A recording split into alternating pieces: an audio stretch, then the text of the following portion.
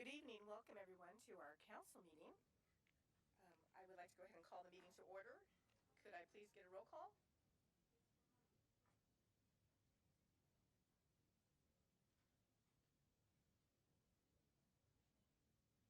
Mayor Betancourt, Here. Mayor Pro Tem Alacron, Council Members Bishop, Here. Loa, Here. and Olson, Here. and Commissioners Fragasane Here. and Denny. Here. We have a quorum. Thank you. Should I make a motion to excuse Andrea Alarcon, or will she be here? Oh, she's here. Okay, her stack of stuff is here. We'll go ahead and carry on. If we could please have everyone stand, and we'll do a pledge of allegiance and then a moment of silence. Place your right hand over your heart. Ready? Begin. I pledge allegiance to the flag of the United States of America and to the republic for which it stands, one nation, under God, indivisible, with liberty and justice for all.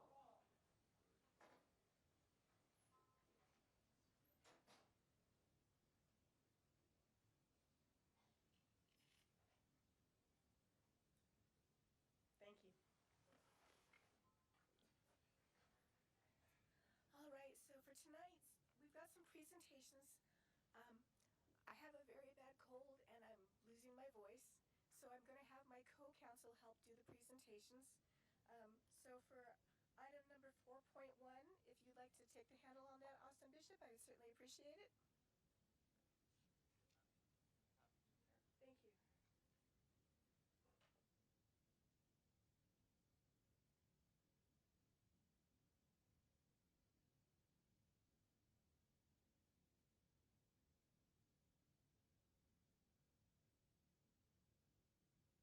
How's everyone doing this afternoon? All right, so we're going to give accommodation to Fiona Curry, who was born and raised in Palmdale, California, where she attended Leona Valley Elementary. Whereas Fiona is only 12 years old and is graduating from Los Angeles City College with a 4.0 GPA and associate's degree.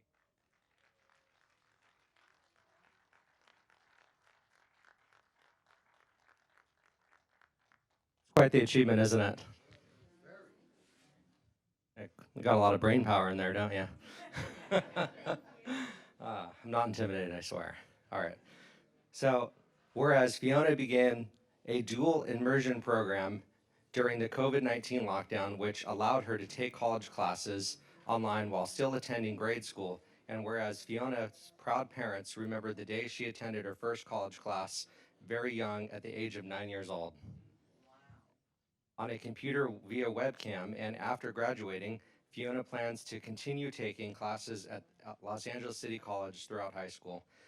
That really is quite an accomplishment, and we're all very proud of you, and the fact that you came out of Palmdale even makes it that much better. So thank you very much for your hard work in representing Palmdale as the great city it is, and I'd like to see if you'd have some words.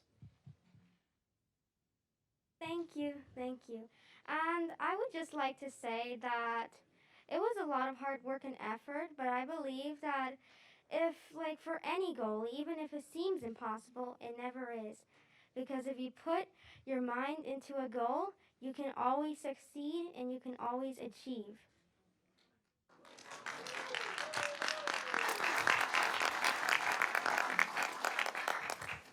Well, thank you so much. You've definitely set the bar high for everyone in the Antelope Valley. On behalf of the entire city of Palmdale and City Council, here's your accommodation. Thank you so much. And Austin, don't forget to thank the parents too. Right. Yeah, I was gonna jump in and just note it does. You are an exceptional student, exceptional young lady, but it doesn't happen on its own, and it requires the support, love, and encouragement of your two parents who you encouraged you. I think one of the articles noted that your mom wanted you to be a lawyer, but they supported your dream to study art. And to pursue a career in art, which is an admirable passion and path forward. So congratulations to you. Congratulations to your parents for the time and commitment it took. I understand you're not done. You got one AA, but you plan on getting your second AA in the next year or so, which is remarkable. Congratulations. Actually, would you like to say anything? Maybe give some pointers to the rest of the parents out there? It's all her. It's all her. It's not me. No, we're super proud of her. It's amazing what she's accomplished, and thank you to the council for inviting us here. I just want Fiona to see that all of the hard work pays off and that it doesn't go unnoticed. So we really appreciate it. All right, thank you again. All right, picture time.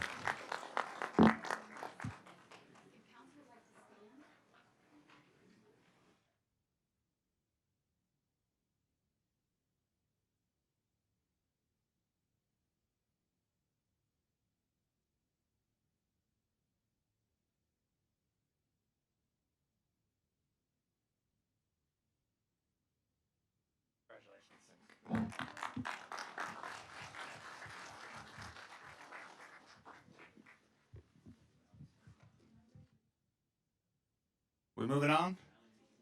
Okay, item 4.2.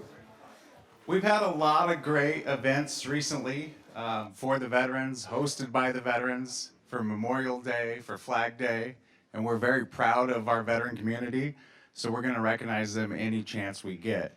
So tonight, we have several certificates to give out. I'm gonna start with Robert Bobby Breach.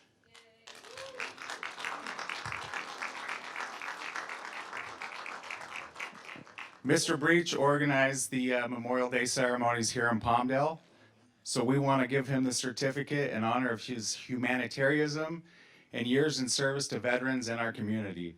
The City of Palmdale would like to thank you for your leadership, successful efforts, and commitment to our city. Thank you very much. Thank you.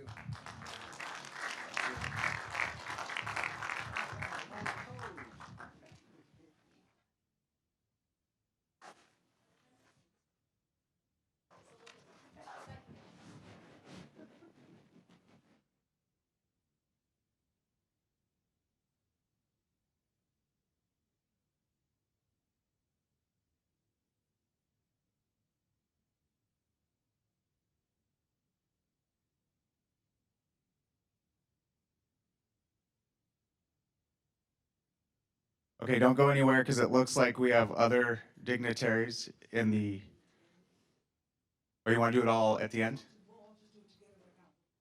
Okay, everybody come up then.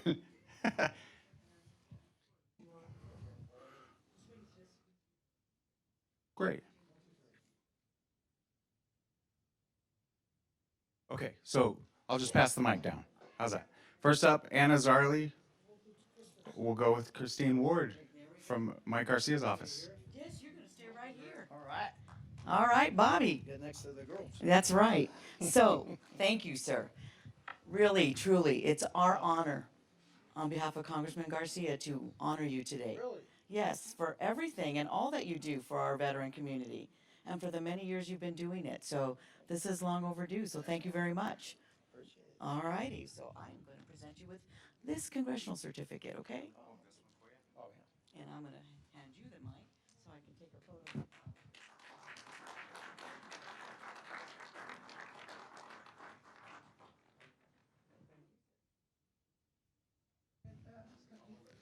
And on behalf of Senator Wilk, sorry. We want to echo the Congressman's sentiments and Chris's sentiments. Your dedication to this community, to this veteran community, is absolutely outstanding. And on behalf of the Senator, we want to thank you. So thank you so much.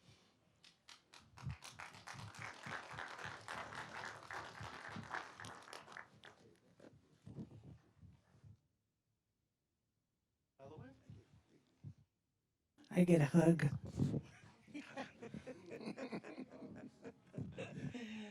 So on behalf of Assemblyman Tom Lackey, District 34, we just want to say thank you for all you do for our veterans and our community. Short and sweet. All right.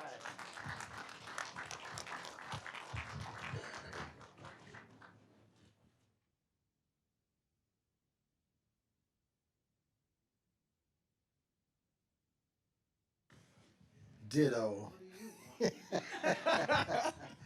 Firstly, I want to say thank you, City Council. I mean, we truly appreciate you sharing this We've been working on this for a long time, all of us together. So thank you. I want to say thank you to you all. Yeah, you too, Wesley. All right, so on behalf of the 39th Assembly District, grab it, put it in your hand. We want to say congratulations for the work that you've done. Bobby, you're an outstanding young man. Thank you so much. Thank you.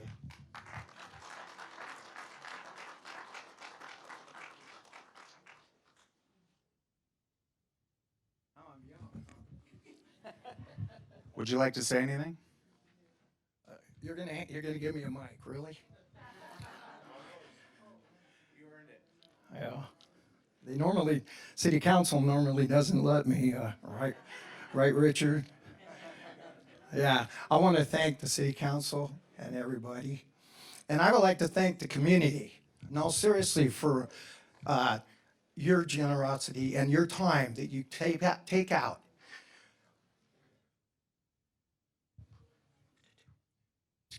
Okay, we don't ask much, but, an hour for the Veterans Day, Memorial Day, an hour and a half of your life to come and to honor the fallen and everybody of the military that have served. We really, from the deep down of our hearts, appreciate it. Sorry for cracking up, but I'm an old salt from Vietnam. I was there for the evacuation of Vietnam in '75, and we had on our ship we had Vice President Key of South Vietnam landed on our ship. I could tell you stories all day. That's why they don't want me to have a microphone in my hand. So I'm going to give it back to you, and I appreciate the community and city council and everybody. And God bless America. Thank you. Appreciate it. Okay, next up, the Antelope Valley Cemetery District also had a great presentation on Memorial Day. So Dave Owens, if you want to come up.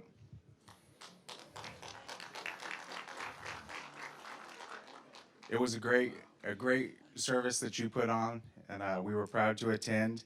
And we want to give you the certificate of recognition for the same thing, your humanitarianism, years of service to the veterans in the community.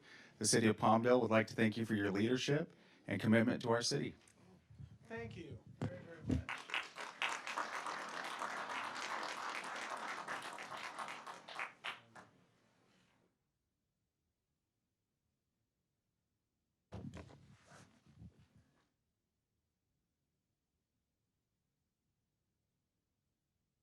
Okay, I would like to invite the other dignitaries back.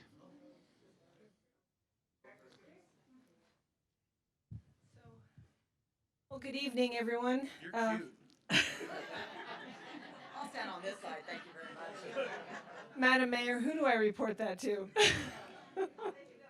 Thank you.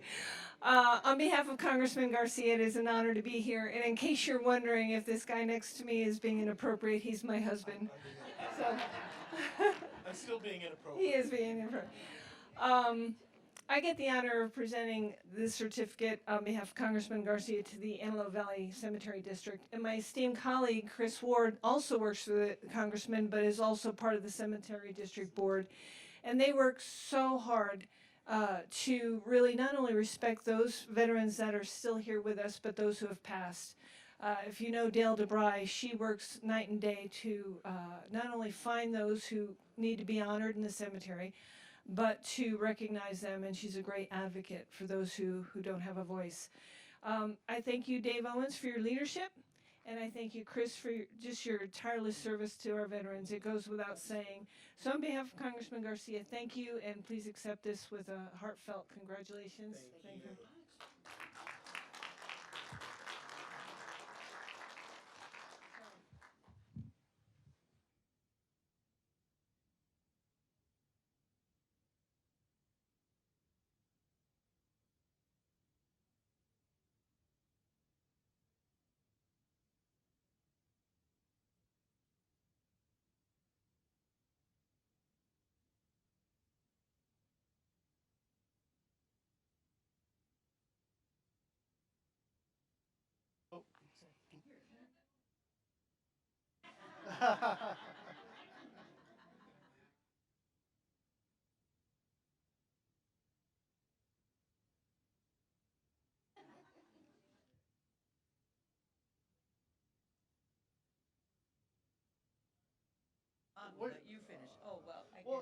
You got to stay up there, Chris.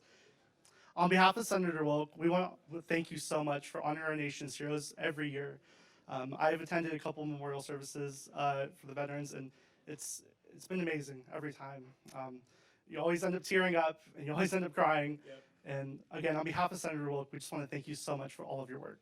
Thank you. Thank you. Thank you.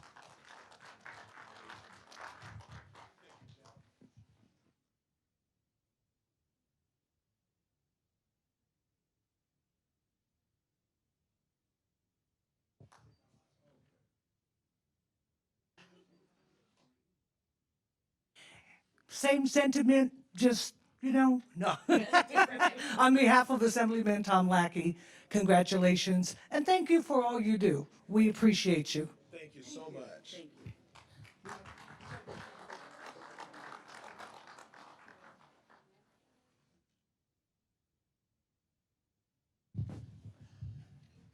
This is kind of groovy. You get two assemblies, so you can hold that there. Love it. And congratulations, you guys work diligently. You work diligently to make things happen. I've never had a missed moment at all your events. That's right. It's so wonderful. So congratulations. On behalf of Assemblyman Juan Carrillo and the 39th Assembly District, we offer our congratulations for a job well done. Thank you so much, Juan.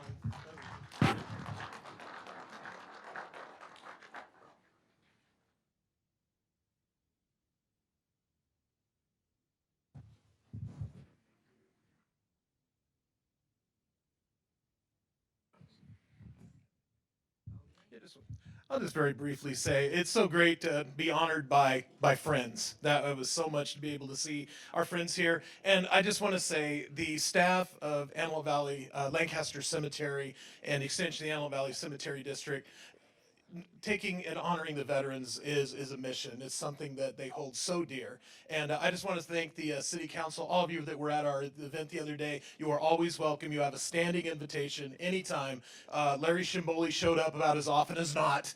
We would see him there. So you are always welcome. And I think that we'll see a lot of good things in the future. So thank you so much. Thank you, everyone. Really, really appreciate this honor. Thank you. Thank you, sir. Okay, next up is Atherin Blanco. The Blancos had a Memorial Day barbecue at the Elks Lodge, and there were more people than there were chairs, and there were a lot of chairs. They really put together a great event, and for that, the city of Palmdale would like to recognize you for your years of service to veterans, your leadership and successful efforts and commitment to enhancing our city. Atherin, thank you so much.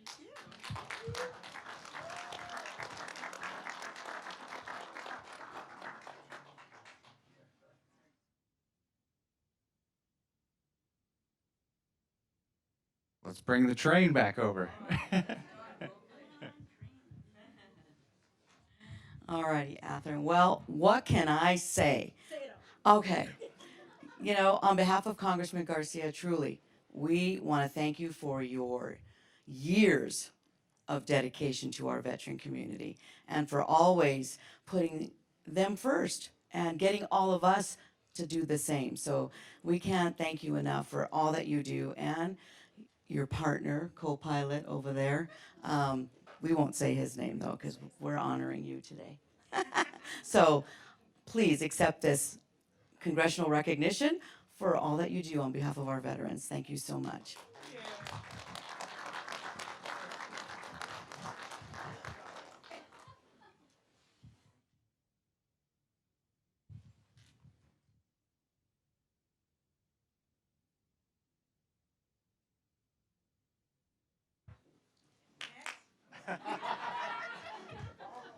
On behalf of Senator Wilk, we want to thank you for your years of dedication to our nation's heroes. Every year, you have an amazing barbecue, and every week, you have an amazing meeting. So, on behalf of Senator Wilk, thank you so much, and congratulations.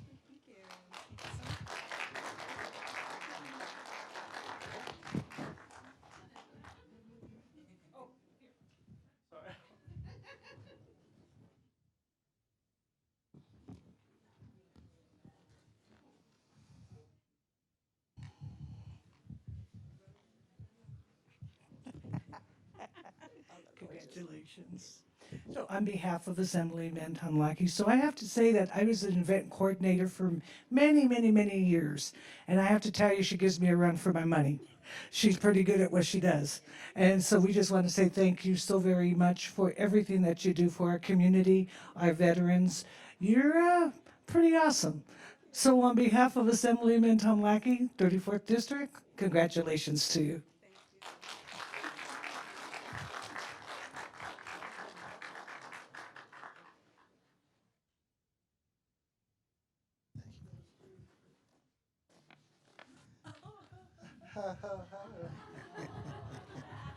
Put it in your hand, okay? Again, thank you, City Council, because this is very, very special for me. So, for all of you in the audience, this is my lovely wife. I am probably the luckiest guy in the Antelope Valley to have such a wonderful wife. It was an honor, and it is an honor to say congratulations for all that you do for the veterans, but more importantly, congratulations for all that you do for me and the family. You have been outstanding all of these years, a lot. And you are the backbone to everything that we do. Without you, this wouldn't be possible. So I want to say thank you on a personal level for all that you do, sweetheart. You are fabulous. You're my sugar. Sugar. Now, on behalf of Assemblyman Juan Carrillo and the 39th Assembly District, I want to say congratulations to you for all the outstanding work you do for veterans and the veterans in this community and for the veterans' families. So thank you, congratulations. And the fact that you're Secretary of Coffee for the Veterans makes it even better.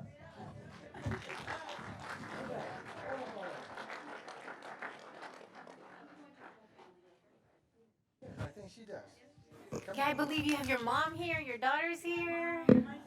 So, Let's get the whole yeah, family. My grands. Okay. Come on, Mom. This all came because of you. 3 generations. This is my granddaughter, Alexis, the oldest, who just graduated with her master's degree. And my daughter, Hamani, who just graduated from 12th grade. Okay,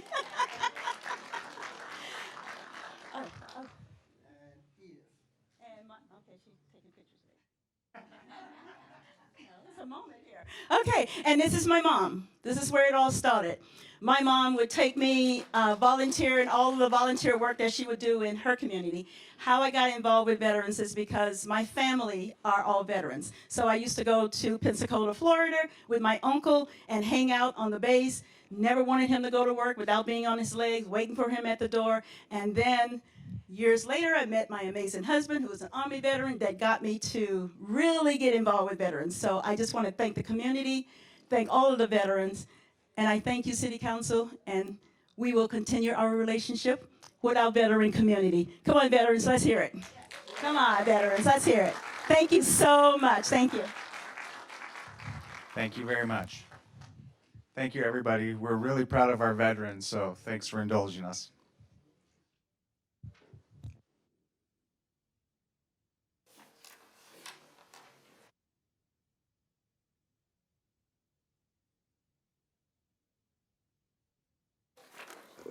Thank you.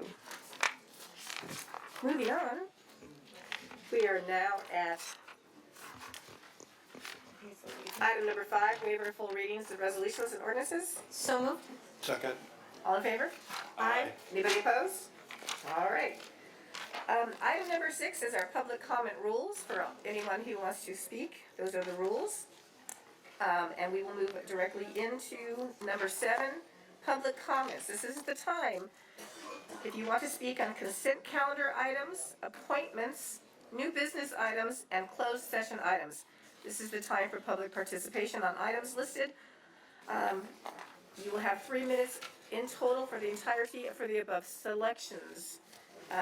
Madam Clerk, do we have any speaker cards? Yes, Mayor. And if I could just clarify for the record, for those of you who are in the audience who are here to speak on the budget is not one of the items that the mayor just referenced. The budget is item 10.1, which will have its own separate public comment period. So if you're here to speak on the budget, that will be at a separate time. This is for the consent calendar, appointments, new business, and closed session only. Thank you. First speaker? George Ventura.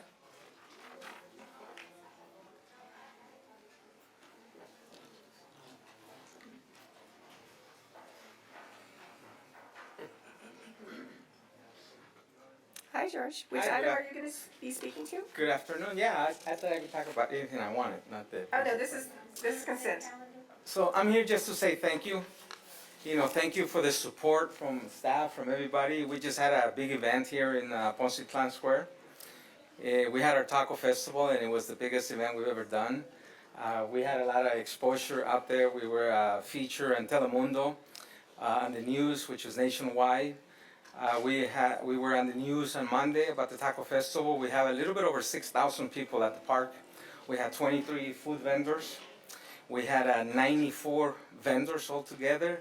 We had lucha libre all day. We had a lot of fun. We had mariachis.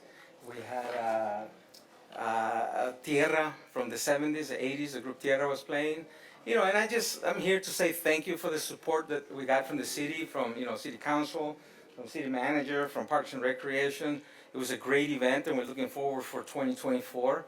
We have it on the schedule for June 8th, 2024 for the next taco festival. And I just want to say thank you. Thank you very much. We had a lot of attendance from out of town. We had people from Pacoima. We had people from San Fernando. We had some people from Oxnard. You know, we had people from all over the area that came up here for the event. Well, thank you. Even though that was not a consent item, we allowed you to speak. I know. We appreciate the thanks. So Just wanted to say thank you, Thank you. and We be appreciate happy that. It was a and great positive before all the negative stuff starts. Yep, yeah. Thank you so much Thank for you. that, George. Thanks, George.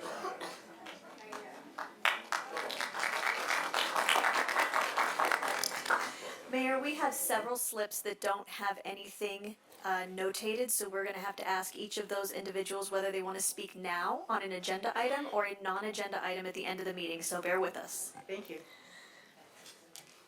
Who is our next speaker? Eugene Hernandez. Is this an agenda item, sir? Well, they better wait. I believe it is, but I don't know. Public comment. Eugene, which item are you going to be speaking? It's public comment. This is consent item, public comment. Oh. Which consent item are you wanting to speak to? 10.1. Okay, that's coming up next, so. Oh, wait, what? You mean I can't make any public Yes, you can. comment? When it comes time for that item, you may make a public comment on that item. First, you shortened us by 1 minute, Actually, and now I can't even make a public comment. We're allowing you to make your public comment on item number 10 when that item No, comes up. I have several items I want to speak about. Is it new business? Yes, new business. What new business are you speaking to? Which item? To the city council.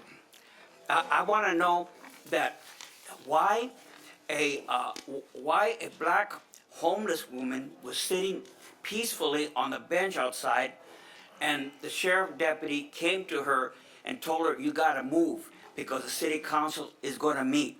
I wanna know, do you have an ordinance against homeless people who are just sitting on the bench, minding their own business, where a sheriff deputy has forced them to move?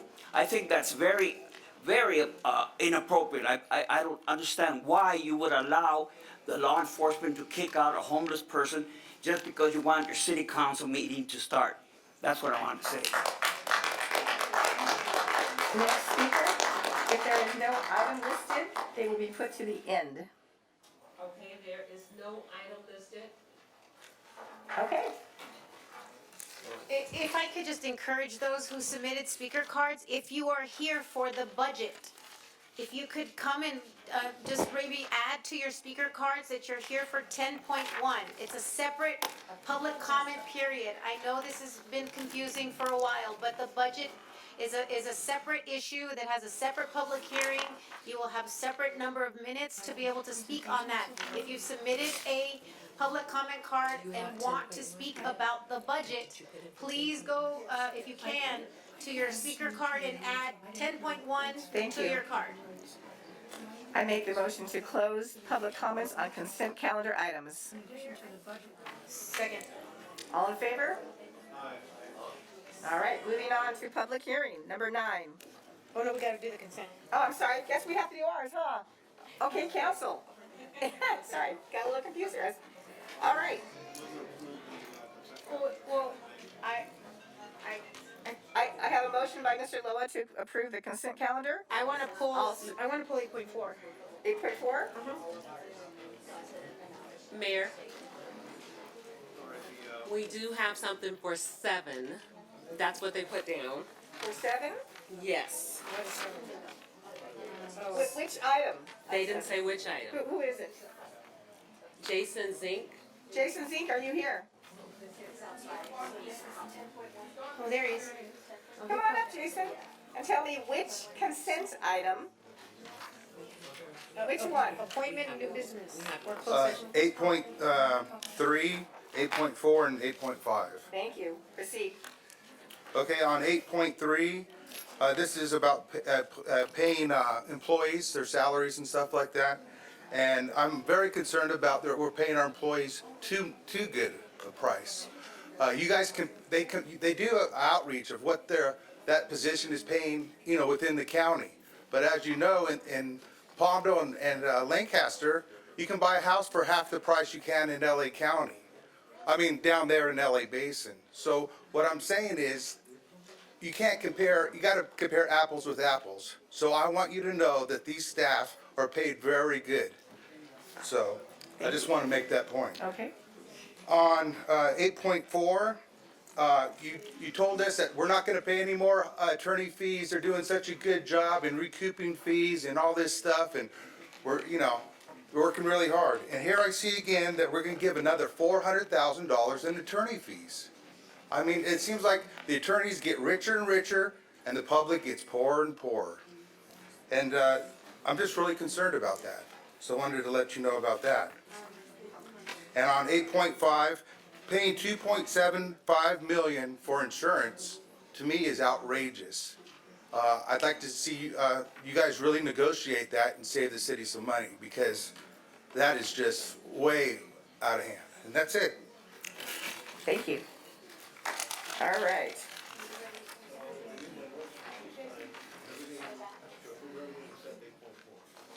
Okay. Do we have a second? I'll on second. that? Okay, Eric's a second. And this is we're gonna vote, or we're gonna do a voice vote for the motion? Mayor, so we're on the consent calendar right now. Did anyone pull any items at this time? 8.4. Okay, I'm gonna just put in what the motion is, and we are actually doing the system tonight. Okay. And then who seconded it? Oh, It was seconded by Eric. Okay.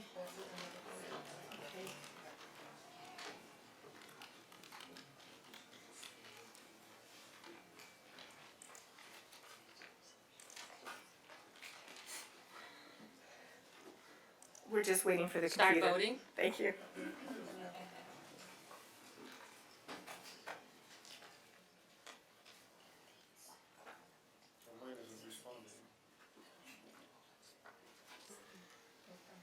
Maybe my finger? There you go. I'll pop yours in, sir. You might have to- Everybody get counted. There we go. Motion passes, 5 yeses, 0 nos. Okay, so we have 8.4, which was pulled by Andrea Alarcon. Would you go ahead and like to address that? Yeah, if we could get a staff report on 8.4 while our city manager is addressing public comment issues. I just want to make a few remarks on 8.3.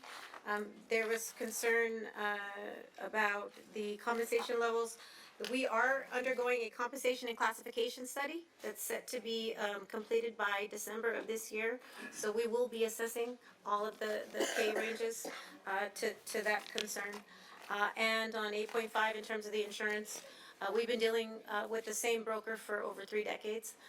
So we have, I think, pretty significant leverage in terms of the cost for the liability coverage. So those are just my 2 remarks on those items while our city manager gets ready to present just a brief staff report on 8.4. Thank you. Good evening, Mayor and Council. Regarding 8.4, this is an amendment to the Harper and Burns contract. And the reason we are bringing this before you this evening is a consolidation of attorneys and firms that are currently working with the city of Palmdale. Historically, we have had in-house counsel and supported by various firms for various types of law, whether it be land use, whether it be employment law, or a myriad of others. What is happening currently is Mr. Curley's firm is assuming management of all of those other firms under his umbrella. So rather than paying 20 different firms or even 8 or 9 different firms, which he's consolidated it down to, they will all pay through his firm going forward. Thank you for that report. I just have concerns with the continuing escalation of costs under this contract. And while I understand we're consolidating some of the firms, what I see in the amendment doesn't have an endpoint for this contract. It's sort of indefinite term. An additional 400,000, I think is a bit high. We originated at 100,000, and it is now, if this is approved, going to be set at a cap of 720,000 in a period of 4.5 months. I think that is too high, so I will not be able to support this. But those are my comments, which is why I pulled it. Austin, do you have a comment? I'd like to hear from our city manager if it's necessary that we approve these funds for the city's attorney's office to move forward. Or is this something, if we put on hold, is it going to come back in a month or two? And It will be back at the very next meeting again, so that we can pay the attorney's fees. Okay. So, for example, we have probably 8 different firms that we're currently paying right now, and Harper and Burns has assumed those contracts under their contract. So in order to pay the pass-through, we need to approve these dollars. Okay. And I'd like to remind our council that just a year ago, we had 4 in-house attorneys that we were paying, along with all of the consulting attorneys and their firms. We no longer have 4 in-house attorneys. So that alone is saving us a boatload of money, and that work has to be done by someone. And right now, Mr. Curley and his team have been supporting our city with the items. So I don't see that as being an excessive amount, to be honest with you, considering what we were paying a year ago. Mr. Lowe, do you have any comments? I understand the Mayor Pro Tem's concerns. I like to consider myself a watchdog on these legal matters as well, but having had a one-on-one conference with the city manager and looking at the streamlining and efficiencies that are created by this, I will support it. Mr. Olson, do you have a comment? Yeah, I just want to reiterate that point, that we had 4 in-house attorneys who then contracted out 22 different firms to help them. I think the city manager said that's now down to 8, and Harper and Burns is reducing, consolidating even more. Madam City Manager, I understand there to be currently 16 legal contracts. Some of those are currently in a non-pay status because they've recently closed the case, and he's in the process of rolling those over to his firm. Okay, still, I just think 720,000 over a period of 4.5 months. Whether we had 4 in-house counsel over the term of a year, I don't think that would have cost us 720,000 for 4 months. So my position stands. I agree. It's a lot of money in any circumstance. It's a lot of money to be paying. But our city manager, are you saying that this bill needs to be paid by the city? So if we don't approve this, we're going to end up back here having to figure out how to pay these city attorney bills? If you approve it at this amount, it will get us through the end of August. If you choose to approve a lower amount, we will exhaust those funds on an as-needed basis, and we'll be back to you when they are exhausted. Right, so it's 400,000 for 2 more months, so approximately 200,000 per month, which I think is egregious. Well, it just depends what the council's appetite is. This is a large city, and we do have legal bills to pay, and I want to make sure that all of our bills are getting paid, especially when it comes to the lawsuits that we're in. Does the council have an appetite to? I make a motion to approve this item. Yeah, I'll second it. Let's call for the vote.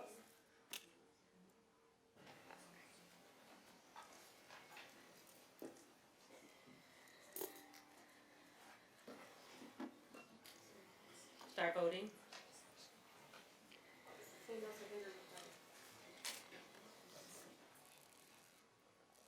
Waiting for one more.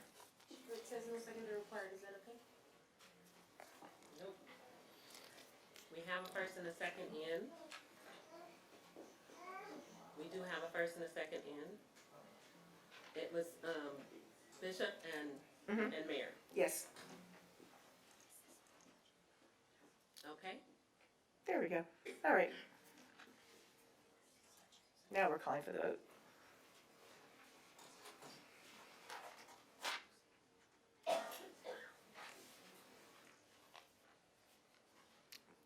Three yeses and one no, the motion passes. Well, and if I'm, can you hear me? Can I be heard? Who didn't vote? You're not allowed to abstain. Oh, You abstained? somebody just didn't press their button. Oh, I pressed That, Bill Curley is on the line if that's who's speaking. Oh, did he want to talk before we voted? Are we gonna do a No, do-over? We're gonna start voting again. Okay, hold on, Curly. Curly, do we want to let Mr. Curly speak first or redo the vote? Council? I'd like to hear what he has to say since he's got Okay, on the Mr. line. Curly, Austin has given the approval, along with myself, to go ahead and speak. All right, well, thank you. Again, as the city manager noted, what we tried to do is consolidate a bunch of loose ends, and we're passing through their billings. Harper and Burns is not getting that money. We get it and we disperse it to all those attorneys that are ending up their services. From a management standpoint, from a client service standpoint, from making sure all those attorneys were held accountable, it's common in cities to channel that all to one point, which is the city attorney's office.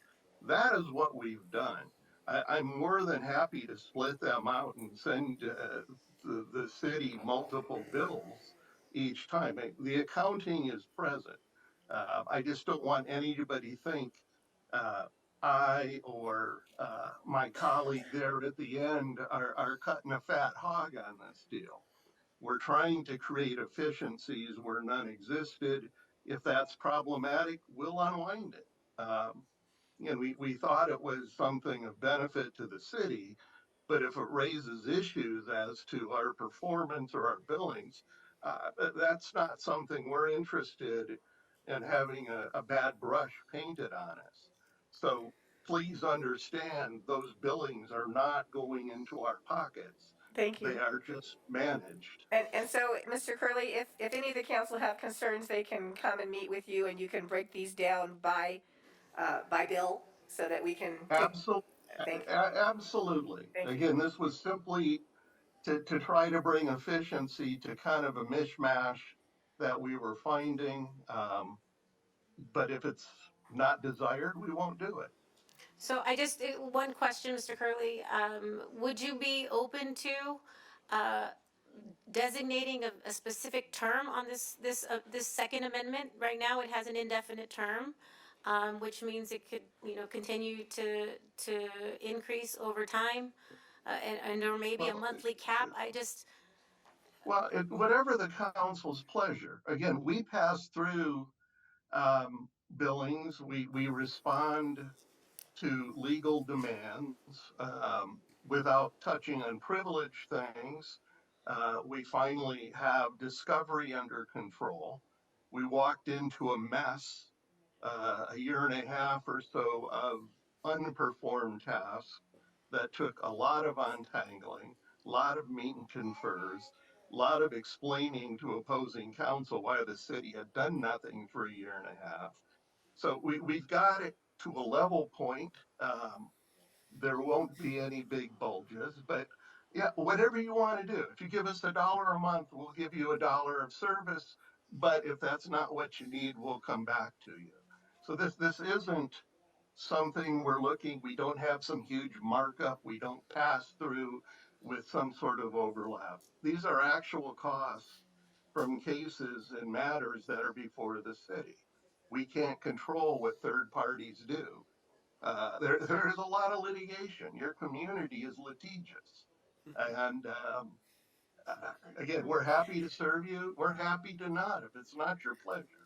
We have a stellar reputation. 4 decades, 5 decades of public service. There's never been an issue. If it looks like there is one, we don't want that. We have no interest in being viewed as somehow harmful to an organization. Thank So you, yeah, Mr. whatever Thank you, you Mr. want to Hurley. do, we'll do. Thank you. Hasn't this item been approved already? Well, we're gonna redo the vote. Somebody didn't vote last time, so Okay. we're gonna call for the vote again. Okay. Are we ready, everyone? I think we're ready. Okay, go ahead and call Thanks, for the vote. Bill. Appreciate the Thank you, explanation. Bill.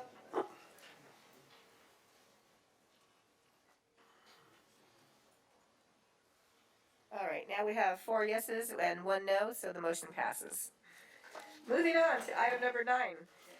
Now we're gonna do a public hearing, and we have, public comments for 9.1. Do I need, this isn't the housing item, is it? Okay. No, Mayor. Okay, so we'll go ahead and open up public comments. Do we wanna do public comments after we speak about the item? That's what I'm thinking. Let's do the staff report first, so the public knows what we're talking about, and then they can make comments on it. All right? We good with that? Okay.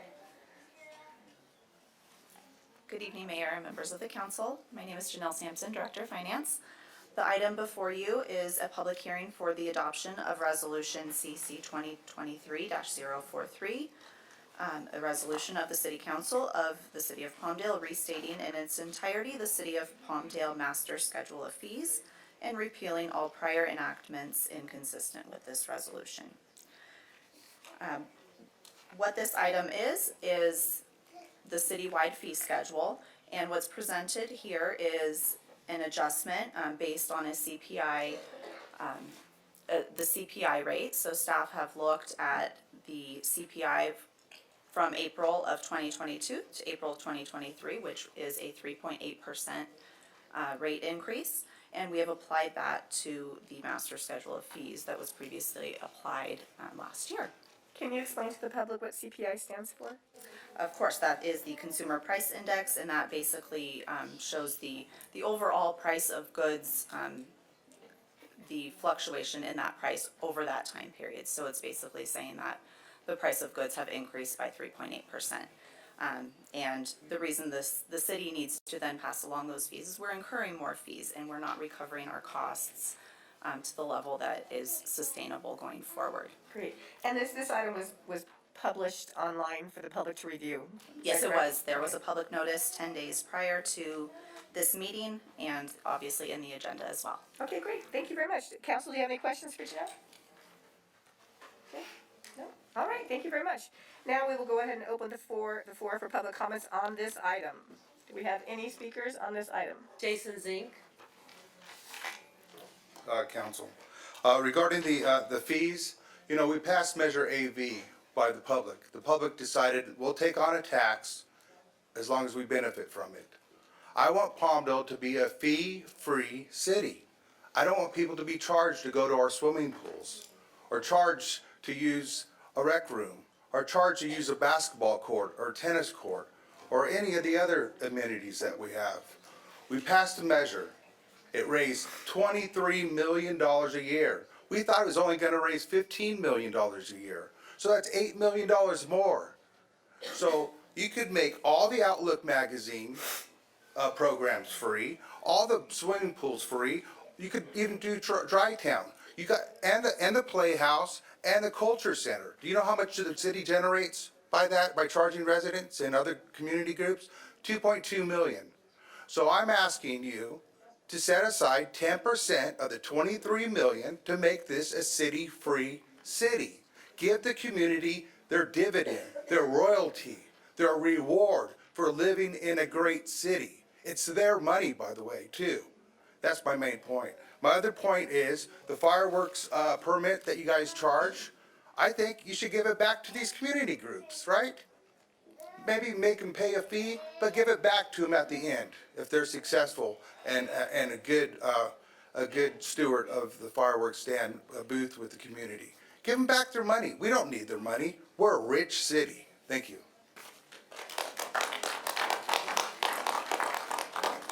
No more public comments on this item. Thank you. Oh, that's right.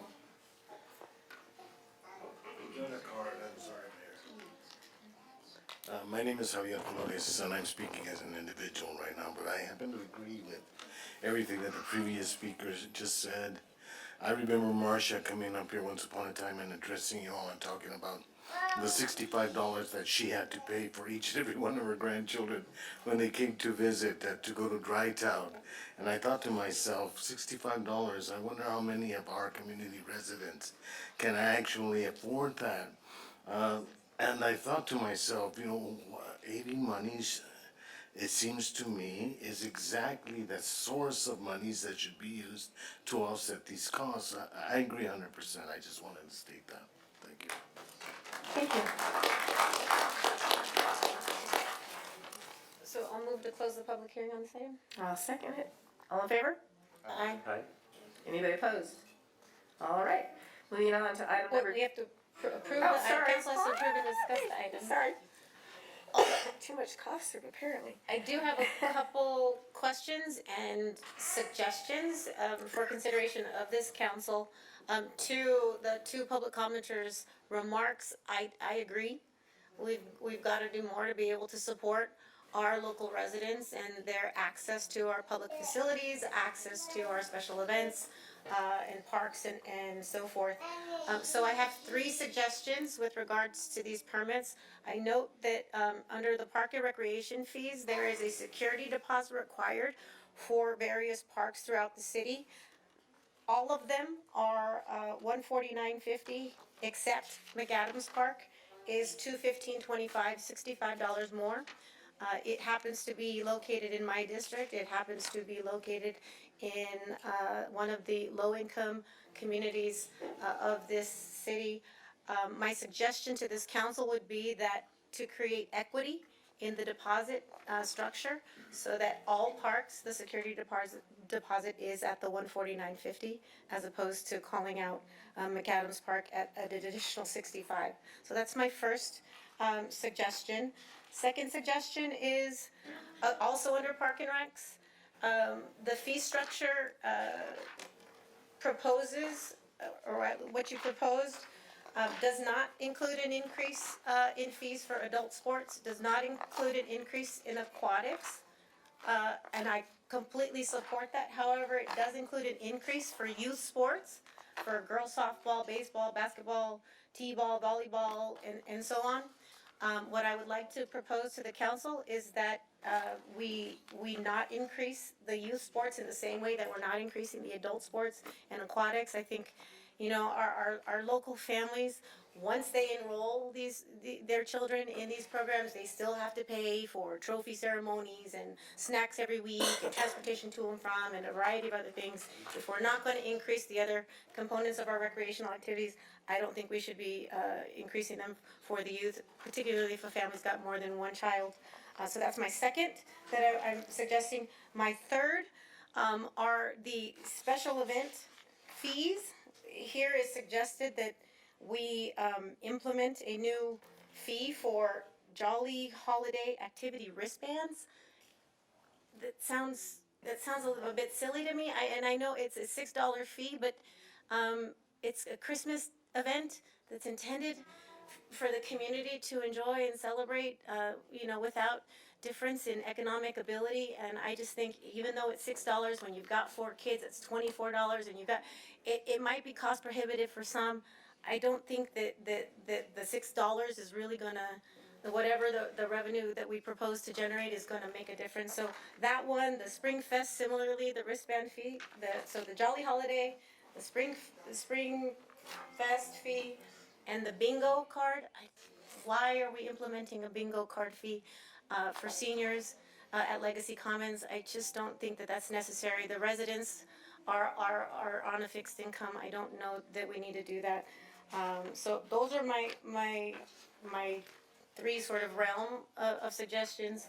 I don't know if you have any thoughts or comments on that in terms of maybe what impact that would have on the proposed revenue, or if that's possible, it's gonna have some, detrimental impact to our Can you budget. explain why McAdam Park's fee was higher than the other parks? Of course, I'm actually going to invite Parks and Recreation to come and speak to these items. They're a little more knowledgeable on that. She's good. Good evening, Mayor and Council. Kevin Altobelli, Recreation Manager. Honestly, thank you for bringing McAdam to our attention. It's more of a cleanup. That fee is stuck there from back when McAdam was kind of the hub of special events in the city. We have since, and a little bit further down the fee schedule, we have a blanket deposit fee that we primarily use now for special events. McAdam's rarely used for special events, so we can. It's just a matter of us taking that off and using the kind of the blanket deposit for all events. Good. What is the blanket, I can't see where, I don't know where the blanket I think deposit it's like number is. park open space. What is an amount? It's a range, and it just depends on what the event is and kind of what the risk factor is going to be. So what you're saying is that we will defer to that across the board as opposed to park by park, differing security deposit If they're numbers? just using the open space at the park, which in the case of McAdam, that's pretty much all it is now, because that park's really not, like I said, it's not used as kind of the central hub for special events anymore. So there's no problem in implementing an equitable security deposit fee for the parks? No, it's actually already in there. It's, Okay. like I said, it's just a matter of us cleaning it up. And about the girls' youth sports has gone up, but not the boys? Girls, no, it's the youth sports, so girls softball, baseball, basketball. So all youth sports are going up, but the adult sports are not, the aquatics are not. And I understand there are public policy reasons, and I think, I've spoken with your team about the rationale behind that. But if you want to share why aquatics and adult sports have not gone up, I just think that we have limited opportunities for our youth in the Antelope Valley to participate in recreational activities, and adding additional fees when we're to the kids, when we're not doing it for any other realm of recreational activities, doesn't make a whole lot of sense to me. Yeah. And I want to encourage opportunities for our kids to participate in these recreational activities. For the youth and the adult, do we have scholarship available? Do we have financial aid available for? Yes, we do have scholarships available. We've expanded it. We've done more marketing on it, and it's at record numbers now. Jordan can share that with you. Is that youth and adult, or just youth? Just youth. Just youth, okay. Yes. Hey, good Hi. evening. Jordan Kelly, Management Analyst over at Parks and Recreation. So we do have the 4 scholarship programs that we implemented this summer. And we actually have seen since May 1st a record of the applications that we've got and submissions, and the approval has gone up 118% than last summer. So we're doing excellent. It's been very successful. We have dozens of applications coming in for all different programs for youth. At this time, we do not have an adult scholarship, but we definitely see a lot of families taking advantage of the youth scholarship to help with kind of these costs. And does that financial aid, does that apply to the water park? It does. Because I don't think the public is aware. And maybe we need to do a little stronger campaigning on, hey, if you can't afford it, we have programs available to help you afford it. Yes, and we do have staff that are kind of spreading that word. There is a website with very broad guidelines that they can go in. There's English and Spanish. Our application also shows it's all in one application, so if they see one, they'll see them all.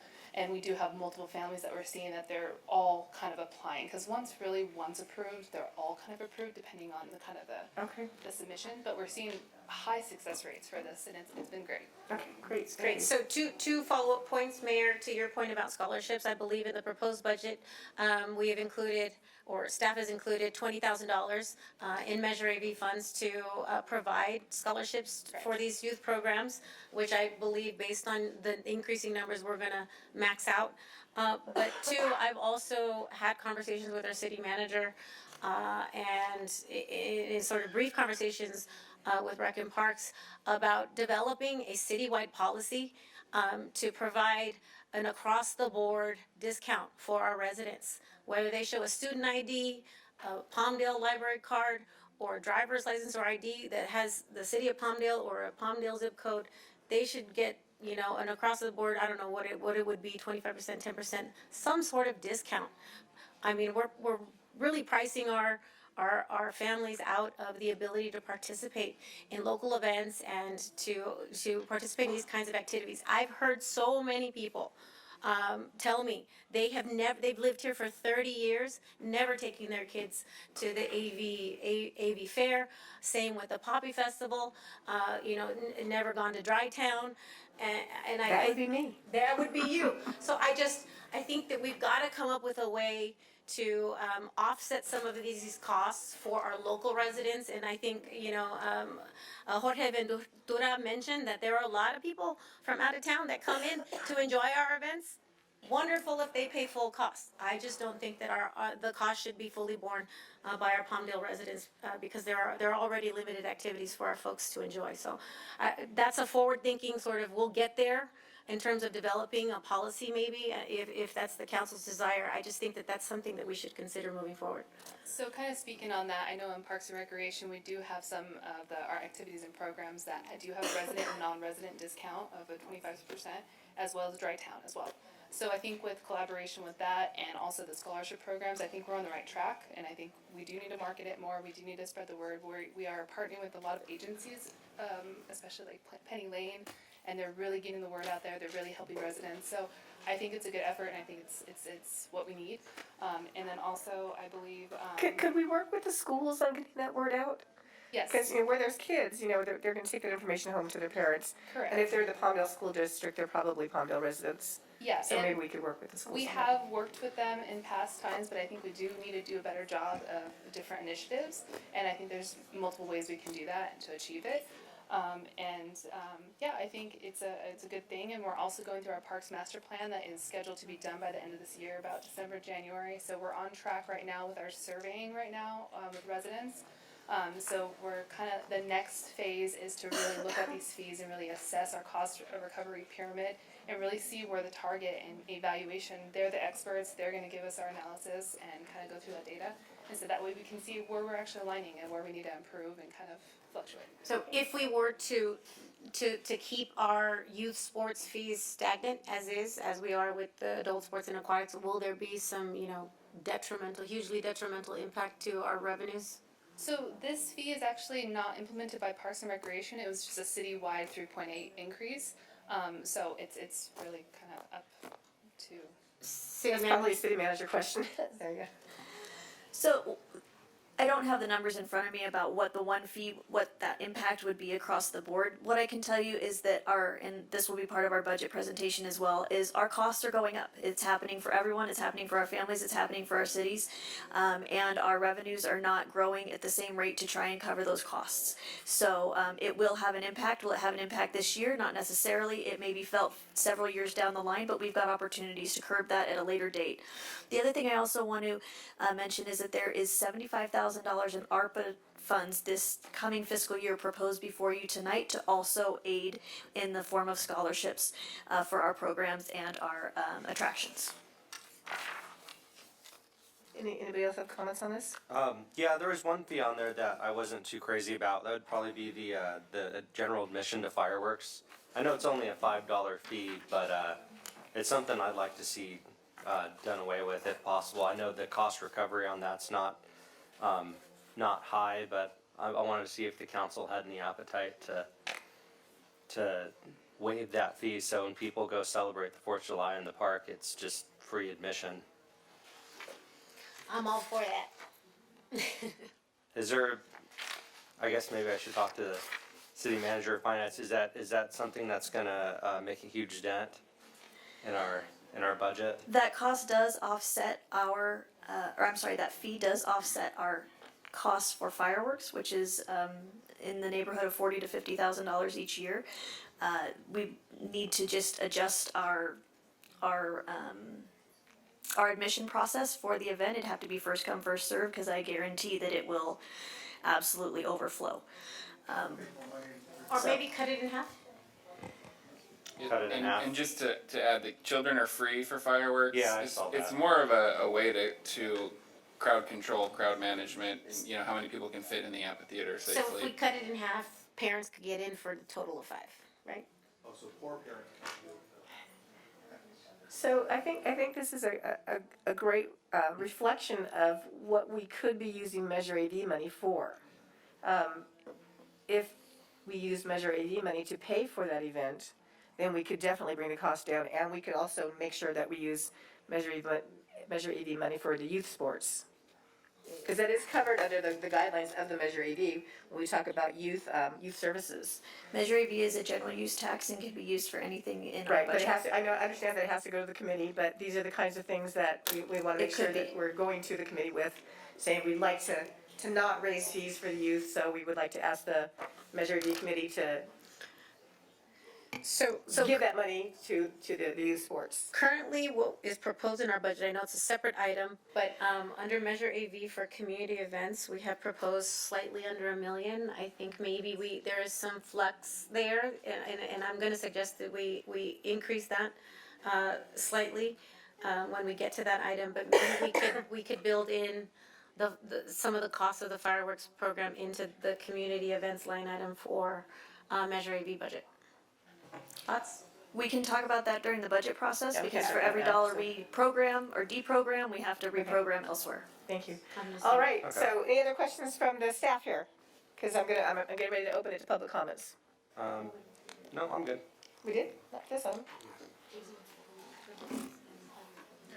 Oh, I was gonna wait till after they spoke. Darn it. All right. All right. Okay, sorry, I get confused. Okay, then I guess we're gonna go ahead and, I'm sorry, Eric. No, I just think we're ready for someone to make a motion addressing those concerns. And I just want to say, I think maybe a future discussion is how we can better advertise the resources available to the community. Yeah, excellent, thank you. Thank you.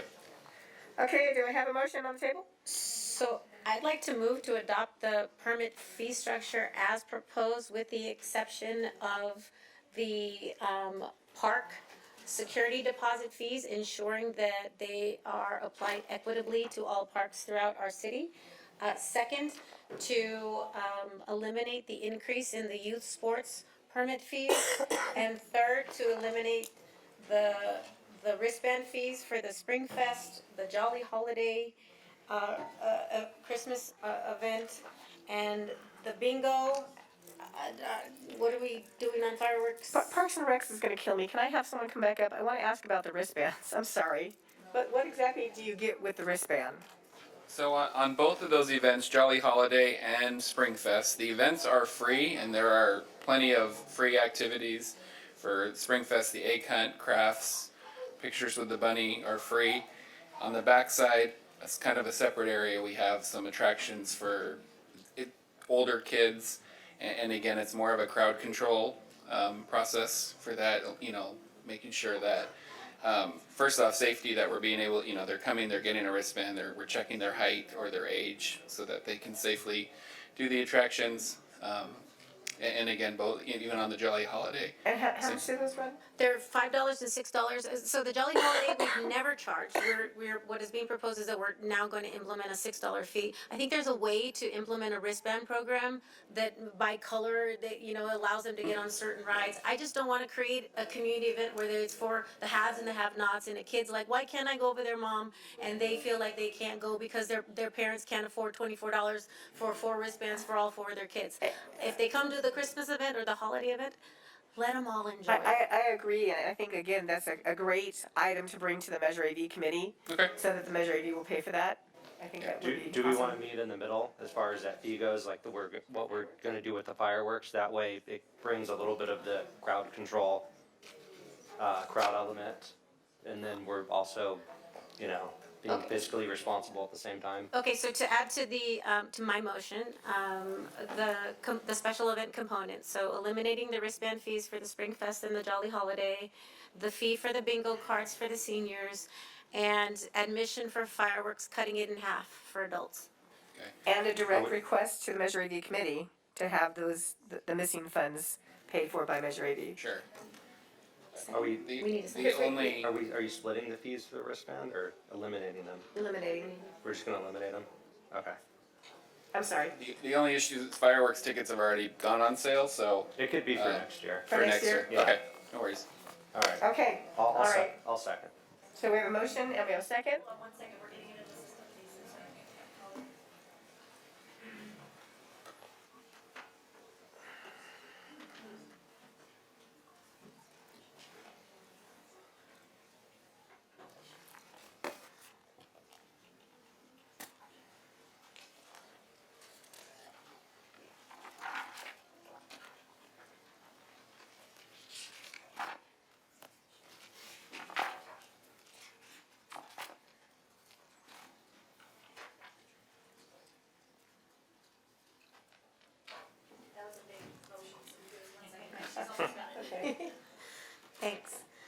think the community will appreciate us taking the time to make sure that the motion is right so they can save and all the kids can enjoy the Spring Fest and the Jolly Holiday event and fireworks and so forth. And we're not picking the pockets of the bingo ladies. Right.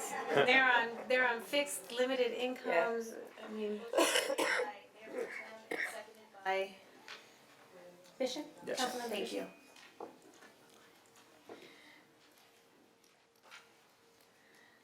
Start voting.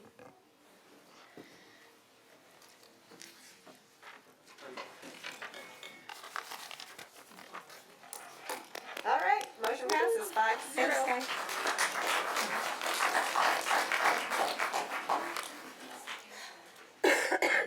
Excuse me. All right, now we're moving on to item 10.1 that Andrea spoke of earlier, right?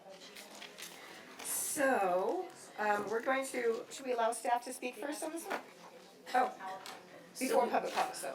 I'm gonna let staff discuss this item first before we open it up to public We're comment. gonna invite the Housing Authority up. Oh, and the housing authority is coming on up.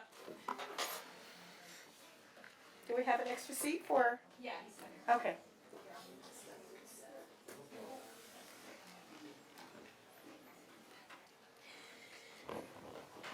Good evening, Mayor and Council. Before you this evening is consideration of the 23-24 fiscal budget for all of the associations of the City of Palmdale. We come before you tonight with a balanced budget. That is our fiscal responsibility. We will be presenting it to you in several parts. We can't talk about the future until we talk a little bit about our accomplishments that we've had this past year. So I would like it if you would indulge me in a few moments worth of a video to show you what we've accomplished this past year. Rochelle will play that now.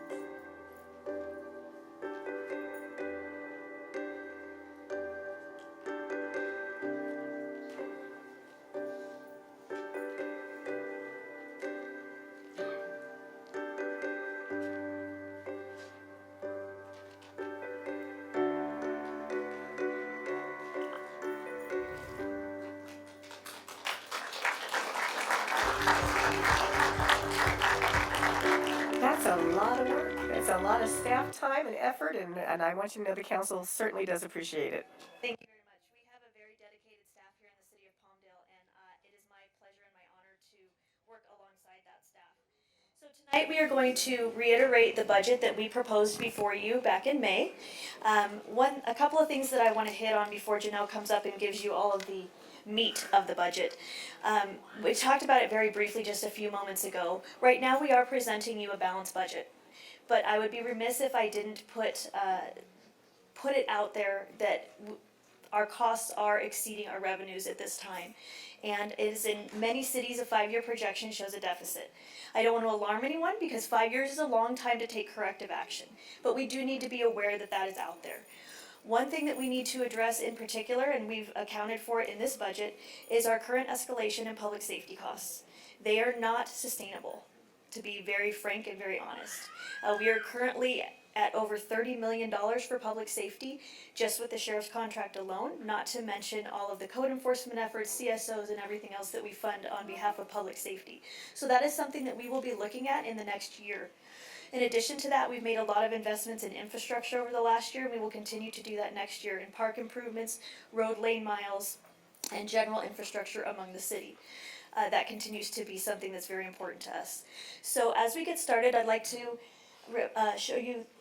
remind everybody that we have based this budget on Palmdale's best goals. This came out of a retreat that we had with the council back in March, and it is a reflection of where the council has really directed staff that they would like to spend their time. And that is on building culture and community, on economic vitality and innovation, social unity, and transportation and infrastructure. Underneath each one of those headings is a series of projects that we will be working on and the things that we will be focused on in the coming 3 to 4 years. These are long-term projects. You'll see on there, for example, that we are interested in reviving the airport, that we are looking at an Avenue M corridor. Those are not things that are going to happen in 12 months or even 18 months. Assumption of Palmdale Boulevard, which we discussed in detail at our last meeting. Those are long-term goals and things that staff is focusing on. But I would like to commend the council for providing this direction to us and our team so that we can focus in on the things that really matter and really move the community forward. I won't go into all of those, but that's what came out of the retreat and where we're really headed with and what informed this budget for 23-24. With that, I'm going to turn it over to Janelle to talk specifically about some of the other items. Absolutely. One of the areas in,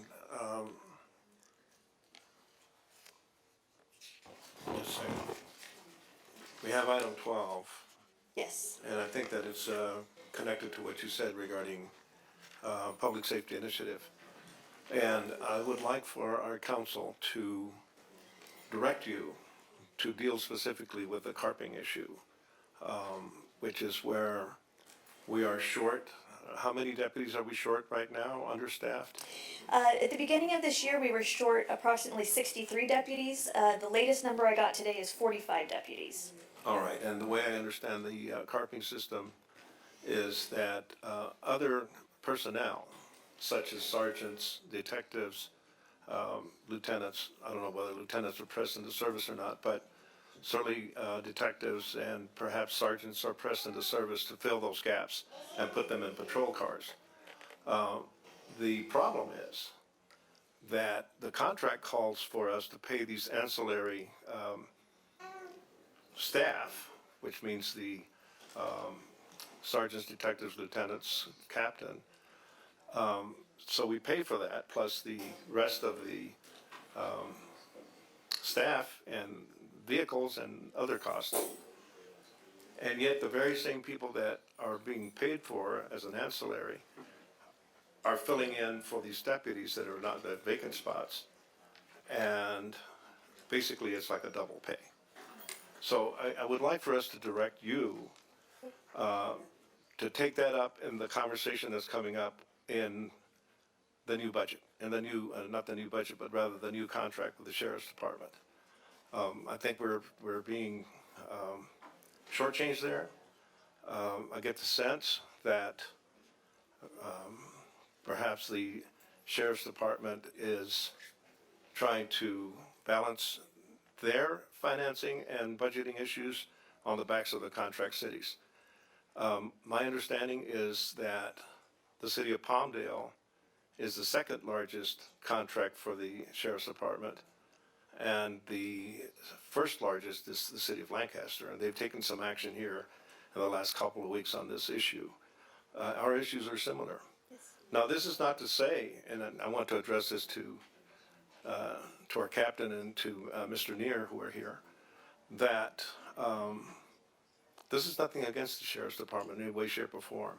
It's just that the sense is that we're getting a double cost for the fact that there's a mismanagement, perhaps there's some other form where this is happening, and we're filling in these gaps in our deputy strength by using these other ancillary assets.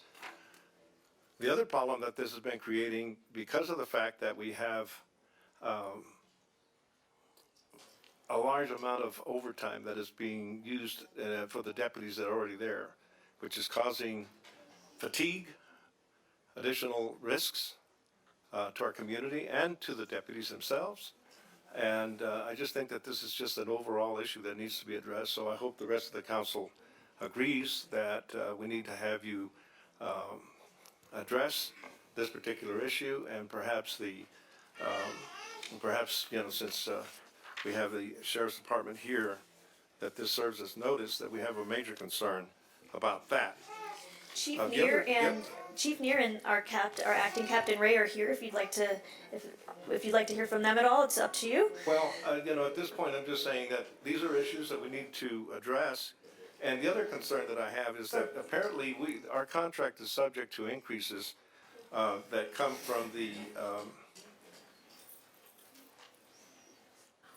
Auditor Controller's Office, and we don't have any input on how they analyze that, how they formulate these increases. They may be justified, they may not be, but we have no transparency as far as the city of Palmdale is concerned, as far as I know. So, and maybe that can't be addressed here, but it is concerning that it's a unilateral kind of imposition of increase in costs that are imposed on the city that are quite substantial. I think this year is about $3 million. 7.6%, a little over $3 million. Right. So. What would be the total cost of the contract then, so everyone knows what the cost Approximately is? $32 million is what we're budgeting for next year and change. So for the record, I just want to note for the audience, our mayor has recused herself on any discussion with regard to the sheriff. However, once we conclude the conversation about the sheriff, she will return to continue the conversation about the overall budget. I did, Councilmember Loa, I concur. My concerns with the sheriff contract are that our deputies are overworked, they're exhausted, and when we want them to be at the top of their game at the moment of crisis, we need them to be well slept and in a positive mental state. I think that our daily minimum standard of staffing that's set forth in our contract, I don't know that we're meeting that. When we've got 43 vacancies, that's a concern. And when we have two competing issues, we've got a consent decree, and we have concerns of constitutional policing. We need to hold our deputies to a standard of service, but yet we're not taking care of our deputies. How could they possibly meet that impossible standard? We've got to find a way to rectify those two issues. We have one more year on this sheriff's contract. We are, from what I understand, in our contract, we are set to enter into negotiations for a potential 5-year renewal of that contract starting in October. The contract is supposed to be fully executed by December of this year if we are going to utilize that 5-year option. What I would echo Councilmember Loa's concern and request that while we enter into those negotiations, we are very clear that we want to ensure that our minimum standard of staffing that's set forth in attachment A of our contract, that they're held accountable to that. so that we don't have, so 43 vacancies, that's a huge impact on the deputies that are there. And if we've got those positions filled, it lightens up the burden, and I think it benefits overall in terms of the delivery of service that we expect. So I agree with you. Okay. We But I can- want to clarify one thing, if I may.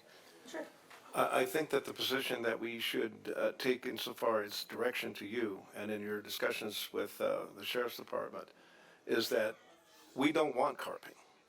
Carping has to go out unless there's any kind of a rational financial substitute where we're going to get our deputies back in here. But if we're not going to get our deputies back, and I understand the Sheriff's Department has a recruitment problem, as law enforcement does across the nation. This is nothing negative about the Sheriff's Department or the deputies. I think they do an admirable job under the circumstances that they're under.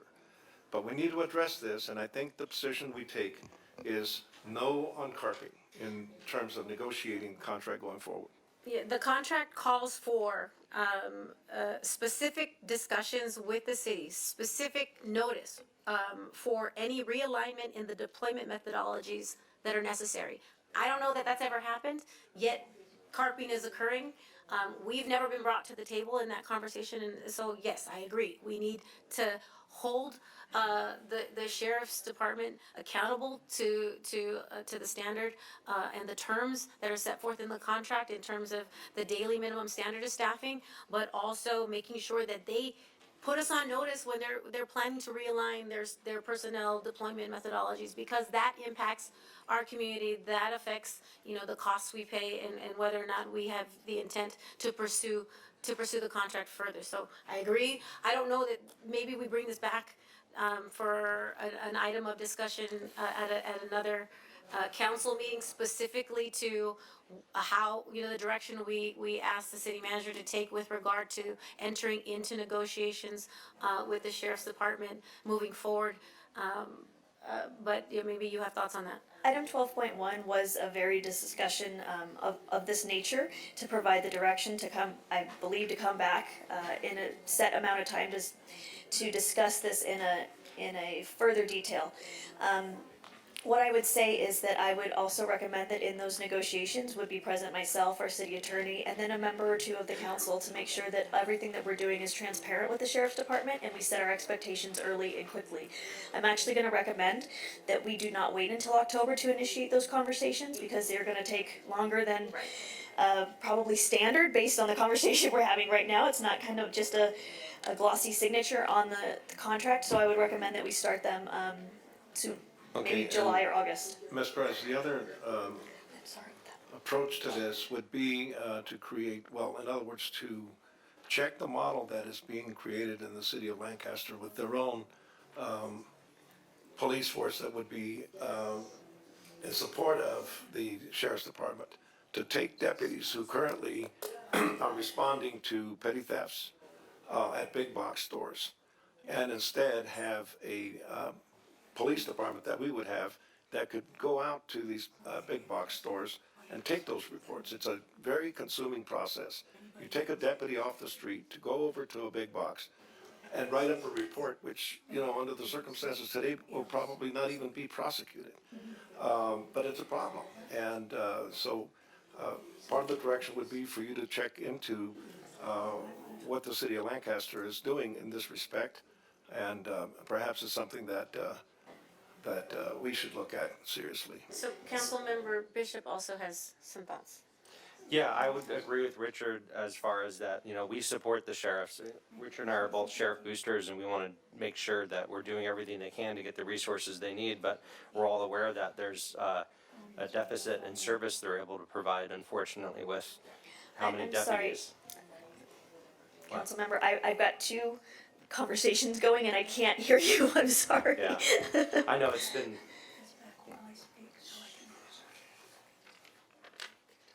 Okay, is that better? Thank you. All right. So with that said, I think we do need to take a look at the contract, renegotiate it, and make sure that we're contracting and getting what we're actually paying for. Is there a way we could put that part of the budget on hold tonight, since that is the largest part of the budget? It is the largest line item in the entire budget, isn't it? It is the largest line item in the budget at just over 30 or about 32 million. I would advise that you at least approve it to continue paying the bill so there's no interruption in service while we work through some of these things. In the budget before you this evening is a $250,000 line item to do a sheriff and public safety analysis for the city of Palmdale that will look at all types of things, whether it's a hybrid model or an augmentation model. If you recall, a couple months ago, we did come before you and we're expanding our Palmdale Municipal Code to be able to actually prosecute misdemeanors through our code. And we're doing that on a trial basis right now, working out the kinks with our Civica law team to understand exactly how we operate in this space. And that's another opportunity that we have to expand the use of our CSOs and our code enforcement officers, which we're doing already, and prosecute things at the municipal level that are not being prosecuted at the county level. So there's a lot of different ways to approach this, and we're going to be looking at that feasibility study to try and give you the best options available for how we move forward on public safety. I would like to increase our code enforcement staff. I think, with the lack of deputies, we should have a robust code enforcement staff responding to all those lower level calls that the sheriff doesn't have access to. And even if we can, the county pockets, because I know they have difficulty getting out to the county pockets. And if we build up our code enforcement staff, I know that code enforcement won't cost as much as deputies, so we can get more boots on the ground. We could actually bill them for minutes in the county pockets that are underserved. We're actually working with the code enforcement team already to do these non-suspect reports that take those off of the sheriff's department now. So if they're non-emergent, for case in point, in the month of April, we wrote approximately 450 of those reports using our staff rather than the sheriffs going out, like you're mentioning, Councilmember Loa, to the big box stores and taking those reports themselves. So we are looking into that and seeing if, again, we're operating in a new space and we want to make sure we're working out the kinks as we do it, but we hear you and we're working towards that already. That's going to be the model we're gonna need to move to, is having those sheriffs just respond to the pure emergency calls, and the lower level calls have the code guys pick a lot of those up. I think it could work, in conjunction with both departments. I think it could work really well. Thank you. Councilmember Olson? Yes, so thank you for allocating that $250,000 to do that review. I've been asking for that for some time because I have the same concerns that everybody talked about tonight. Again, we all think that the Sheriff's Department's doing a great job, but we see the fatigue and the stress and everything that's going with your lack of being able to recruit. So I think once we do that analysis, we'll know a little bit better about what our options are and the paths to go forward. So I can't wait for that to happen and see those results so that we can make better informed decisions going forward. I just want to ask one question about if we do prove the budget tonight with that sheriff's contract, can we say without carping? We don't want carping. Okay.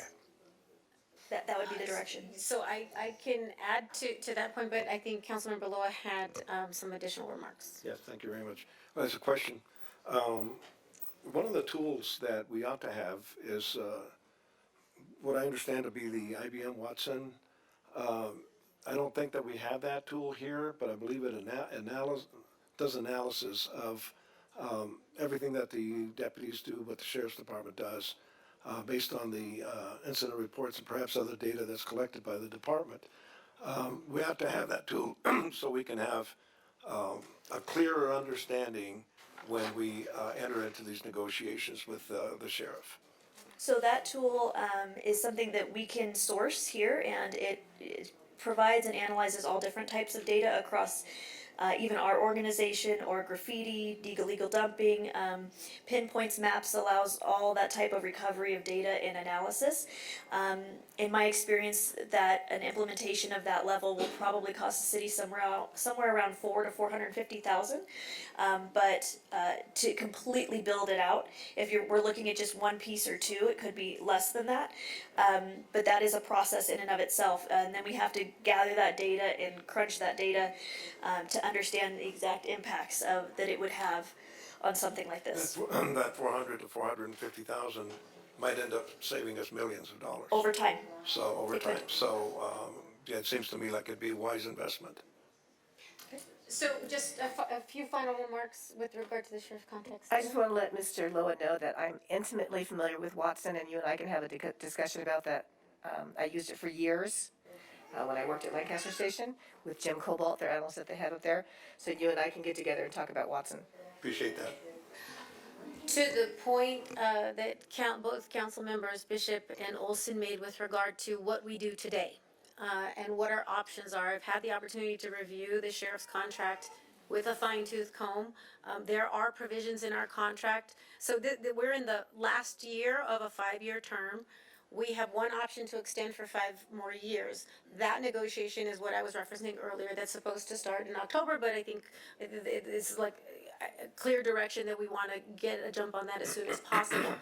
With regard to what we need to do today to pay for the bill so that there is not an abrupt cease in service, our contract does afford the opportunity it requires the county and the department to provide summarized invoices that cover all services performed during said month, and the city has the opportunity to review those invoices to the extent that we dispute any portion of that, which may very well be any portion that's attributable to carping. We can dispute that. There is a resolution process set forth in the contract to manage that dispute. Once that dispute is resolved, then payment is set forth accordingly. So there is recourse included in our contract now to allow us some flexibility moving forward and closely monitoring the level of service and the deployment strategies that are implemented.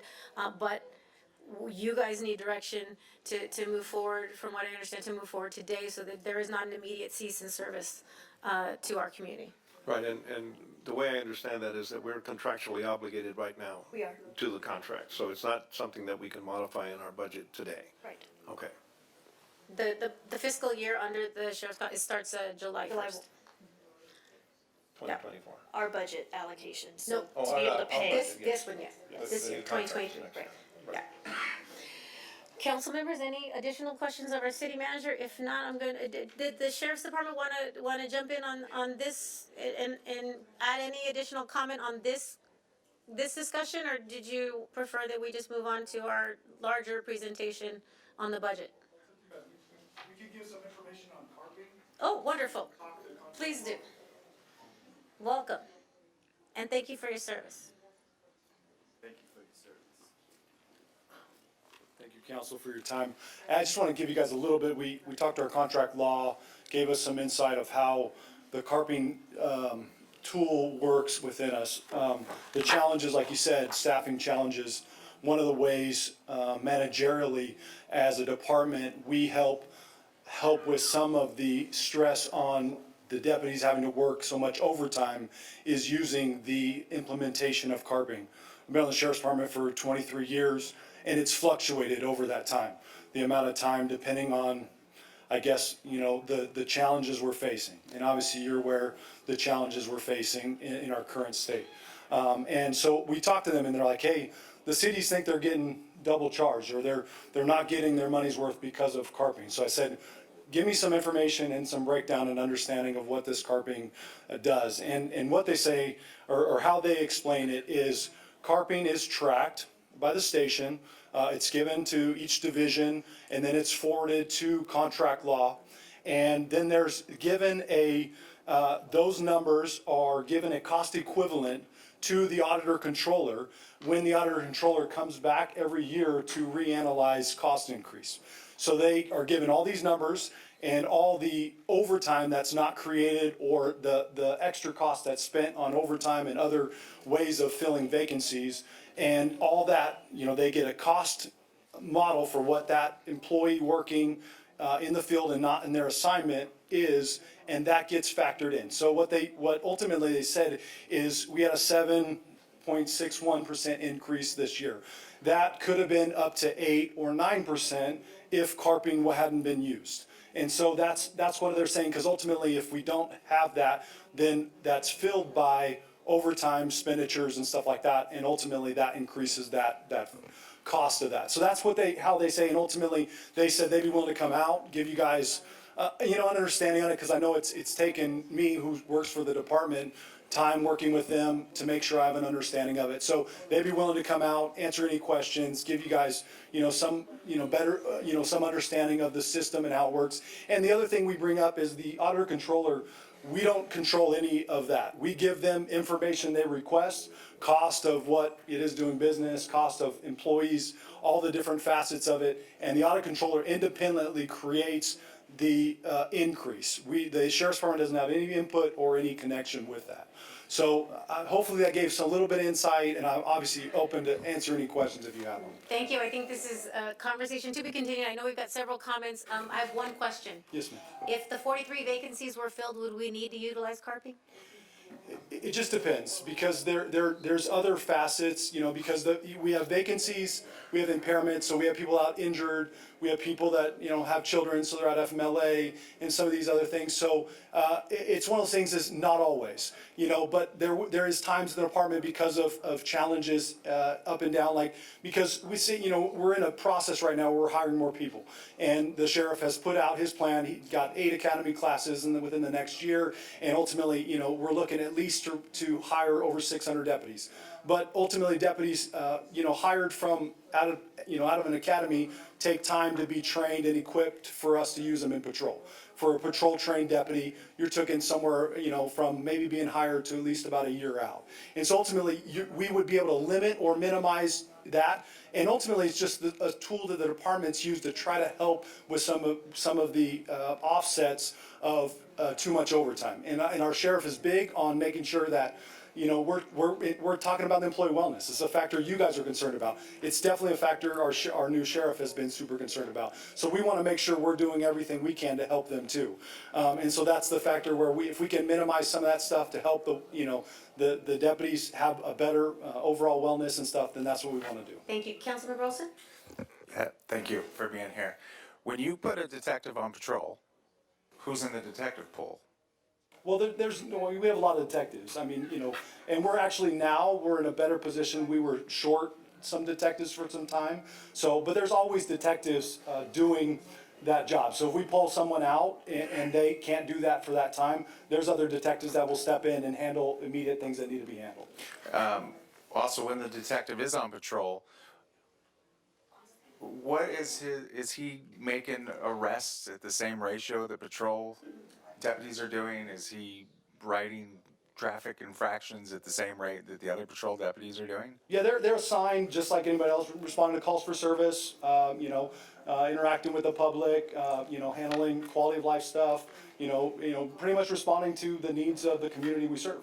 And so if they're assigned as unfortunately they're not doing their detective stuff while working the patrol. They might conduct a follow-up interview or, if they have time, but ultimately their obligation is to respond to calls for service, meeting the needs of the community and all those things when they're in that role. Right. And they're assigned a car, a unit, they take calls from a dispatcher, all that stuff. But yeah, I think that's why we pulled that money aside to take a look at that so that we can apples and oranges, right? We need to be able to know what we're dealing with. And I just want to reiterate that, the contract's coming up. So, historically it feels like we've just been given a contract and we want to negotiate the contract. So that's where all this is coming from now. And us, ultimately, we want to make sure you guys are getting the right service for what you're getting. I mean, we serve contract cities. That's, as a sheriff's department, we have a lot of contract cities, and that's what we serve. And we're good with that. If we're not serving to the right capacity and the needs that the city has, we're not meeting those as a department, we're always, let's go back to the table. And that's why if you read in the contract, is at any point, tomorrow, next week, we can look at our contract and say, I want less this, I want more of this, or whatnot. You can count on that happening. Yeah, but ultimately that's what we're here for, because we're providing a service for the community of Palmdale. And ultimately we want to provide the right service that meets the needs of the community we serve. And that's what we're here for. Thank you. So, our city manager made a very good point, reminded me for the benefit of the listening audience.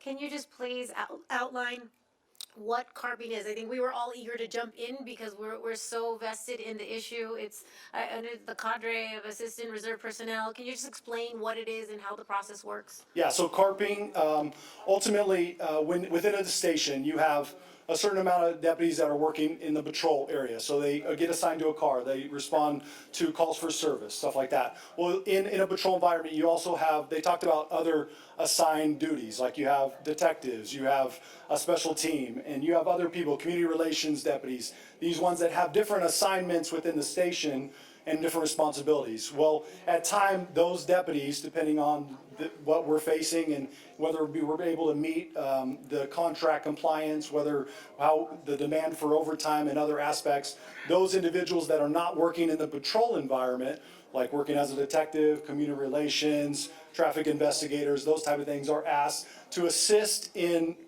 patrol duties and handling patrol assignments to help mitigate with the demand for overtime, the demand or staffing challenges and stuff like we were discussing. So that's where it is. They're kind of, carping is a realignment of, it's a tool as a realignment of resources from positions that are not working patrol into assisting with patrol responsibilities. Thank you for that clarification. We've got a few more comments. Councilmember Bishop? Yeah, I just wanted to say thank you for coming up and giving that explanation. It was well said. I think it is time that we reevaluate the contract and renegotiate.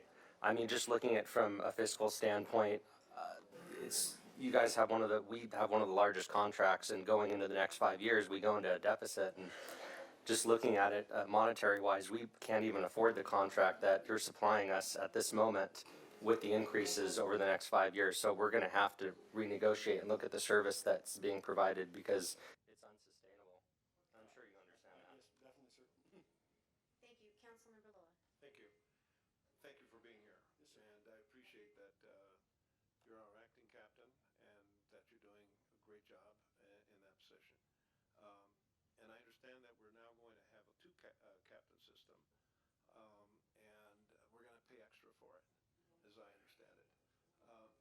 But we haven't had a captain assigned to us in several months, and my understanding is the captain isn't going to be, the permanent captain isn't going to be assigned to us until sometime in August.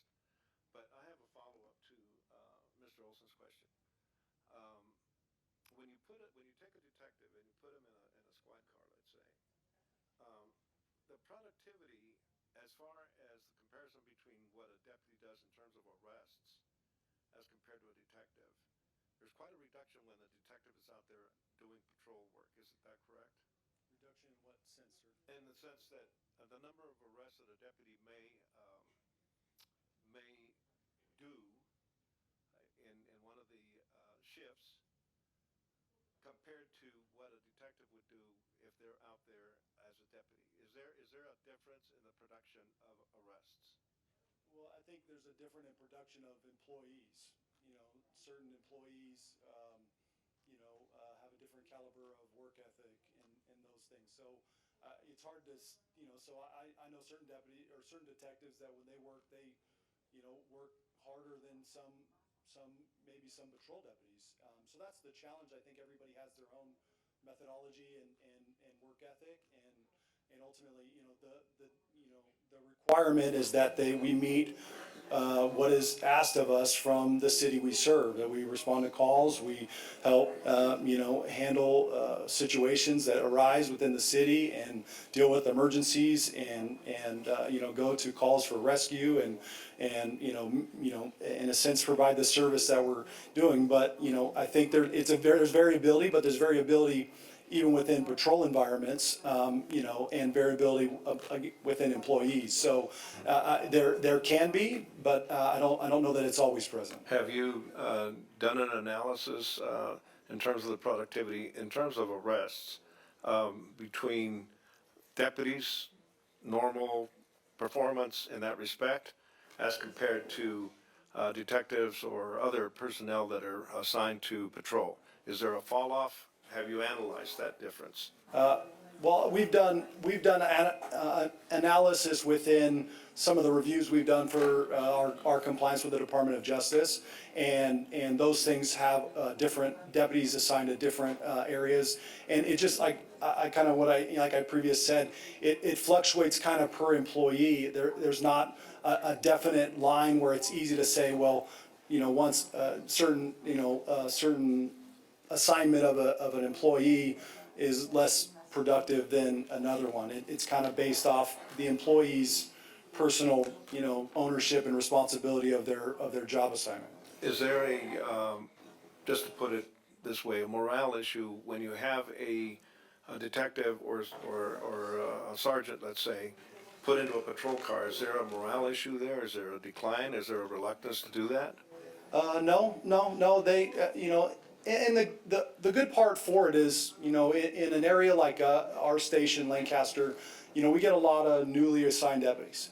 And, so sometimes, I oversaw, as a watch commander, the early morning shift. And most deputies, once they completed patrol training, they'd be assigned to the early morning shift. And you'd have, sometimes deputies with only a few years on the department, maybe only a few months, 6 to 9 months in patrol. And the benefit of detectives and people off the line working is it brings a level of experience to that. And that's where, for me, I know when I was a young deputy, when these guys would work overtime or when these guys would work the field, I was able to ask them questions and help understand my job and learn from them. And there is a benefit to that because we have such a young group of deputies working patrol. So having the experience interwoven within that actually helps, because otherwise then it would only be sometimes the supervisor that is more experienced. So having other deputies that are responding to these calls are going to assist, and they're helping bring experience and bring knowledge into these situations. Ultimately, it helps our young deputies a lot. And that's where, so I think there's got to be a balance. I'm totally agreeable to that. But I think there's a lot of them are good with that because they know that we want them to help our younger deputies gain the experience that they have. And one of the ways they do that is by interacting, in patrol environments, and because not always are deputies from patrol going to go back to the detectives and ask about stuff. They're new, so there's certain things that don't. So it helps bridge some of those, so experience can be gained in those arenas. Thank you, sir.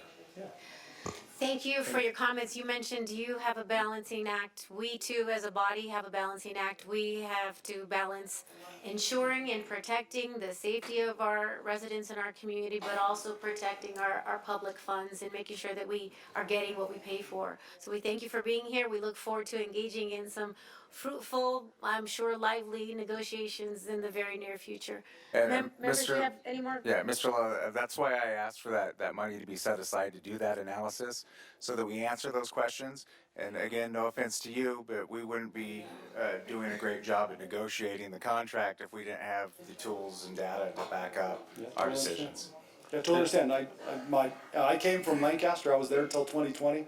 I spent the last 15 years there, so I definitely understand a lot of the preliminary stages. I was over there when those things happened, when they were looking at these things. I understand what it's all about, and I understand your guys' responsibility, which is huge. So I respect everything you guys do and what you have before you. So, and I understand the challenges with public safety. So, so I'm looking forward to those opportunities moving forward to making sure that we get the contract in the right place for what the needs of the Palmdale is. I think we've got a lot of work ahead of us. Yes, Thank you ma'am. for being here. Thank you. Okay, with that, I'm going to ask that our mayor rejoin the conversation, and our staff continue. Director Sampson, if you can continue with the budget presentation, please. Thank you.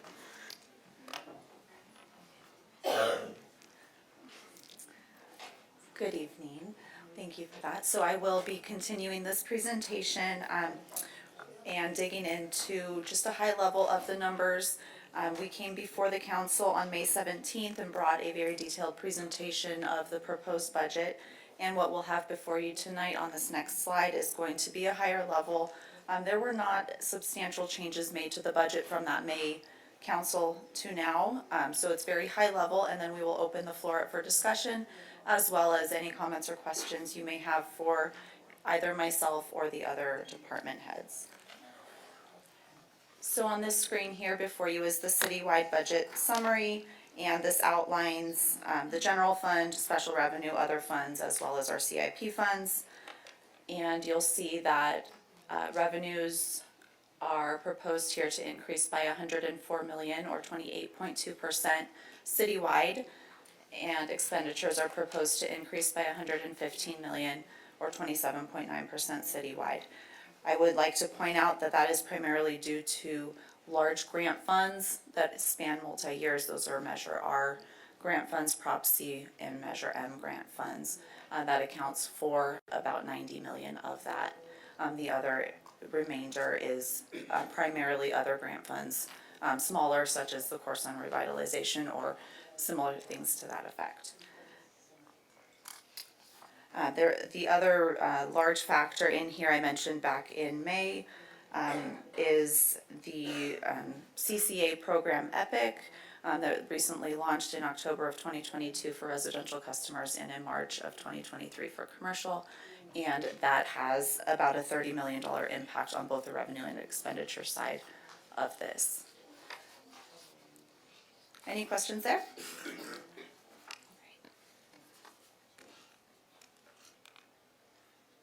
This next slide here goes over the general fund budget summary. Very, very minor changes, if any at all, from May. So what I would like to highlight here is that we do have a balanced budget. You'll see $246,820 deficit shown on this screen. And what that is one-time expenditures. So when stripping out those expenditures that are one-time in nature, our budget for the general fund is balanced. We are proposing to end fiscal '24 with a estimated fund balance of $40.3 million, and that is after a reserve requirement. Per the city's reserve policy, the general fund has to have a 20% reserve, and we are proposing a 30% in this budget. Janelle, we used to have a 30% reserve on that. Can you explain to the public the value, why we need to have a reserve, what it means for us as far as bonding and such goes? Absolutely. The reserve really protects the city in times of economic downturn, volatility. Our largest revenue sources for the city's general fund are property tax and sales tax, and those are volatile. Sales tax primarily, so as the economy fluctuates, our sales tax income will fluctuate. Same goes for Measure AV. So it's really important to have those reserves set aside in order to continue services at the same level so that we don't have to have drastic budget cuts or anything else. Yeah. Any other questions on that slide before I move on? No. All right, this next slide here goes through Measure AV. The proposed budget for Measure AV here before you is summarized on a category level as it was back in May. And what we have presented is $22.9 million anticipated revenues in fiscal '24. And we are proposing a total of expenditures of $33.5 million. And the reason for that discrepancy there is that we have $14 million in fund balance that has rolled forward from prior years. So where that leaves us is with an estimated ending fund balance of $3.4 million. When we then take into account the Measure AV reserve policy of 10%, that leaves us with an ending fund balance proposed of $89,000 for Measure AV.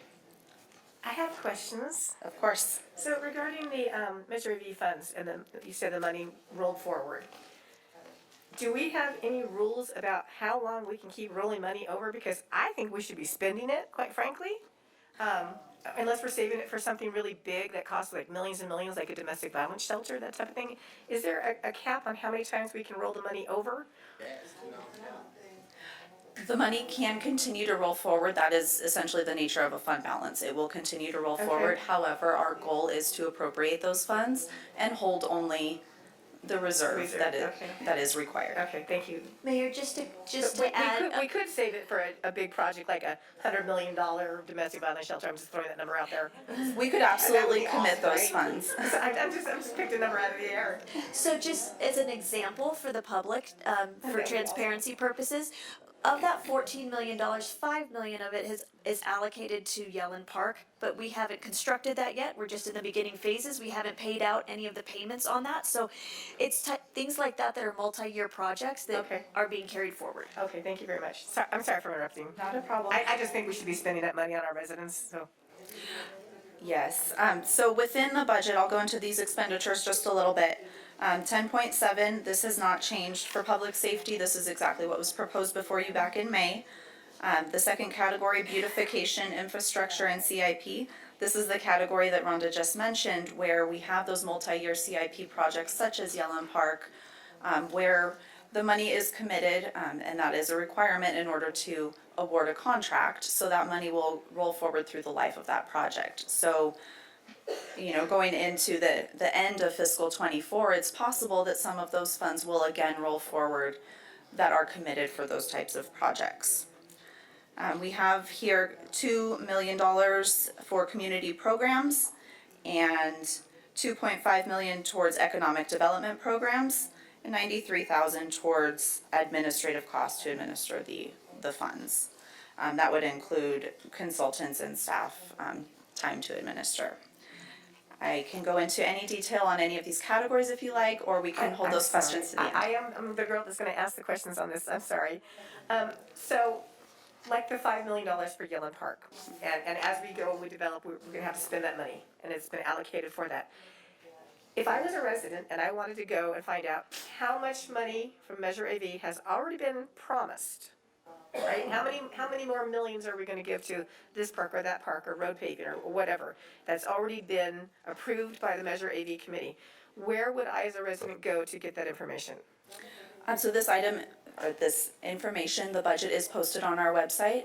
Right, but like the Yellen, like, we've already promised that money, so it's not really 14 million, because 5 million of it's for Yellen, right? Did you, okay, oh, it is. So a more specific line item detail is. Okay. It is posted. Is posted. It is posted. On our website. Additionally, the $5 million for Yellen was an item that came separately before the city council as well as before the Measure AV committee. So that was published in those agendas as well. Right. And approved by the I council. just, my concern is that the public sees your slide and they go, wow, look at all the money that they have for Measure AV, but they don't understand that so much of the money has already been promised because of other commitments that the council has, thank you. And so she has is this available to the public? That is posted online. Okay. And when she says this, I'm just, so for sorry. the benefit of the public, this is, what I'm referencing is a line item detail of all Measure AV expenditures under each of the four main subcategories. So there's a category for public safety, a category for infrastructure and capital improvement projects, a category for community programs, and a category for economic development. There are four categories under Measure AV. The line items, this document goes back to the appropriations from 2021. So historically, if there are any concerns as to where the money has gone, But it's it readily is on the available website, right? on the For website. sure, you can just click it and it'll pop right up. It is on the website. It was posted with the agenda as well back in May again. I'm just double checking. It is. Are there any specific questions on Measure AV before I continue, or would we like to go forward? I have plenty of thoughts and comments in proposed revisions to this, but I'll let you conclude your presentation and then hear from the public, and then we can talk about it. Absolutely. All right, this next slide before you is the American Rescue Plan Act, or ARPA funds. And this slide goes, essentially the city was allocated as a part of this COVID relief funds $35.4 million. And we began appropriating a small portion of that in fiscal '22. So the slide before you does show from the beginning of that allocation what's been appropriated and what's been proposed both in fiscal year '23 and '24. This is one-time funding. The city will not receive this again. We have until December of 2024 to commit the entirety of these funds, and we have until 2026 to spend those dollars. So what is before you is a proposed budget fully allocating the remainder of this $35.4 million. I can go through each line item, or I can wait until the end if you have questions. But again, similar to Measure AV, it is broken down by category. The categories shown on this slide reflect the categories published by the U.S. Treasury in which we have to report back to and fit the qualified guidelines for. So before you move on, because I'm going to reference it when we get to our larger comments, services to disproportionately impacted communities. What was previously budgeted in fiscal year 2023 was 7.1. and proposed for 2024 is 711,000. It's a reduction of about over $6 million. That's a concern to me, and we can get into that, but I just wanted to make reference to it now while we're here so that people understand what I'm talking about when I talk about the reduction of over $6 million in services to disproportionately impacted communities. Of course, and I can just briefly touch on that now, and we can of course come back to it as well. But again, because these are one-time funds, several programs were created in order to utilize these funds that the city felt would be beneficial to the community. One of those funds being a CCA with our EPIC program. There was $2.5 million allocated as a one-time allocation to as a credit on customer bills, on their SCE electricity bills. So that is something that was allocated as a one-time program. There were also affordable housing agreements put in place to assist with the veterans community, as well as another multifamily community that the city helped to fund. So what you're saying is we haven't cut the funding, we spent the money we had, right? There's a big difference. That's correct. These were newly initiated programs in order to utilize this funding. If we had $7 million, we would have had it for 2024, but we spent that $7 million, so now we don't have it to take into 2024. Correct. So it's not like we went, oh yeah, they've got enough, we're not gonna give them any more. It's because we spent the money, and now we don't have any of it left to spend at that range. That's correct. I just want the public to understand, we're And not I- cutting it. And I will We just point have out some left. as well that these were not programs that were in place prior to these funds. So these are programs, we're not cutting programs, Okay. if that helps provide any clarification. To dovetail, although we are not cutting programs, and although this funding was specifically allocated to us under ARPA, our general plan that was adopted, our general plan 2045, specifically references addressing disproportionately impacted communities, disadvantaged communities, makes it a priority. It was adopted prior to my election, prior to Councilmember Olson's election. It provides principles, governing principles for how we plan and how we budget for our city. So while this was essentially limited time funding, our city generally overall has given our departments the directive to always think about equitable distribution of resources, and particularly to allocate funds to disadvantaged communities. So just off the top of your head, I don't know if you know, what percentage of the city of Palmdale is disproportionately impacted communities? Is it 10%, 20%, 50%, 6%? Well, I've got it. If we're gonna jump into it now, we can. Well, because if we're talking about it, let's talk about it. Okay, so I developed a spreadsheet, and I think I Is this also gave a for mine? PDF of it to our city manager, and folks, yes. Thank you. And this, I developed this We'll share. spreadsheet, and we'll put it on the screen for everybody's benefit. Yeah, share with her because I'm sick. I developed, while she's pulling it up, just so that everybody has background on what this is. I developed this spreadsheet, which identifies the disproportionately impacted, the disadvantaged communities within our city based on information that was provided to me by our economic and business development department. It is also included in our general plan, which we will also show.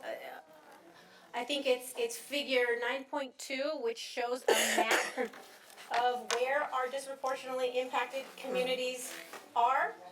At some point, we will get that up on the screen. But there are a total number of census tracts in the city. There are 34 total census tracts. Of those 34 census tracts, 20 of those census tracts are disadvantaged communities. So pretty much where we spend our money, in Palmdale, anywhere, it's gonna be good for our community. Hold on, let me finish. Because there are 34 census tracts, Right. 20 are disadvantaged. All 20 of those census tracts are on the east side. Yes. So it's disproportionately impacted. Disadvantaged communities are concentrated on the east side, but they're spread out amongst the council members with the exclusion of one council district. So I happen to have the most number of disadvantaged communities since by census tract. I've got 9, essentially 90% of my constituents. Council member Olson has 5 of 7 census tracts that are disadvantaged communities. It's about 70%. Councilmember Bishop has 6 of 10 disadvantaged communities in his district. Councilmember Mayor Betancourt has got 5 of 8. That's about 62% of her district. That's shocking. Which is exactly why I make it an issue, because it is a concern. There is a clear disparity in. And Councilmember Loa has 0. Wow. 0. Richard Wow. Vista. Greg Anderson. So, and when we pull up the map, can you pull up the map, please? I'm surprised Austin has that many, to be honest with you. It's all on the east side of the 14 freeway. It's So a large part of if the you east side. zoom in. I like to see the population breakdown on that too, to see exactly how many people. So if you look up, these are the census tract numbers, and you can dig into the details in terms of the census tracts. But if you look at this, the geographical boundary that defines, the east and the west side of our great city is the 14 freeway, right? Everything east of the 14 freeway is essentially a disadvantaged community. There's only one small portion of one census tract that is on the other side is on the west side of the 14 freeway, which is why I raise the issue, because it is a concern. There is a clear disparity. I pray for the day that we didn't have these disparities. We're not there yet, which is why I make it a point that we should continue to invest to get us all to the level where we are all whole and we are all thriving as a city, and that there is not this disparity from the east and the west side. If a person wants to look up the formal definition of what they consider disadvantaged, Yeah, where would they look that the up? term disadvantaged community is also set forth by statute. SB Senate Bill 1000 sets forth the language of disadvantaged community. It's also set forth in our general plan, and I can read it to you if you'd like. It's on page 224. You don't need to read the whole thing. I don't need to read the whole thing because it's quite long. But Page 224 of our general envision plan. Palmdale. I don't know if the director of our economic development team wants to come and address this, but I think we're Did I open up a can of worms, Janelle? I'm sorry. disadvantaged community in some. Correct me if I'm wrong. It's a combination of both low income and environmentally health burdened communities. Correct? Yes. For the general plan is tied to SB 1000 as their definition. I will, just to clarify, as part of the ARPA discussion, their definition is a little bit different, just to clarify. Very similar, but obviously there's other factors there. You're right, the breakdown of the census tracts, the map was done, and I think with the adoption of the general plan and some of the other initiatives that the city did and the goals and the policies as part of that is something that, from a staff standpoint, we continue to pursue. Not necessarily dollar for dollar, but a lot of the things that we implemented as long to that was to address some of those things once the general plan was adopted. For example, one of the goals and policies in that health and equity section talked about creating more public access to public health facilities and amenities, especially in areas that are considered disadvantaged. So one of the things that we did is, if you notice, 2 of the new health and wellness districts are actually located in that to encourage more development, to provide some of those additional services to those disadvantaged communities. Another goal and policy that we talk about in that section as well is access to fresh produce and healthy foods. We incorporated a ton of brand new mixed use designation, primarily along Palmdale Boulevard, to allow a mixing of uses and also to make it more readily available through the neighborhood commercial designations throughout the city. And we also made it cheaper and a lot faster to bring more farmers markets to different communities, Previously, it was a CUP, I think, process, which was very expensive and took a lot of time. What we did is we changed that whole and streamlined that process, so now it went from a few $1,000s to a few $100s to make it more readily, easily to put on a regular basis throughout the city. We talk about housing. Housing is a big issue as part of the general plan. I think we created over 2,084 acres of high-density, multi-use type of housing throughout. And we continue to target areas like this partnership with SCAG to do workforce development project with them also. So again, it's not necessarily a dollar investment, but again, a lot of the policies and a lot of things from a staff standpoint that we try to address is bringing those things to the table and helping bring that. I would also mention, we created this new these new education districts, because one of the goals that was outlined there as well is to provide high-quality educational services to all neighborhoods, but especially those in disadvantaged communities. 2 of those new education districts are also in disadvantaged communities throughout the city. So again, we try to implement a lot of these things from a policy standpoint. I think we've made a good step in the right direction. From a dollars and cents, again, it's hard to. Thank you, Director Garibay. Let me just dovetail on that. Thank you for incorporating the thought process of the equitable distribution of resources in terms of policy planning and that kind of thing. But today, we are dealing with the budget, we are dealing with the dollars and cents, and we are dealing with appropriations. And so that's why I raise it. I know you guys are, we have a master plan that tells us what our guiding principles are, but today we've got to determine how much money we actually, do we put our money where our mouth is? Sure. And contribute. And I apologize. I simply just share to let you know that staff is working behind the scenes to incorporate a lot of these things and try to leverage. So it's not necessarily every dollar coming out from the city, but what we do is we partner with developers, and we have them incorporate some of these things as part of their project. For example, we just talked about the new project on M10.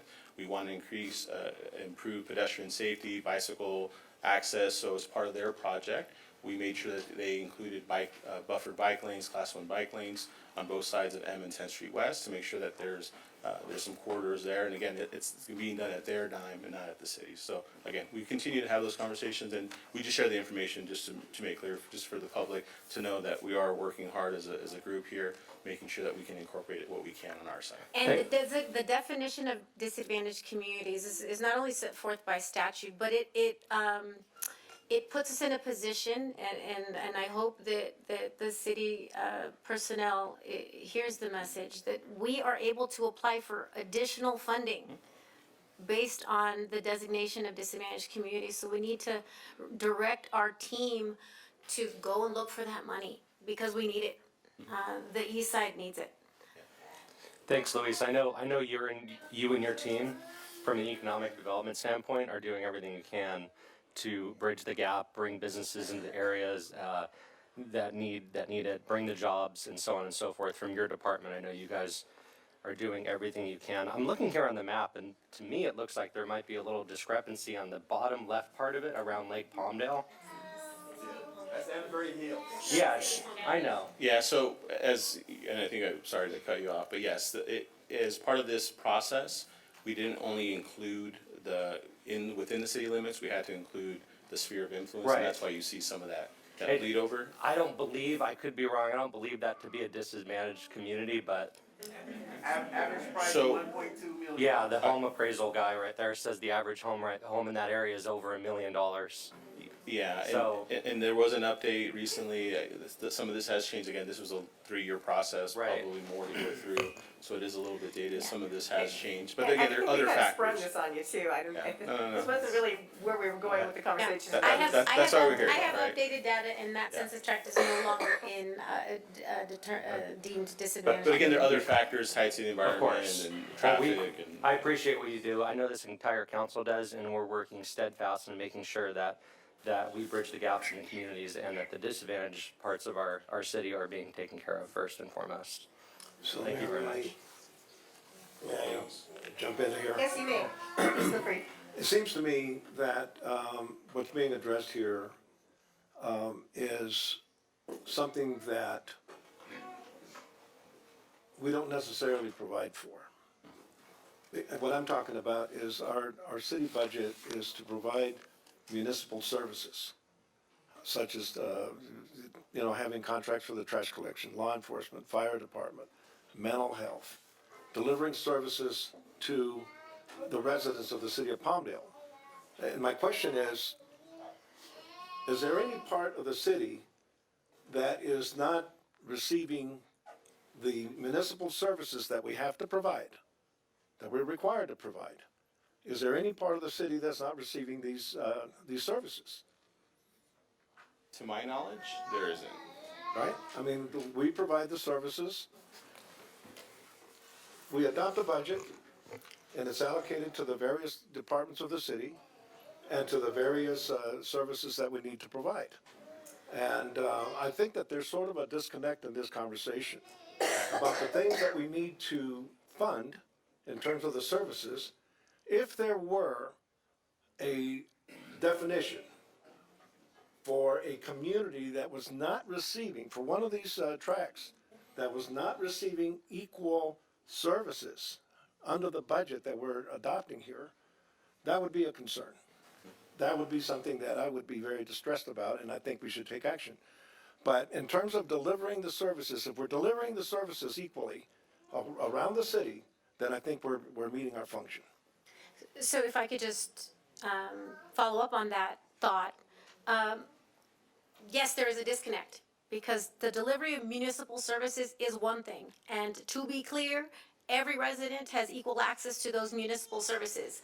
But Measure AV, we made a promise under Measure AV, and we have the flexibility within the parameters of those funds and the ballot proposal to be able to offset the disparity, to invest in our communities that are not thriving equally citywide. So what I intend to do when we get there, and I've already handed my proposal in terms of the Measure AV budget, is to increase the investment in community organizations under Measure AV so as to support not just disadvantaged communities, but to support all of the things that we promised under Measure AV, to support veteran services, to support the youth, to support mental health programs, to support all of the community organizations that support homeless issues, that offer food distribution, to support community events. You mentioned one of the issues is fresh food access.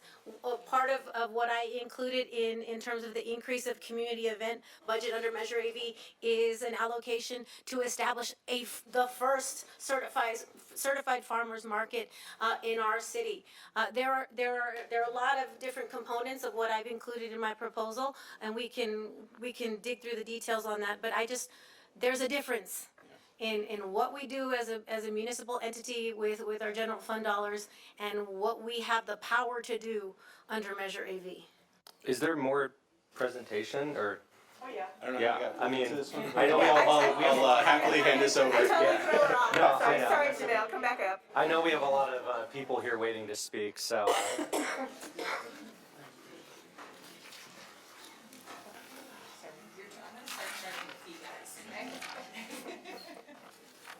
So let's see if we can get through this, Janelle, and then go right into public comment.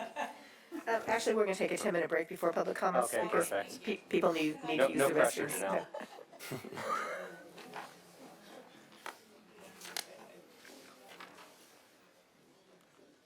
All right, moving on. I think this is the last slide, capital improvement program. So on this slide, you'll see the totals of our capital improvement program broken down by the project types. Just as last month, the full list of projects by title, as well as with the funding sources that are applied to those, are all posted in the agenda that went out with this item, as well as in the documents that you all have before you. So I'll just briefly go through a few of these items. The larger ticket. So facilities, here you'll see proposed $10.3 million towards facility improvements, improvement projects. $4 million of that is for a Saves relocation project. There's 2.2 allocated towards the citywide security investments. 1.6 million towards the PTC Transit Center improvements, and 1.5 million allocated to a relocation of our Emergency Operations Center. So that just highlights a few of the key projects under that category. Under the general improvement category, there is 10.9 million allocated here, proposed. And under that category, there's 5.6 million in sports field lighting energy efficiency projects, 2.2 million allocated towards records digitization, and 1.1 million towards a battery storage project at McAdams Park. Moving down, Parks and Recreation, $16.2 million proposed allocation. And under this includes a $5 million commitment that the council previously made towards Yellen Park, 3.8 million towards Corson Park, and this is a part of the revitalization grant that the city was awarded. $2.3 million towards Marie Kerr Park and Ride. The next category, the largest of all of these, there is $119.9 million allocated towards street projects. I will just highlight that going back to our first slide on the citywide budget summary, a large portion of this is those grant funds for Measure R, Measure M, and Prop C grants. So those are multi-year projects. And of that, there is $32 million for the State Route 138 Palmdale Boulevard 14 ramp project, 19.1 for the State Route 138 and Palmdale Boulevard at 5th and 10th project. So these are the grants that were awarded, and I believe it was back in 2012. So these are very long multi-year projects. And 23.6 for the 138 and 10th West interchange project. And 9.3 million for the Avenue R complete streets. So that just highlights the largest projects in those categories. If you have any questions on specific projects, please feel free. Do you have any kind of a description of where the majority of this money is going to be invested? In other words, let me just ask you a question. Isn't the majority of the money that's invested here will be east of the 14 freeway?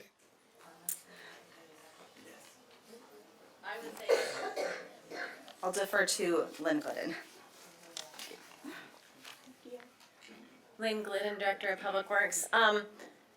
I would probably say yes. However, like the Measure R projects are west of the freeway. Those are $110 million that was given to us back in 2013 that is carried over for multiple years. Avenue R? No, the Measure R projects of $110 million. But when you look at our street paving project, we actually have majority of all the paving projects that we're going to be doing actually in the spring of 2024 are on the east side, east of the freeway. McAdam Park, Corson Park, Yellen Park, those type of facilities are on there. On the west side of the freeway, can't think of major ones that are coming along on. Right. We have the park and ride. The Marie Kerr Park and Ride, thank you. Right, but in terms of the allocation of this, and I'm not saying all of it is to the east of 14 freeway, there's some on the west, but the majority of the funding is going to be for projects that are east of the 14 freeway. Yes.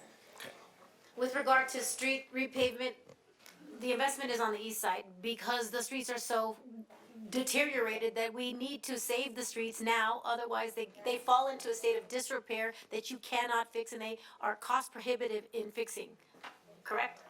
Once they fall into we look at the PCIs of all the street throughout the city, and we determine where they need to be done. And in the 2024, spring of 2024, there will be a big paving project, actually probably 3 of them that'll be going out. And they are majority on the east side. But the question in District 1, actually.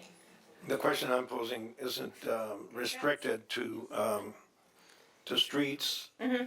It's parks and the other amenities. It's parks, it's TI improvements, battery improvements, things like that. The ESCO energy improvements are along a majority of the city facilities. city facilities, with the exception of like Murray Kerr Park.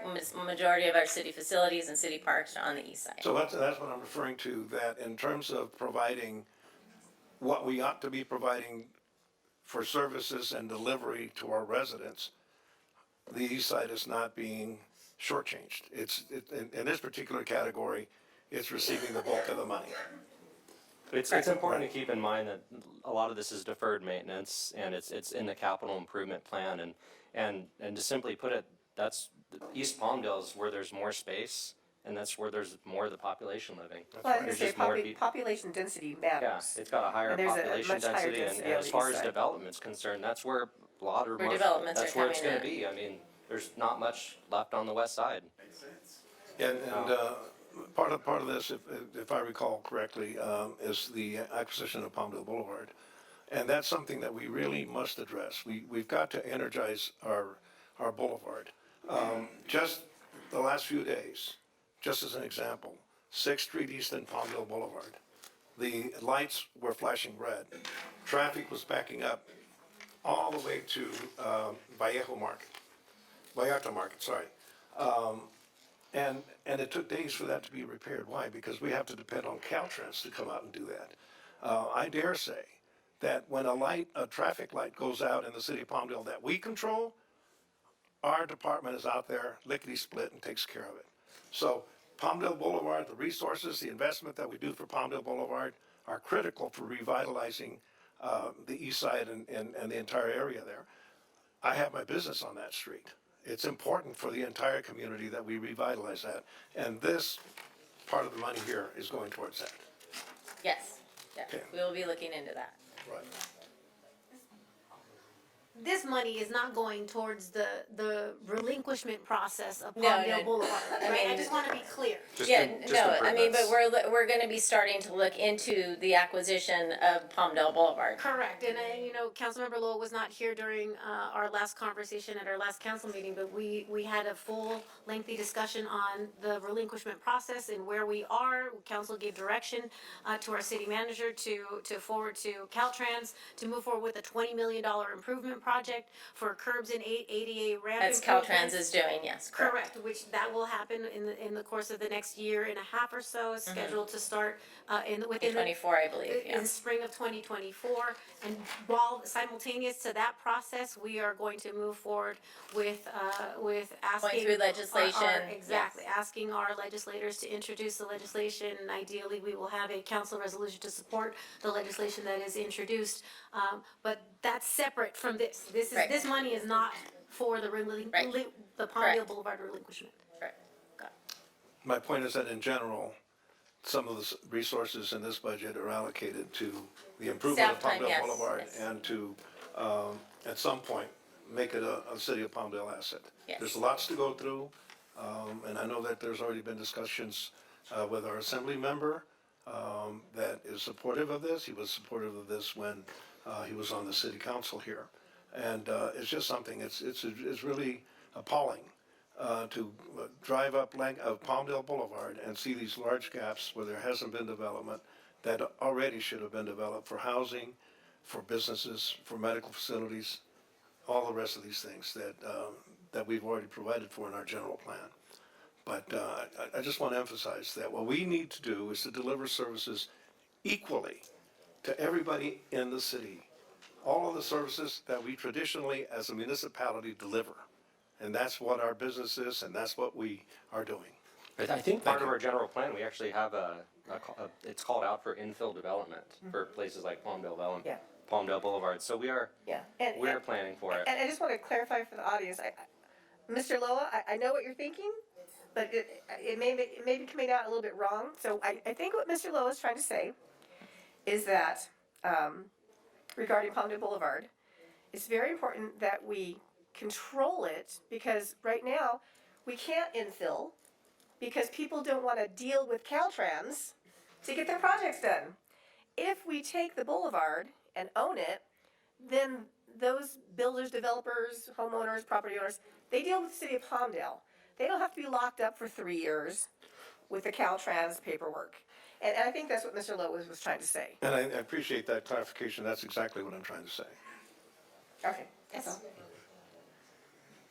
Thank you, sorry for Thank you. interrupting. Janelle, I'll let Oh, Janelle finish. Janelle, welcome back, so sorry.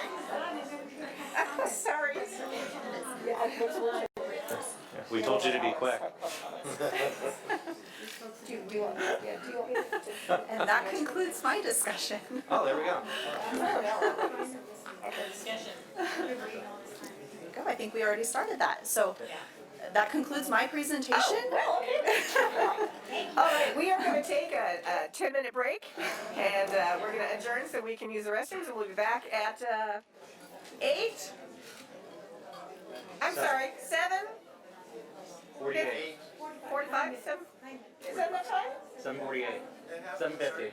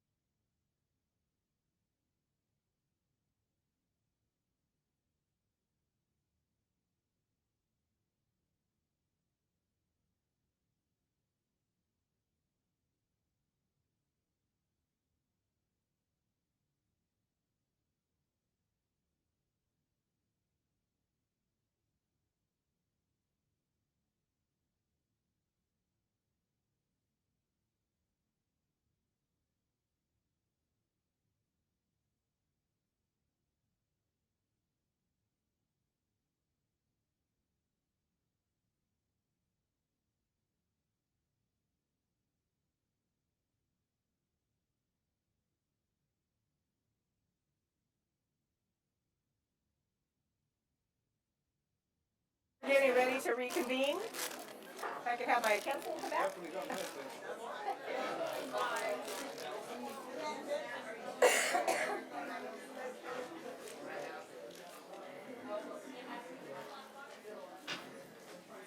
Okay, I hope you enjoyed your little break. Everybody, I think, needed it. All right, so we are still on item number 10.1. Now that we've had staff present the information on that, we're going to go ahead and open the public comments for this item. We have a very large amount of speaker cards on this. How many speaker cards do we have? City Clerk? 27? But it looks like a lot of people left during the break. Well, How long is we allowing them each? 2 minutes. 2 minutes? Do we need to bring that down to 1? Yeah, okay. Should we see how it Let's goes just- at the 2 minutes? Let's and leave then- it at 2. Okay. Yeah, that's what we posted, so. All right, could we go ahead and call the first speaker? Jason Zink. Jason, number 1. Nope. All right. You guys there? Yeah.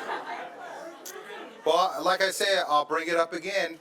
Let's not charge anybody anything. It's our money. 23 million measure AV. Don't charge anybody. Rich or poor, who cares? Let's all party together. That's what I say. Why charge little kids to go swimming? I don't get that. But another thing is, this whole process is so wrong. We should have town hall meetings of the budget and have the department heads up there, let the community come in, give input, do surveys, have Facebook comments and all that stuff. That way we feel like we're part of the process. We could have all these good ideas. You're not going to put them in a resolution. You're just going to pass whatever happens. That's my point, is you're not including the community. I'm glad you brought up the disadvantaged community, right? The east side, right? But I was told you couldn't get a $5 million grant for Yellen Park. Oh, but you're a disadvantaged community. Don't worry, you don't have to apologize to me, Palmdale staff. I know I'm right. I've been going to these meetings for 30 years. I do so much research. You'd learn so much, Alarcon, if you invited people of the public who's been here a long time that could give you some input and make you a better council member for your district. All of you could. I don't understand. We have district, yet we don't have district committee meetings of your people in your community. All right, here we go. Fee-free city. Why don't we have more bike lanes? We just, the federal budget, right? The infrastructure budget. We need a grant department to go after the $8 million of LA County funds. We should have a head grant department to help all the community organizations get grants. Palmdale Park, digital signs all over the city. Seniors, rental subsidies. I want it higher. I want a higher scholarship program. That's it. It should be 3 minutes. Marcos Alvarez.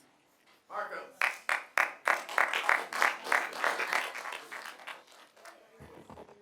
Hello, Ms. Betancourt, body. I've heard a lot today on a very critical subject matter, and it's inclusion through all sides of Palmdale. And never before have I heard it to this level of actually working together in the years that I've seen previous councils. So to that end, I thank all of you for having the courage to have those conversations, because it's been long overdue.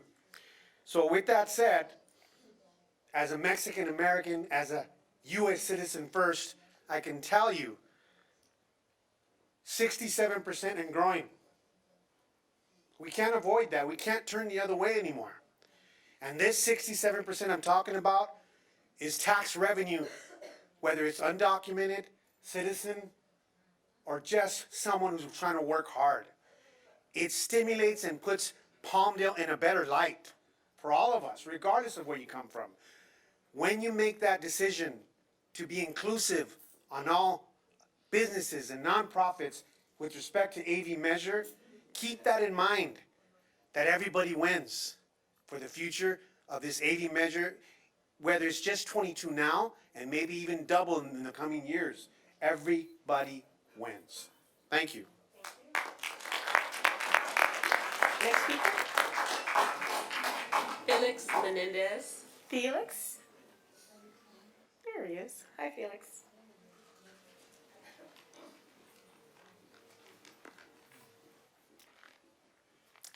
Buenas tardes. Good afternoon. Bueno, de nuevo acá Here I am again. Representando y pidiendo, ¿verdad?, que sea considerada la comunidad latina en este budget. Asking Yo to creo, have the Hispanic community be included in this budget. yo creo que ustedes, como les dije la vez pasada, no necesitan que estemos viniendo, sino que es parte de que nos representen a todos, sin importar. I don't think you need us to be coming up every single time. I think you should just include us in representing us all the time. Es bonito venir a las reuniones, pero también es bonito que ustedes presenten un presupuesto en donde todos seamos incluidos. It is nice to be here, but it would be much nicer if you would just include us, whether we're here or not, in the budget when you make those decisions. Nosotros con el presupuesto, el budget que se nos aprobó anterior, hemos podido ayudar a mucha de nuestra comunidad. We've been able to help a lot of our community with the budget that was proposed and approved last time. El tema de salud mental es un tema bastante amplio y nosotros también brindamos ese servicio. Mental health is a big issue, and that's a service that we provide. Y hemos visto el aumento de mucha de nuestra comunidad buscando ese servicio. And we've seen a lot of our community people searching for the assistance of the service. Se ha hablado de los incrementos que está habiendo por la canasta básica y todo lo que está muy caro. And we've been looking at how the high cost is hitting everything, even the basic needs of a home. Ese mismo impacto tenemos nosotros, las organizaciones que servimos a la comunidad. The same impact affects all of the organizations that serve this community. Así de que gracias por su tiempo y yo creo que vamos a tener una buena respuesta de todos ustedes. Thank you for your time, and I hope and look forward to a good response from all of you. Gracias. Thank you.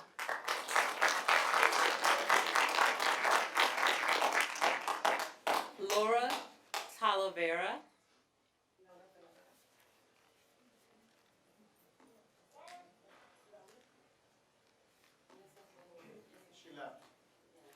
Arturo Perez.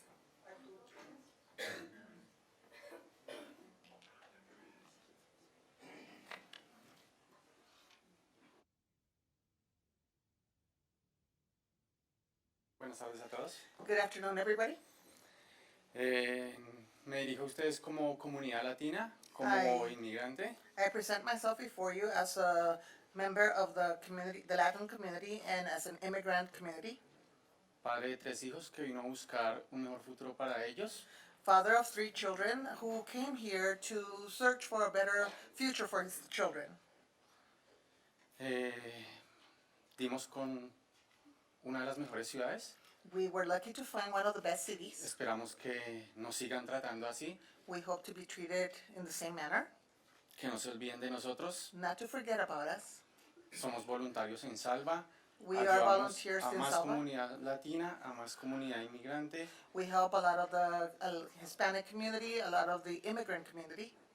Dependemos de un apoyo de ustedes, We de una are aprobación. dependent on your approval and the support from all of you. Y lo que más esperamos es que no nos olviden y nos sigan dando la confianza de que podamos nosotros ayudar a más gente que esté llegando a este país a buscar su sueño americano. And we hope that you will not forget about us, that you will continue to support us, so that we may continue supporting that next family that comes searching for the American dream. Gracias, mi hermano. Thank you. You're very kind. Next speaker, Javier Flores. Javier Flores. Call 2 people, so the next person. Yeah, who's after Javier? Let's start having them light up. I'm sorry, go ahead. If you guys can go ahead and get in line behind Javier Flores, we'll try to speed this up a little bit. We have a lot of speakers tonight. Right. Thank Well, you. good evening, Madam Mayor. Thank you for the opportunity to, now I'm speaking as a representative of Antelope Valley League of United Latin American Citizens. And the first question I have for you, I sent you all this document via email. I'm wondering if any of you had a chance to read it before today's meeting? Did anybody? No? Okay. Well, obviously, I won't have the time to read it to you today, so let me begin first then by recognizing Councilman Richard Loa for the comments he made regarding the Sheriff's Department today. The questions you had about carping and the fact that it was explained to us today what that is and your concern over that and other related issues. And then, other council members chimed in and also expressed some concerns.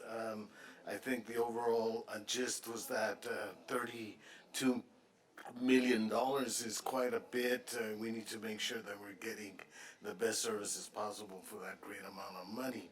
Having said that, now I want to talk about 80 measure funds, and what I know about them is, or what I think I know about them is that 7 million at least was put aside to pay for sheriff's services. And Richard, you mentioned municipal services and how the whole city is receiving these and equitably and equally, and that's probably very, very true. But we thought that 80 measure monies was there to provide a different kind of service, not municipal service. You heard one individual come up and say, if you can help us become citizens and help us help the next person that comes to the United States searching that American dream, help them so they could become citizens. That's the kind of service that AV measure monies could provide. Very, very different from municipal services, Richard. And this is what we're saying to you. Time. Please consider taking monies from the sheriffs in AV funds and putting them with the African American community, the immigrant community. Time, Mr. Flores. Thank you, I'm sorry.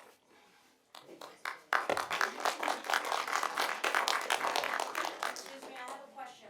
Do you want us to line up because we submitted our? She's gonna call. I'm gonna- She's gonna time. So that we just line up then? After she calls your name, you line up.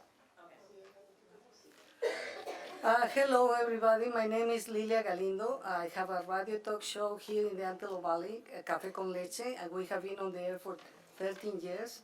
And I just came because I just want to congratulate the City Council Alarcon because I am really impressed. I think that you have the experience, the knowledge, and the most important, you did your homework before you came to this meeting. You are advocating for all of us and make us to realize how many things we don't see. We see them just from one side, but you were able to grab everything together. We are so happy. And I think that you are going to infect everybody here, and we are going to follow your example. We are so happy. I just want to remind everybody that the Latino population is growing a lot in the Antelope Valley. And you are advocating for everyone with your proposals that you did today. We are so happy for them. And I think that if we don't help the Latino community to go in the same step with us, everything is going to go down. We live in an area in which we have great opportunities with the aerospace industry, and if we help to everybody, and if we work all together instead of fighting, we work in the same direction, we can accomplish something really good for everybody. I think that if you want to notice, if you want to see the difference in the investments in the budget for many, many years in Palmdale, you can drive around the east side, and Richard, you are going to be surprised how is a big difference between the west side and the east side. And usually we go to our work and home, but we don't go around. But we have to see there are so many opportunities here for everyone, not only for a group, for everyone. If we work all together, we cannot ignore the Latino community because they have houses here, and our investment is our house. If we don't take care of them, everybody's going to go down. Thank you so much. She's a great asset to this great team. We have Laurel Forrest, Eduardo Medina, Maricela Gomez.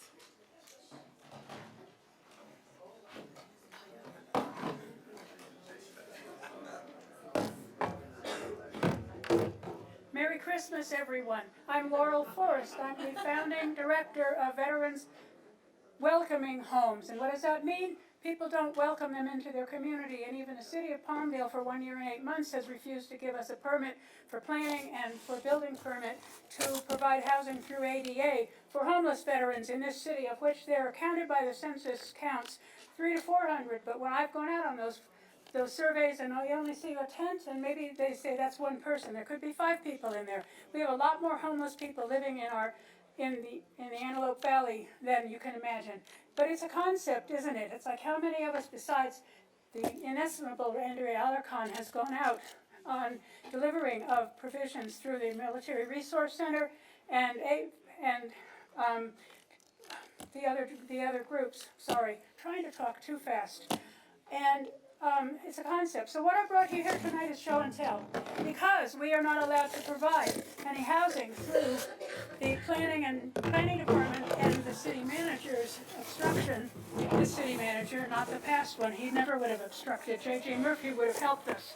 So we have had to spend thousands of dollars out of my pocket to come up with these 5-gallon, 2.5-gallon, and 6-gallon non-BPA approved, non-toxic water containers to take a truck, go out into the desert twice a week, find every single homeless veteran working with the Military Resource Center, provide them enough water that they will not die of dehydration. The LA Coroner's Office has issued a report saying that for the last 2 years, every summer and part of the winters, 4 homeless persons, including homeless veterans, have perished of hyperthermia, high temperatures, and dehydration, and we will not let that happen. I've been a minister 36 years in the Episcopal Church in the Diocese of California. Part of my ministry is to persons like this, disabled and homeless. And we will not, at horrible personal sacrifice and financial sacrifice, we will not let them die. We need funding from the city. We need immediate approval for a housing where we can then go on and house another several hundred. It has to happen now, and you're responsible for any future deaths. All 5 of you on the city.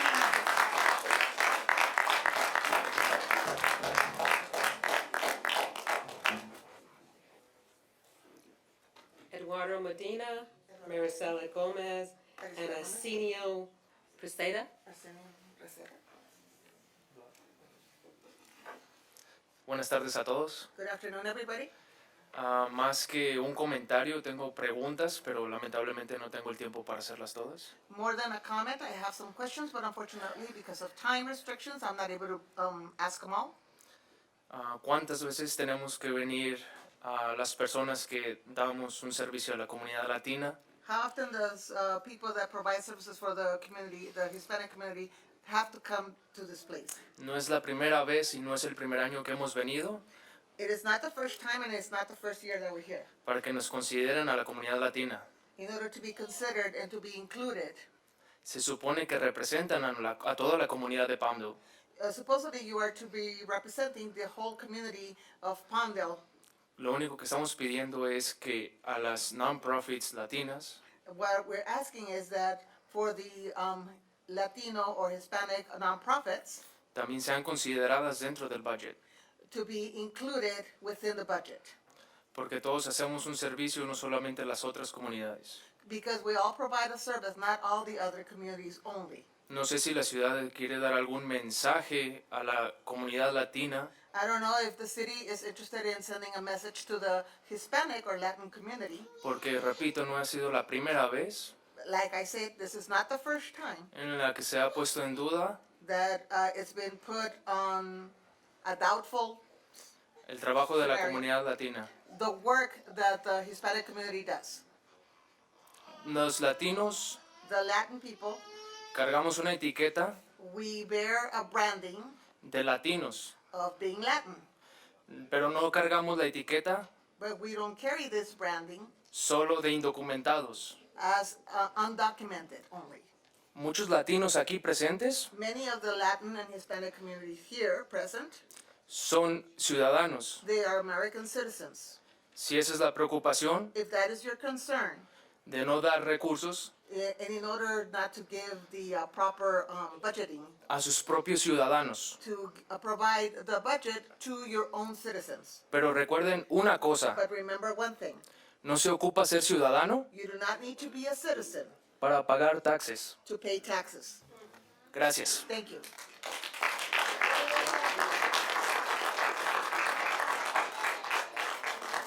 Muy buenas noches. Have a good evening. Mi nombre es Marisela Gómez. My name is Marisela Gomez. Y les doy las gracias por darnos la oportunidad de escucharnos. And I want to thank you for giving us the opportunity to be heard.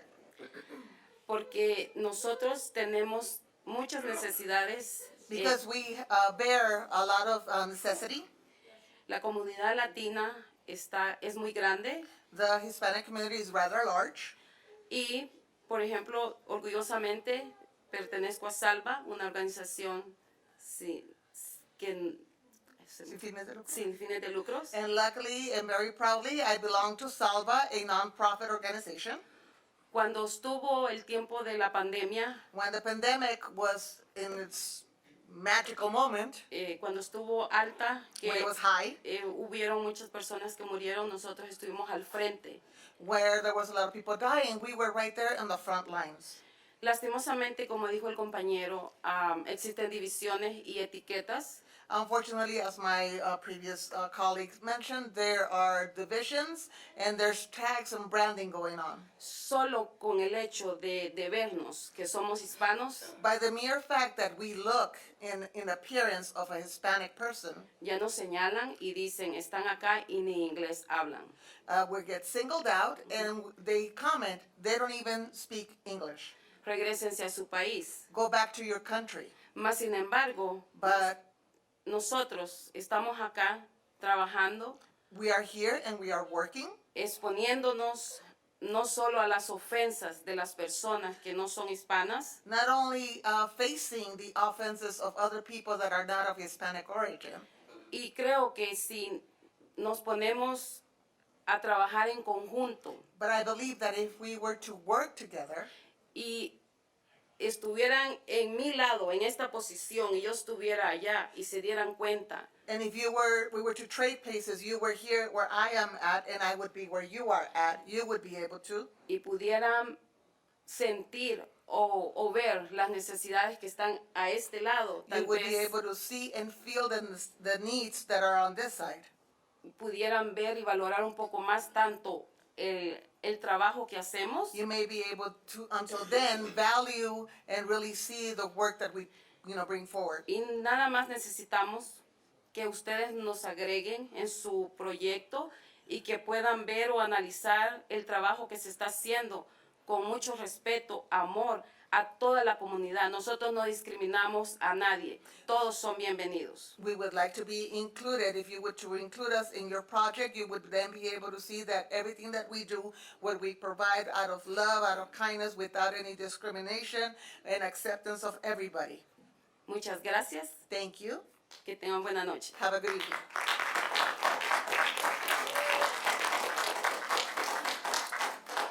Asesino Pasiado, Stephanie Maval, Teresa Horta.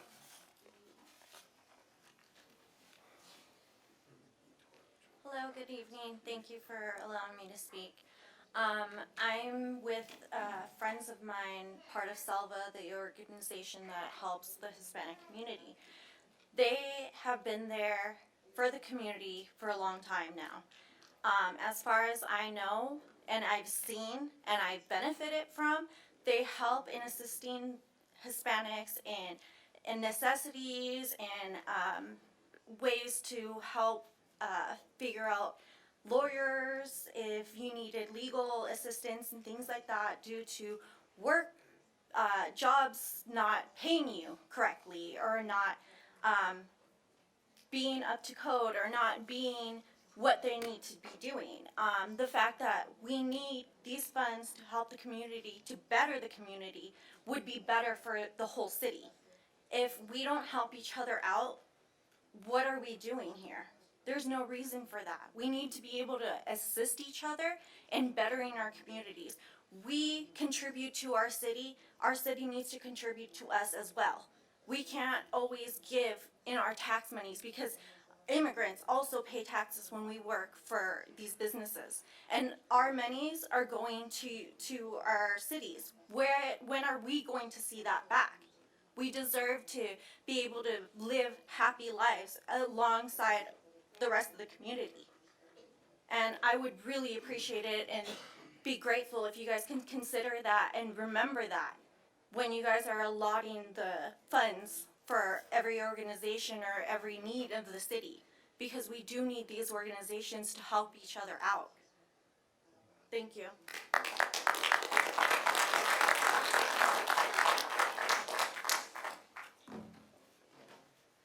Buenas noches. Good evening.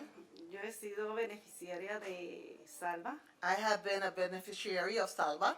porque cuando estuvo la pandemia nos ayudaron bastante. When the pandemic was wreaking havoc, they really helped us a lot. Mi esposo es jornalero. My husband is a journeyman, jornalero de trabaja por día. Oh, he's a day laborer. Ya, y ellos estuvieron ayudándonos bastante. porque And se they quedó helped sin us a lot trabajo. because he all of a sudden stopped earning a wage. Pues yo quiero que pongan la atención hacia los recursos que se den hacia las organizaciones. That's why I would como like por for ejemplo you to be Salva, mindful when you're divvying up the funds, especially allocate some for Salva. porque ellos dan no solamente distribución de comida, dan clases de inglés, clases de computación, clases de Not only do ciudadanía. they provide food and assistance, they also give English classes, computer classes, English classes. They allow you to become better. Por eso quiero que sean conscientes de que sí se necesitan los fondos hacia las organizaciones. That's why I would like to raise awareness that the funding needs to be allocated for this kind of organizations.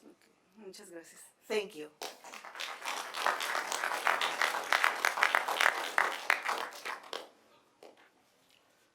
Norma Guerrero, Oscar Carrasco, Alan Morales.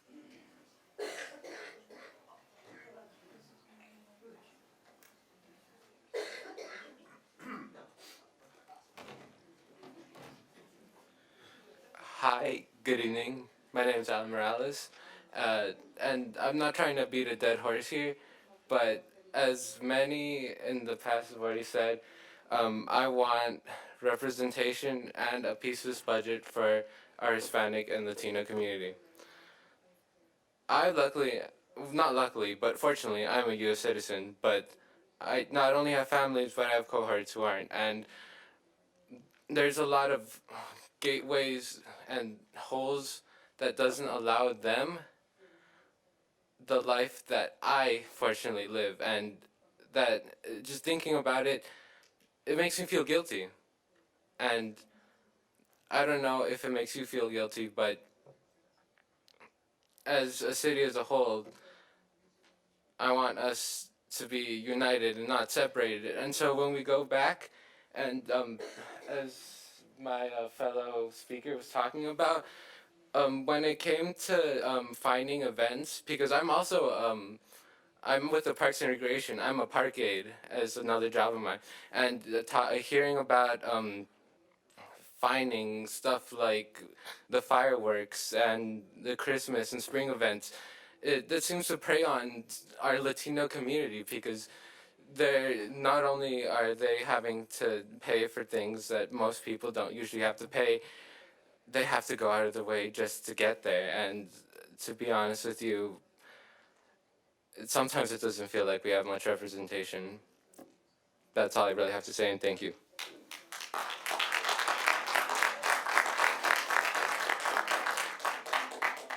Ishmael Gavin, Shannon Wainwright, and Vincent Allen.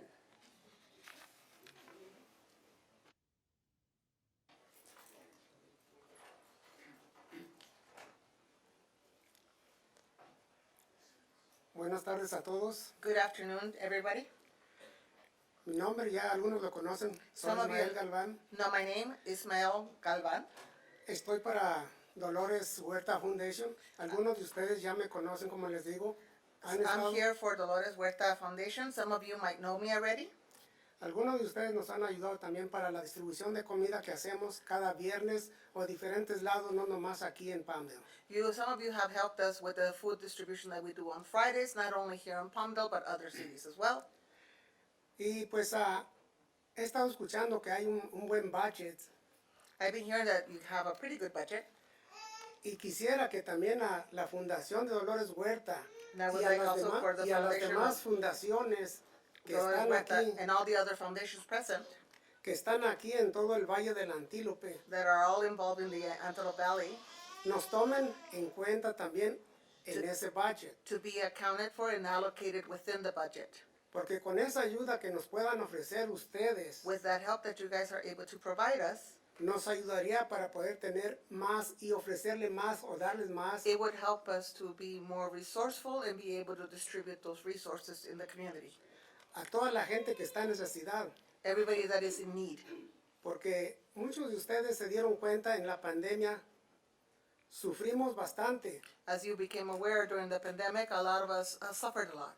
lo cual de una u otra forma nosotros de la fundación, así como las demás, estuvimos al frente ayudando a esa gente que también necesitaba. And at that moment, we were also part of the front lines along with other organizations, and we were supporting everybody that was in need during that need of crisis. Y por lo cual también les quiero dar las gracias a todos ustedes I would like to thank everybody here que nos han ayudado en un momento, a veces un día, a veces dos, that have come out and helped us maybe one day or maybe a couple of days. pero nos han estado ayudando. But you guys have been there, ¿Verdad, Cristina? right, Christina? Sí.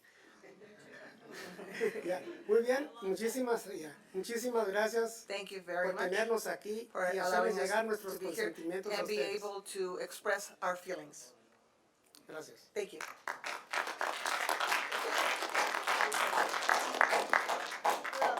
Council, my name is Sharon Wainwright. I've been an Antelope Valley resident for 45 years. I recently moved to Palmdale 9 months ago, but 10 years prior to that, I lived in the desert. If it wasn't for the Dolores Huerta Foundation, I would still be out there. They gave me help. They helped me with food. They helped me with housing. They helped me do a lot of things that, and they've done it on their own. They haven't gotten any money from the city. We've served over 1,000 families this month alone, and we're only in the third week. There's so many families out there that need help, and a lot of them don't know where to go. Dolores Huerta Foundation goes out to the fields. They go to the homeless. They go out there and they help. They also have a food bank here. They go to Cal City. They go all over the place. They go just to serve food. We just went up to Sacramento not too long back to get a bill passed, and it passed. It was great. It was for the homeless. It was the housing. And if this council can find a way to donate the money to the Dolores Foundation, Huerta Foundation, that would be awesome because they help a lot of families. Like I said, if it wasn't for them, I would still be in the desert. I'm 60 years old. My husband died. I didn't belong out there, but I was there. And if it wasn't for the Dolores Huerta Foundation, I would still be there. And thank you. If you could allocate some funds for them, it would be appreciated. Thank you.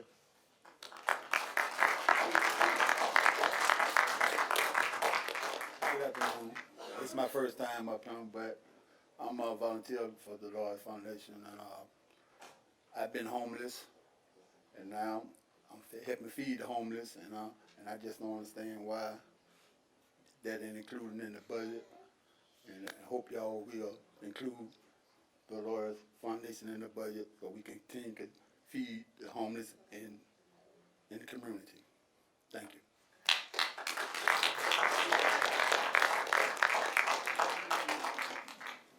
Ruth Sanchez, Diana Morales, Jasmine Graham. Yeah, I think I do. Good evening. Well, first of all, I want to say I heard all this dollar amount in the budget and, all the talk about where all the money's being allocated. My council member, Richard Lowe, wanted to make it a point that all this money is being spent on the east side. Well, let's remember why it's being spent on the east side, because it has not been spent, and we have a lot of things that need to be done. I'll gladly will give you Corson Park, the McAdam Park, and even my own part, Dominic Missouri, with a flashing light that has not worked for over 3 months, for your park on the west side. Gladly will do that, and I'm sure a lot of us will agree to that. But with that being said, I know City Manager Rhonda Perez has been questioning a lot of how many people we service. I want to let you know that in the month of June, only 3 weeks in, we have serviced 2,540 individuals with food. I want to thank Councilmember Alacorn for being there. She was there all those 6 hours working from the beginning to the end. We don't service just the Latino community. I want to make that clear. We service everybody that comes through our line. Most of them, as you saw, are not just Latinos that are coming. So let's be careful when we're saying who are the ones that are in need, that are just the Latino community, because it's not. We service everyone. So with that being said, we also service 366 on-house here in Palmdale. We service, we don't just provide food. We provide a lot of different services. A lot of you guys know me for many years. Mayor, you know me for many, many years. You know that we don't just do that. We do a lot of civic work. What it means is we wanted to make sure that even if you're a citizen, you need to be able to come and vote. Vote for whoever, but vote for these items, different things that are happening here. So what I want to say is include us in the budget, because we have been able to do so much work without you guys including us in the budget. Just imagine what we can do with the help, so that we can continue helping the veterans, all those mothers that are outside in the streets, out in the desert, that are living with their kids. We have proof. We have shown you. So it is very, very bad. It is just saddening that all 4 of you guys have been there, with the exception of Mr. Loa.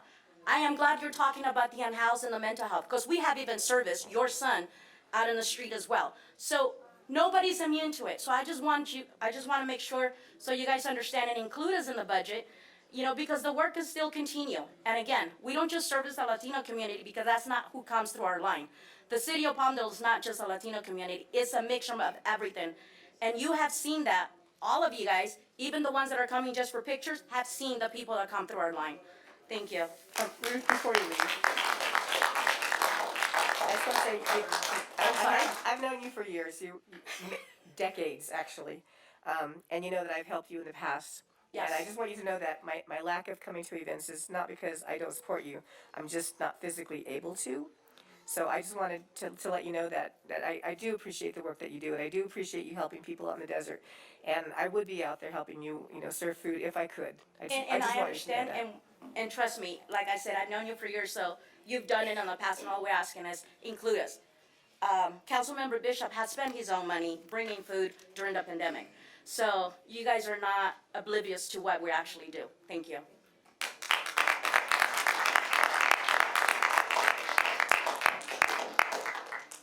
Hello, everyone. My name is Diana Morales, and I'm here to support the Huerta Foundation also. I do a lot of, I've worked for many years, but now I do my volunteering. And I just want to say that, a lot of times we forget about those that are homeless. I think if we looked at it as if it were our family, or somebody in our family that was homeless, maybe we would have more consideration.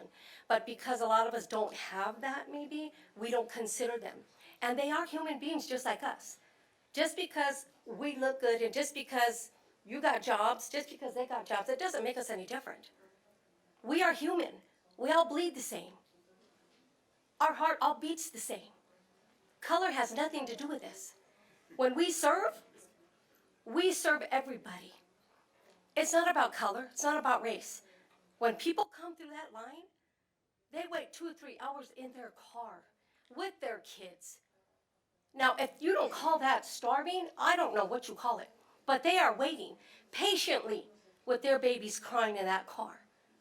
I will walk sometimes. We hand out waters because now that it's summertime, it's heat, it's hot. But they need the food.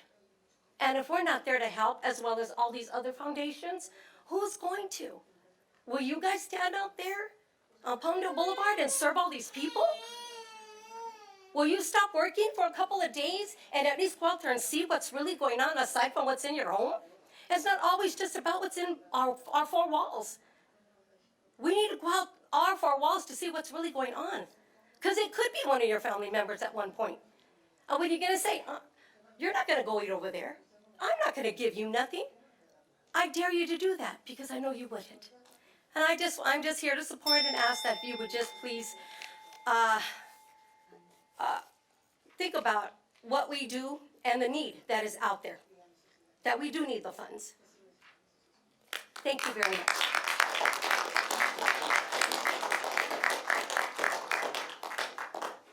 Hello, my name is Jasmine Graham. You guys probably recognize me from last time. I also volunteer with Dolores Huerta Foundation. And once upon a time, I was in need for food and was able to get straight through the line. And so, you know, I'm still in need, but I still volunteer because it makes me feel a little better. I don't know. We do need funding to continue the program, or and that's all I really. I'm kind of shy, so I don't know what to say. That's all I have to say.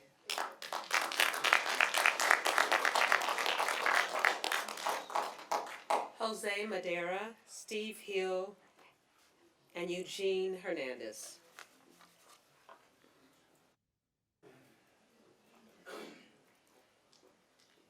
Hello, good evening, everybody. My name is Jose.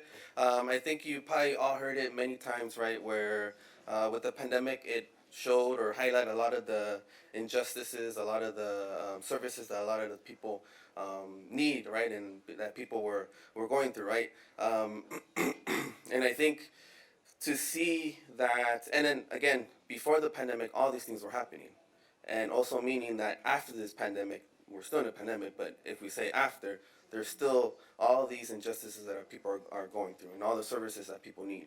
And to see that, and I know you mentioned that the American Rescue Plan gave a lot of that money, that $7 million, but to see that people were getting $7 million of the support that they need and now given less than $1 million of the support that they need, that's very alarming. That you don't have to be a rocket science to see the impact that that's going to do in a community.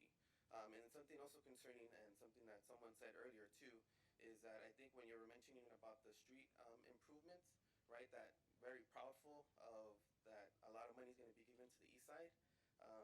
But and you were saying in a way that the east side should be happy and should be grateful, but how can the east side be happy if this again was overdue? This was a lot of the resource, and I know a lot of past councils, I can think, right, we're probably saying, hey, let's make this budget and let's give street improvement to everyone so everyone can have a great street. But we all know that that wasn't done. It was all given to the west side, or more of the plans or progress was faster in the west side, but not in the east side, right? So if we're seeing that, what other things were happening right in the past with education, with services, mental health services, with everything that that the city should be providing the community, right?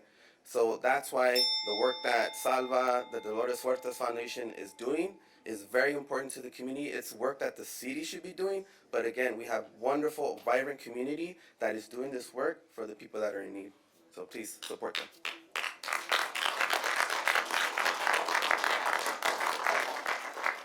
First of all, I'd like to say that I agree with Jason Zink that the city should sponsor town halls to hear from the community more often. And without a doubt, Salva provides a service, a niche in this community that should be fully funded for the immigrant community. And along with Salva, I have volunteered for the Dolores Huerta Foundation and seen the good work that they have done to all communities of color and homelessness and hungry people. And I think that they should be also given funds from the city to provide even more services, because as this economy goes down, as more people lose their jobs, as more people get evicted from their communities, and if they're really making it, they need some kind of help. And Dolores Huerta Foundation is one hand that helps them out of the mess that they're in economically. And I hope that you provide that help. Thank you.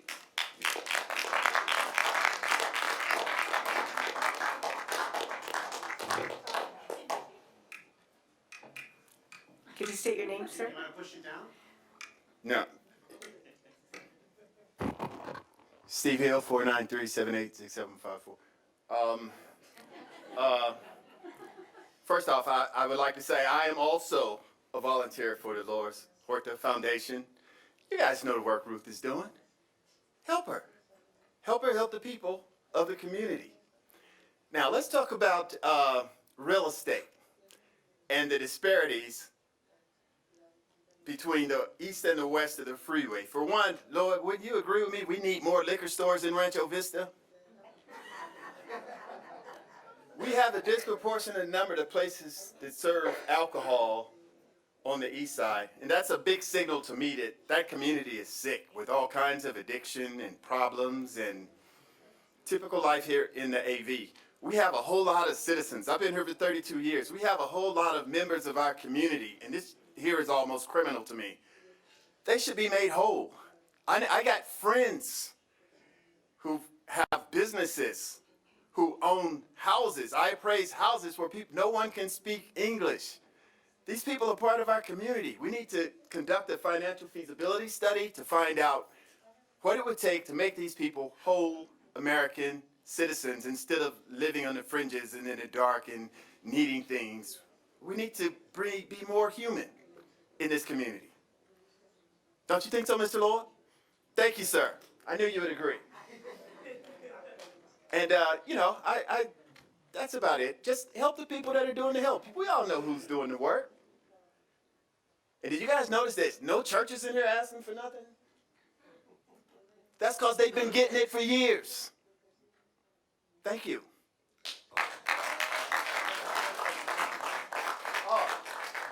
Sheriff's budget, check that out. You guys know I'm not anti-law enforcement. I'm a retired peace officer, but I am pro-accountability.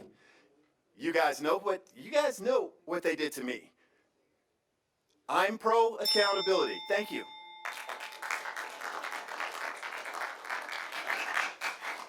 I've called all the speaker slips that I had, Mayor. Okay, thank you so much. I'll make a motion to close public comments. Okay, motion to close public comments? No second? Oh, sorry, I didn't hear you. I'm a little congested, I'm sorry. All right, all in favor say aye. Aye. Anybody opposed? Okay, all right, now let's open up to council to talk. Anybody want to make a comment on this item before we call for a motion or a vote? Well, what I would like to do is to address the Spanish-speaking community. If I could have the interpreter, where is she? There she is. Excuse me, I have this. Yeah, I hear you. I have this thing going on. Bueno, damas y caballeros, quiero Ladies apreciar and gentlemen, I would like to appreciate que ustedes hayan venido aquí that you guys came forth y presentaron sus perspectivas en este sujeto del and presupuesto. you presented your perspectives regarding the budget. Si acaso In la the ciudad event de Palmdale estuviera that discriminando en sus servicios en contra de la comunidad latina, If yo Palmdale was fuera el discriminating primero against the para Hispanic luchar en contra de eso. people, I would be the first in line to fight against that. Yo he sido I've been un activista en la comunidad latina desde que estaba a Latin community adolescente. activist since I was a teenager. Mi perspectiva es My que perspective este is país, that this country, que este estado, this state, da gives oportunidad opportunity por sus principios, due por su to its roots, democracia, its por su democratic, economía. and its economy. En la ciudad de Palmdale, City lo of que Palmdale, hacemos es what we do, distribuir beneficios we disperse benefits de la municipal, o sea, servicios From de the incendio, servicios county, de la policía, like servicios the fire de limpiar las department, calles, the police, the cleaning of the poner streets, mejor a las calles. to Y improve esto the se streets, distribuye and this por is toda la dispersed ciudad. throughout the entire city. Oh, you can't be heard, ma'am, in the back. Sorry. All right. Así es Sorry. que Is el it better? hecho, Can you hear her now? Can you hear me now? okay, Sorry. el hecho The fact de que en el presupuesto nos tenemos que that enfocar in the budget we have to focus on en los servicios municipales que que la ciudad de Palmdale está obligada a that we otorgar focus a on the toda la comunidad. required municipal services that we have to provide for the entire community. Y entonces, de vuelta, les aprecio que hayan venido. I appreciate you guys coming. Me da orgullo que ustedes hagan sus presentaciones, I am proud of you guys for coming forth and presenting. pero creo que hay un malentendido en el propósito de qué es lo que hace la ciudad de Palmdale y todas las ciudades. But I think there's a misconception of what the budget does and what the entire city does for its constituents. That's right. Okay. Thank you so much, Madam Okay. Interpreter. You're welcome, sir.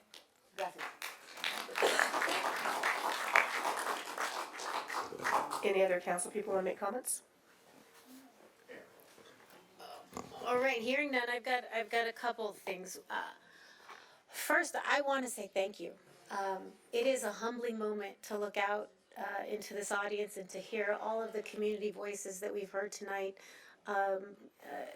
to speak to your priorities and your concerns, so that we can incorporate them into our budget.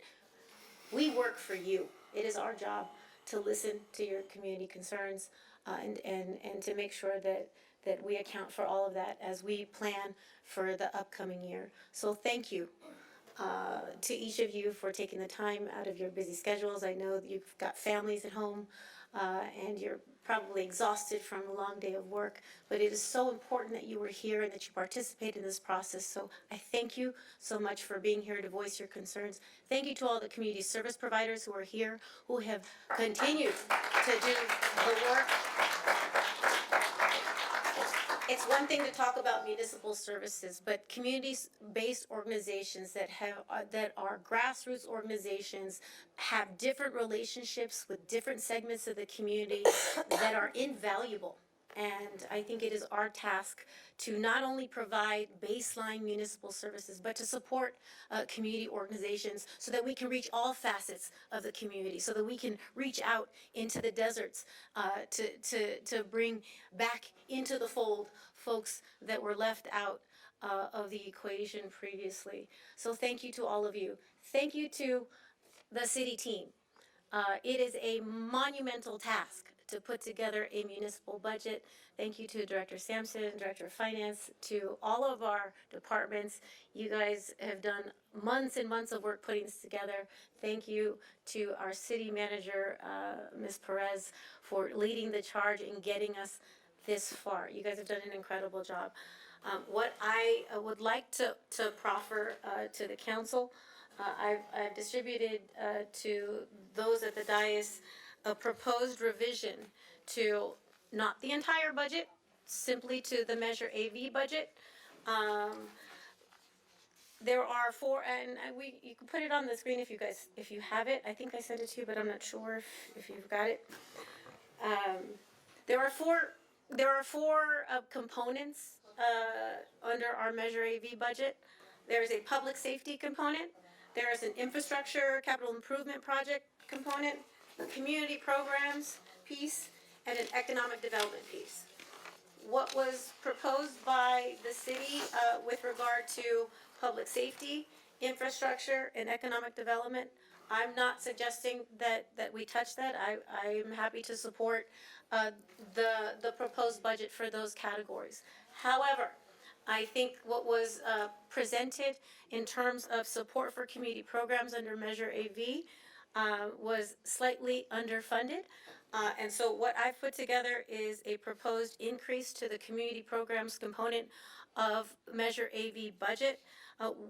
There are various subcategories to include food and essential item distribution programs like those that we spoke of in terms of Salva and the Dolores Huerta Foundation and others, Legacy Commons in terms of senior programs, unhoused programs, our motel voucher program, veteran support, increasing the amount of, I think it originally was proposed at 25,000. I'm suggesting that we increase veteran support slightly.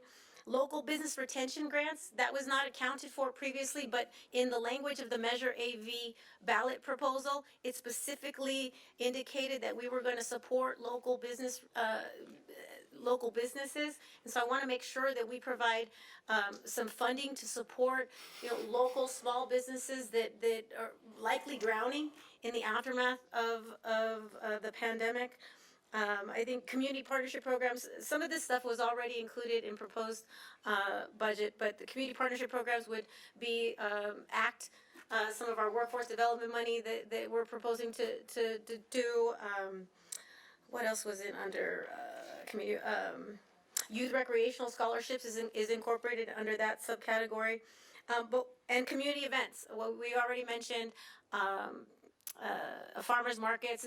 So the addition that I proposed into our community events category would include funding for a certified farmers market. We don't have one in the city of Palmdale. We need one. We need to create a fresh food access.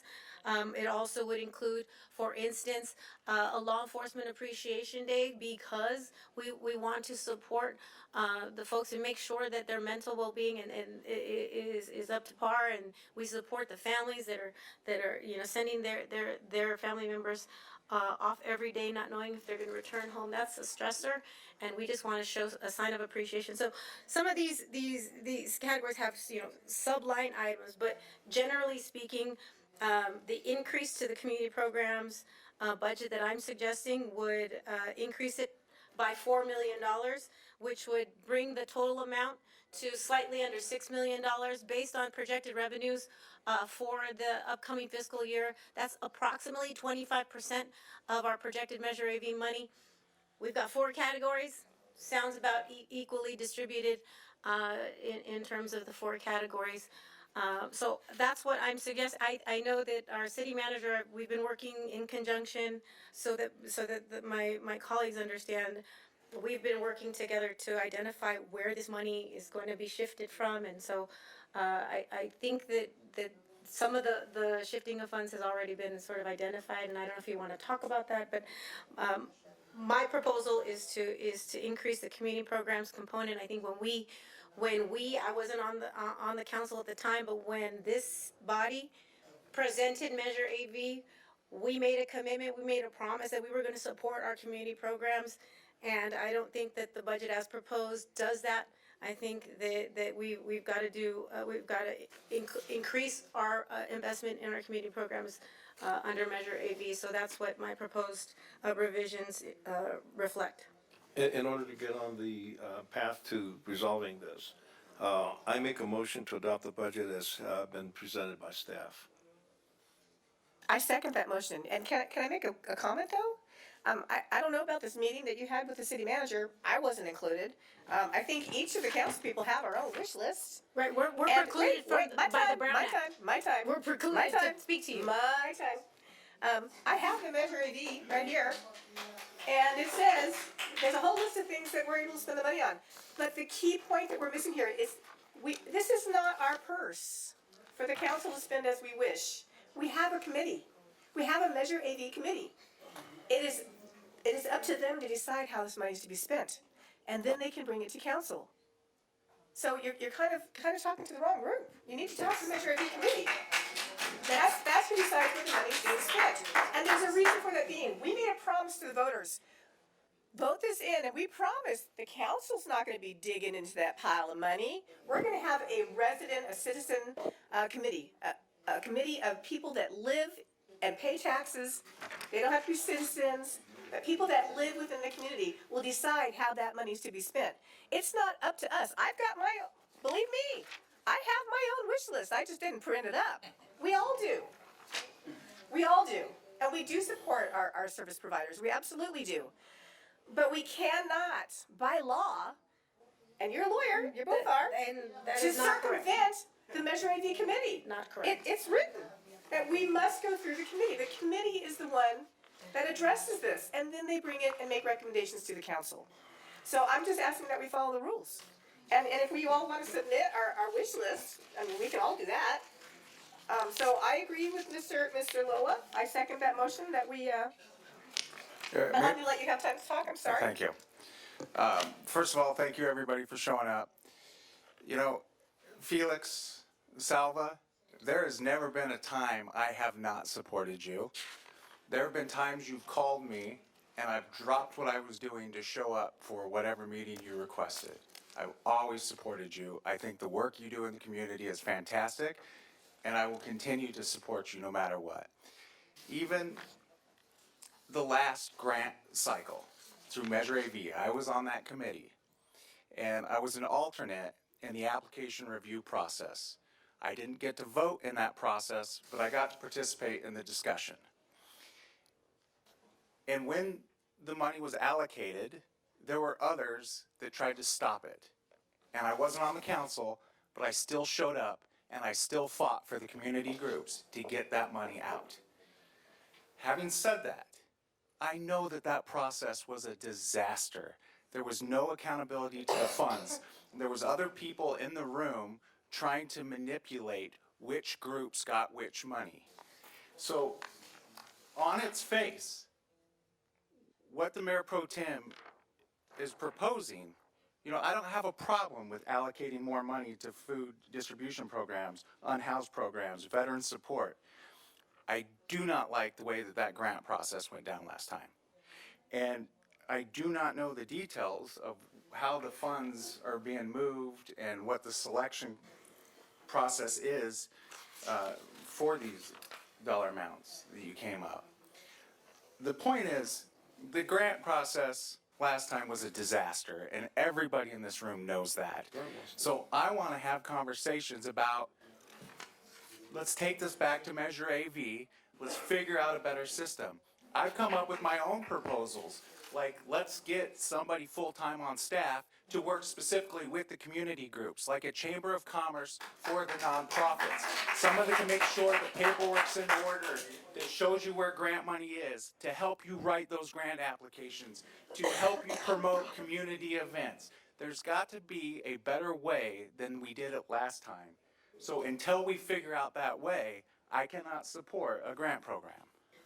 So to respond to that, just because it's included in the community grants program proposal, we've discussed hiring an independent consultant to manage that process so that it's not directly tied to city staff and it doesn't become the debacle that it was. So that money, the what's line item here as the community grants program takes into account an independent consultant to manage that process.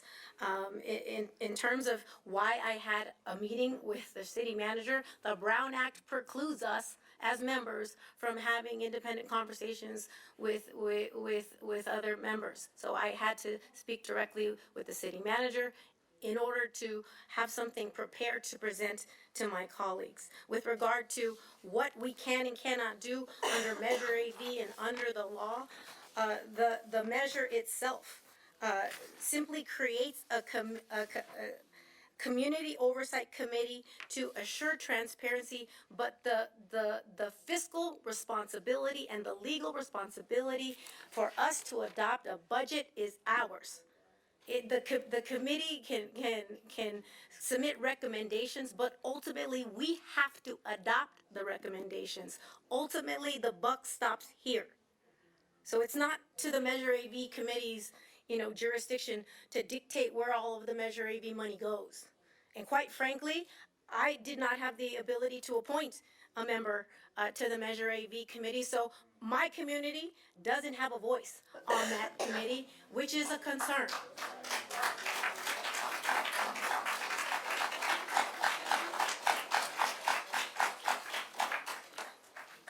So I don't know, I think the other members have some comments, but I just wanted to make sure that in response to, Councilmember Olson's concern about the proposed reinvigorating the community grant program, yes, we all acknowledge it was an issue last time, and we're trying to, we've identified a way, an independent consultant to manage it, and we've incorporated that into my proposed revisions. Well, first off, I want to thank everyone for coming out tonight. I know it's getting late and we all probably have busy. Lots of good points have been made tonight. But I would like to say, after having gone through the last grant program, it was a disaster. It caused a lot of discord, a lot of mistrust, and it created a lot of staff time. It was a lot of staff time tied up dealing with that when we could have been working on other things. I know it was the first time of us doing something like that, and I even went on the record the last time we did the grant program saying, I don't think I can support this again just because of the level of difficulty it caused. I even talked to Felix from Salva, and he even said that the amount of time he had to put into the grant process wasn't even worth it for him. So those of you who know me know I've always supported the groups that are doing the hard work in the community, supporting the homeless, the veterans, and the disadvantaged communities, the Hispanic communities. I've always been there to support it. I do think we need to go back to Measure AV, take a closer look of how this is going to be done if we do it again. But I also just want to say we really need to be mindful of the budget and everything we do in the next few years, because the rising costs of everything and the revenues that are going to be coming in, we're going to have a deficit in a few years. In a few years, the city will go negative the way we're spending. So we have to be very careful. Everything we do, we have to make sure we're investing in the community in a way to where it brings more tax revenue back in. Otherwise, come 26, 27, we're going to be in hot water. And we're not going to be able to provide many services to people if we just continue to spend money at the rate we're spending. So I agree with every single one of my council members here, and I just like to get this budget passed and move forward, creating a way we can continue to support these groups. And before we call for the question, to be clear, the motion on the floor that was made by Councilmember Loa and seconded by Mayor Betancourt would not fund Salva, would not fund the Dolores Huerta Foundation, would not fund various of these programs, because in the proposed budget, it doesn't include them. May I speak to the motion, please? Yes, you may, and then I'm going to follow that. All right. Last year, first of all, I want to say in English what I said in Spanish in summary. If this city were discriminating against any ethnic group, any demographic, the Hispanics, I would be out front fighting against that. Yes, I would. And my history, my personal history, proves that. So that's an issue that is really not before us. What's really before us is, how do we provide services equally across the city? If we were depriving any part of the city, I would be championing to reverse that. Last year, and a couple of the council members have already talked to the divisiveness and the struggle and everything that went into the approval of the AV measure last time. And you know, it really tore up our staff. It pitted one part of the staff against another part of the staff. It was extremely divisive. It was extremely stressful. It had no place in our process. And it also pitted organizations against each other competing for that money. And that was very, very difficult. But what we have to stress tonight is that our budget needs to deliver services to the entire city. And it needs to deliver services to the east side that does need those services. I'm not begrudging that one bit. If the majority of the money is going to do projects in the east side, that's wonderful. Avenue R, long overdue. Many streets are terrible. And so therefore we can focus our attention on those needs. but not by ethnicity, not by demographic, but by the entire city. And so I do call for the question on this issue at this point. Thank you. I just have one comment that I want to make is that passing it with the motion that we have does not mean that these organizations aren't going to get money. It just means that we're going to let the committee that we agreed to when we presented this to the voters, we're going to let them decide how much or how. The city manager is actually, can you please clarify? If you pass it as written tonight, what is funded in the attachment on the website and in the agenda is what will be funded for the year. You would have to come back and reallocate dollars at a future date.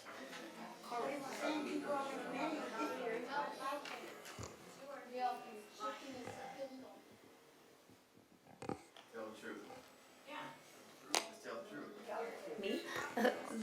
The truth is that we have the legal obligation to adopt the budget. The Measure AV committee is an oversight committee to provide transparency, to make recommendations to the city council. But the city council has the legal obligation to adopt or reject those recommendations. Right now, this budget as presented is what would set forth for the upcoming year, and it does not include any funding, for instance, for Salva and for the Dolores Huerta Foundation. It doesn't also include, some of the veteran support money. It doesn't also include money for farmers markets. It doesn't include money for local business retention grants. It doesn't include very, very important pieces of what our community does and how we function. Madam Mayor, can we call the question, please? I just have one question. Under the budget as it's proposed, all of the money that is in Measure AV, because this is what I was talking about. Will there be any money left in Measure AV budget after this budget is passed? Reserves, everything else will be allocated. And the flow into Measure AV is a continuous flow, is that correct? Correct. To follow up on that, there's no other pots of money whatsoever throughout this budget that we can use to accomplish those goals that we just outlined. There are pots of money that are, how do I say this? So when we budget for special events, let's say, I'll give you a real life example. We budget $500,000 for special events. That is what we believe we will spend. Sometimes we come in at 450, sometimes we come in at 502. If there's money left in those pots, absolutely. So for example, the farmers market, we have probably some leeway to fund something like that out of one of those pots. Similarly, we are establishing a sponsorship and partnership program that will help us fund some of the events I think that have been requested over and above what the city's allocation is. Thank you. But those are ifs, right? If there is money left over, if there's, I just want to make sure that we're clear.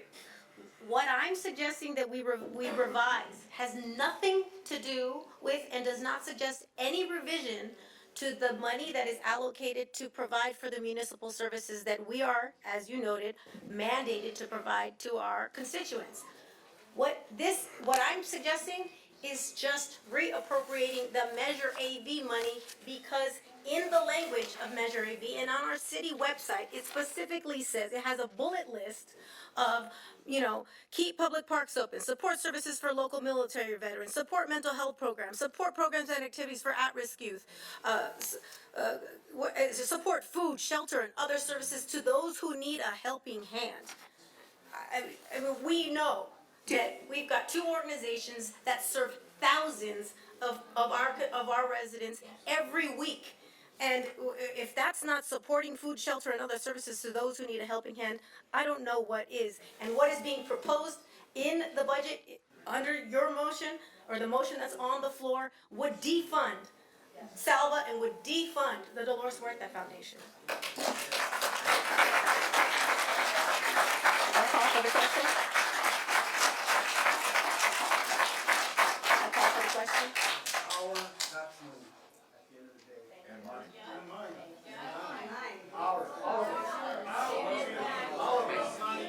calling for the question, please.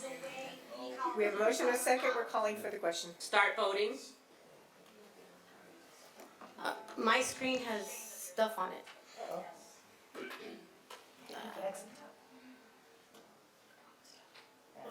Not working. IT. Well, we don't need the electronic, sir. I'm clearly a no. Okay, I will put that in.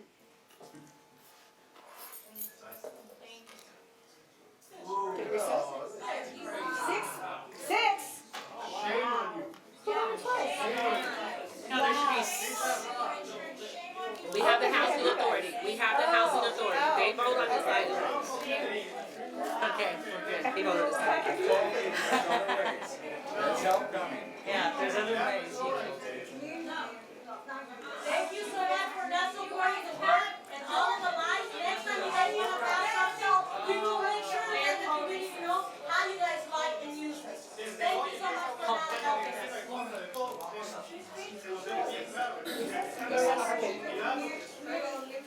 We're gonna go ahead and call a recess.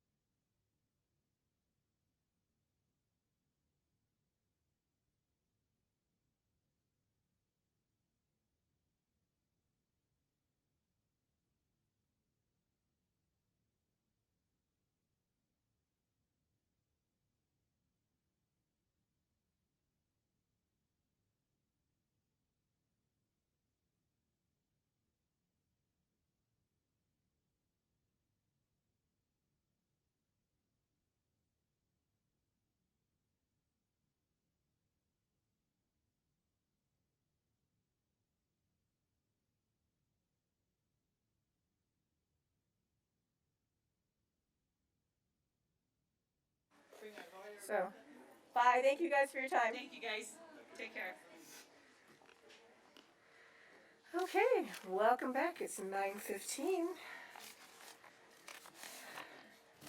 We are now on item number 11, and that's the appointment to the Library Board of Trustees. Do we have a? I move to appoint David Challen, Ms. Challen? Caitlin, sorry. Come on up and Sorry, introduce my yourself. notes are. Oh. Is Delilah in the audience? Do we have anybody who's applied for this position here? Yeah, there was someone else. who applied. Okay. I don't know if he's here. All right. They weren't able to attend. Okay. Okay. And we're appointing just one member, is that correct? Yes, exactly. Yeah, Challen David is my motion. Okay. Do we need to do a computer vote or a voice vote? I'll just go ahead and pop it in for you real quick. Okay. Start voting.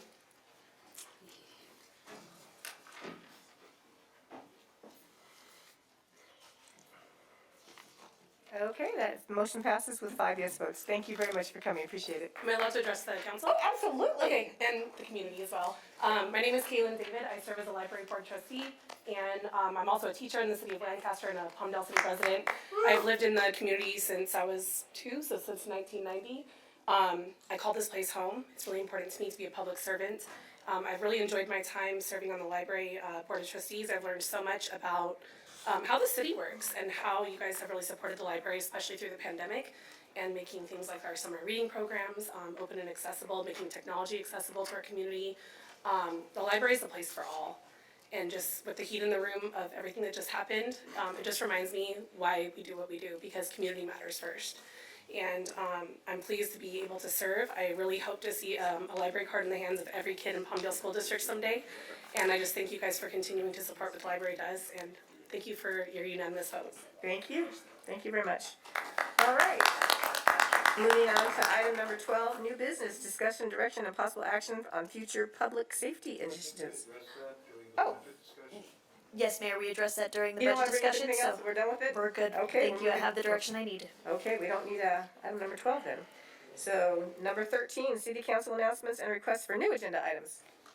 All right, so as part of our last discussion reading about the budget, I think that would be a good time to bring up. I know I mentioned that the process of the grants was flawed. Yep. And it caused a lot of problems, but I said I still support the groups getting funding.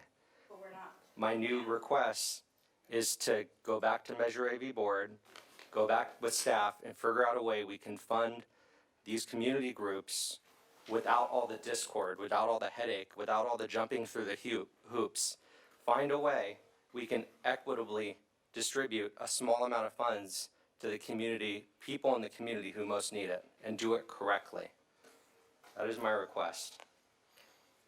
Any other requests? Just to dovetail off that, again, they can make a recommendation, but we just approved a budget that doesn't allow for them to reallocate the money. So I don't really know what that item would be for them to come back to think about it and then come back to us, because ultimately, we have the power to implement the budget, and we just deny them. Ms. Perez, you said there's money. Yeah, I asked the question if there was other pots of money, and There's buckets of money, so what we would have to do is we'd have to go back and look at the different line items and move things around. I don't wanna say defund, because that's a negative connotation, but we would have to look at reallocating dollars, so something else would have to give. But reallocating means, when you talk about moving things around, we just adopted the budget as is. It is what it is. It is. To allocate that's what I was suggesting, 1. 2, it would have to come back to us again, so it's gonna be, what was presented is gonna end up in a big, huge budget book, and that's gonna be what sets the platform for the upcoming year. To undo that is an almost impossible feat. It would have had come back to us anyway, because the last time we did the grant program, it came back to us multiple times, over and over and over again, for the council to approve each group one by one by one. It wouldn't have had to come back to us if we could have done it tonight. It absolutely would have had to come back. Mayor, may I speak? Yes, absolutely. I think that, I want to echo what Councilman Bishop talked about a little while ago, and that is, our budget is extraordinarily tight. And if we don't make some positive fiscal changes, we need to avert this city going into a bankruptcy. So, no, we need public safety. But my point is, we've got a very close budget, and we have to be mindful of that. We have to be mindful of Guys. that. Go ahead, Mr. Lowell. You know, The audience apologizes. like I said, I appreciate the strength of and the emotions of the people who were disappointed tonight, but this is the process. And what Mr. Bishop is suggesting is that maybe there's other means, but we have to keep in mind how close and how tight our budget is. We have a responsibility to the entire city, and we have to provide services to everyone equally in the city. So I think that we did the right thing tonight. The budget revisions as I presented did not call for spending any more money. The money that was appropriated or at least included, projected, $22.9 million. My proposed revisions did not go over and above that projection. So yes, our budget is tight, but what the revisions that I worked hard with the community and with the city staff to develop were within the parameters of the money that is projected to come in. So it's not like I'm asking to spend extraordinary amounts that we don't have. The money is already projected, $22.9 million in Measure AB revenues in the upcoming year. The revisions that I was suggesting that would have funded all of the community organizations, that would have funded veterans groups and senior programs and farmers markets, and I mean, the list goes on. So I agree with Mr. Olson that before we bring back the grant process, we have got to have an administrator, a professional administrator that administers the grant. I would like to have the city manager look into getting a professional person so that when we have grant money, that we are able to take off running. But you can't approve an administrator and the grant money all at the same time. You've got to have things in place, and that's where we went wrong last time. We had a big pile of money when everybody applied for it. We had people up at this podium going, well, we're a better charity than they are, and we're a better charity than, and they were eating each other alive. We've got to have a really fair and balanced process to this, but first we have to have the people in place that can actually process these grants. And We've got to be logical about this. I understand that what was proposed didn't go over the total budget, but I don't understand what was moved to make it work, and I want to understand that fully. Okay, but nobody asked the question, and we didn't have a full discussion. There was a motion and a second, and I was trying to be clear about what was. It was sprung on us tonight. But so when I asked the question, are there pots of money that we can move to make that work? The answer was yes, because I support food distribution programs and unhoused programs, veteran support, everything on here except for that grant program, because it was a disaster, and we got to define how the money's gonna get moved before we can comfortably say yes. Then you could have supported an alternative motion. We could have had a further conversation from the dais. We could have amended my revisions to exclude the community grant program if that's what was the issue of contention, even though the community grant program that I included in my proposed revisions included an independent consultant to avert the debacle that we had last year. If that was the issue, we could have had further discussion. That motion could have failed, and we could revise the motion. We could have continued to support the food distribution programs and all else that was included in my proposed revisions, separate and apart from the community grant program, if that was the issue of contention. But unfortunately, that's not what this council did. Well, unfortunately, this was your proposal, and there were other groups that wanted things that weren't included in this. There's other events, like your community events that you had listed. I didn't see Juneteenth. I didn't see anything for the black community. There's a lot of things that were left out, right? So, I mean, yes, I developed the proposal by myself, and I put it on the dais in the same exact way that you, Mayor, put on the dais your proposed list of 5 commissioners to be on the Measure AV committee that excluded my district. You did the exact same thing. That wasn't me. All right. What do you mean? I picked them? Madam Mayor, Yes, I didn't pick and them. unless Mr. Olson has something to request, I would I ask that didn't we pick all move. 5. Can we move our agenda forward, please? Sure. All right. So into that topic. Okay, you got it? I want to be clear on that direction. Yes. The direction that you're requesting is to go back to the Measure AV board and fund community groups through an equitable distribution of some to be determined dollar amount. Right, the funds With are, an administrator, though. With a professional grant administrator in place. right, let's do it right. Prior to. The funds haven't gone anywhere. Let's do this right. I And thought that was part of our initial discussion when Eric spoke and then I spoke. And The funds have gone somewhere, we just appropriated them. We And just appropriated them. And taking into account the constraints of our budget and fiscal responsibility. And understand that, yeah, okay, this budget is settled. Every day that comes after this budget, there's more money going into Measure AV. It's not like it's an empty bucket. No, There's the money that- projections are an annual projection. The money Correct? comes in every time a person buys something upon it. This is a tax, right? Every time you purchase, that's why you gotta shop local. That money goes into Measure AV. Correct, We and projected- all of those were, the projection of the 22.9 million is for there's- fiscal year 23-24 was accounted for. So tomorrow's tax dollars are included in the 22.9. Friday's tax dollars are included in the 22.9. There's nothing that's gonna change in the projection until we get to the actuals at the end of the fiscal year of 2024. Okay. Madam Mayor, can we move the agenda forward, Yes. please? Yeah, Thank I you. think my request has been understood by the Okay. city manager. You did understand Mr. Bishop's request? Okay, all right. Number 13, council announcements. Oh, sorry. Number 14, city manager's report. Sorry.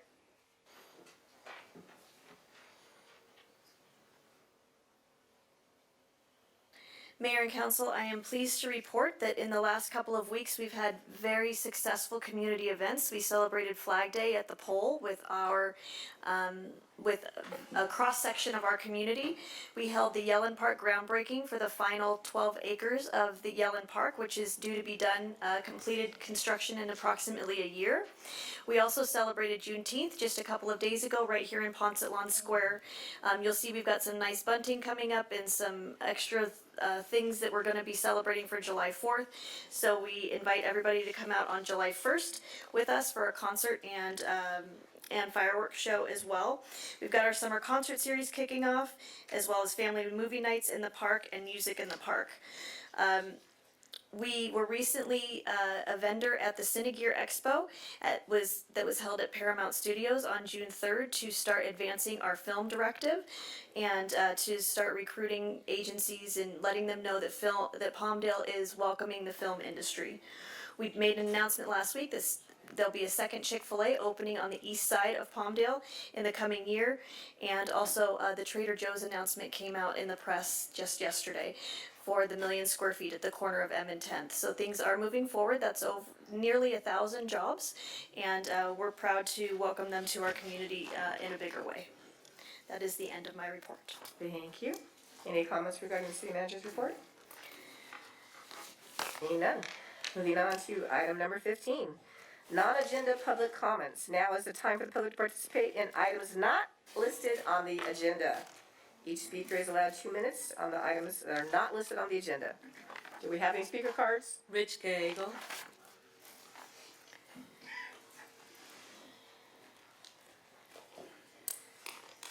Good evening.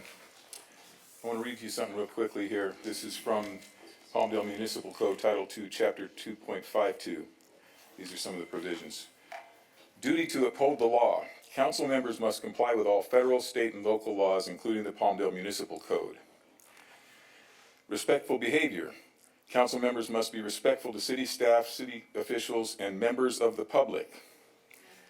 They must conduct themselves with integrity. I read this because right here I'm holding up Form 501 for Member Alarcon, which is stamped 33 minutes after the state imposed deadline and ordinance 1483, I think it is, here in Palmdale. And this other paper here, verification form, which she signed, says that she acknowledges that she's must turn in the nomination, or pardon me, the paperwork to the city on Friday, or by Friday, August 12th, by 5 p.m. So she acknowledged and signed a document stating so, that she had to turn it in on time, didn't turn it in on time, and that's not, it's not Ms. Alarcon's fault, as far as I'm concerned. I want to know why the city accepted it. I want to know why the city broke its own laws. I want to know why the concerns we brought, as, by the way, I'm Rich Gallego from PFC, if you didn't know it already. We brought several concerns to you in the last several months, and we get no response. I want to know why Mr. Javier Flores hasn't been removed from the committee that he's on when he made irresponsible, libelous statements about our group.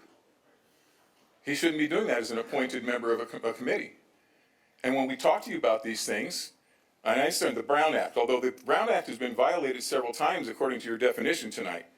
We've had people being, discussions going on. And when that's not supposed to happen. But when we come and ask these questions, we get nothing. You could respond online, you could put it on the city's website, you could contact us.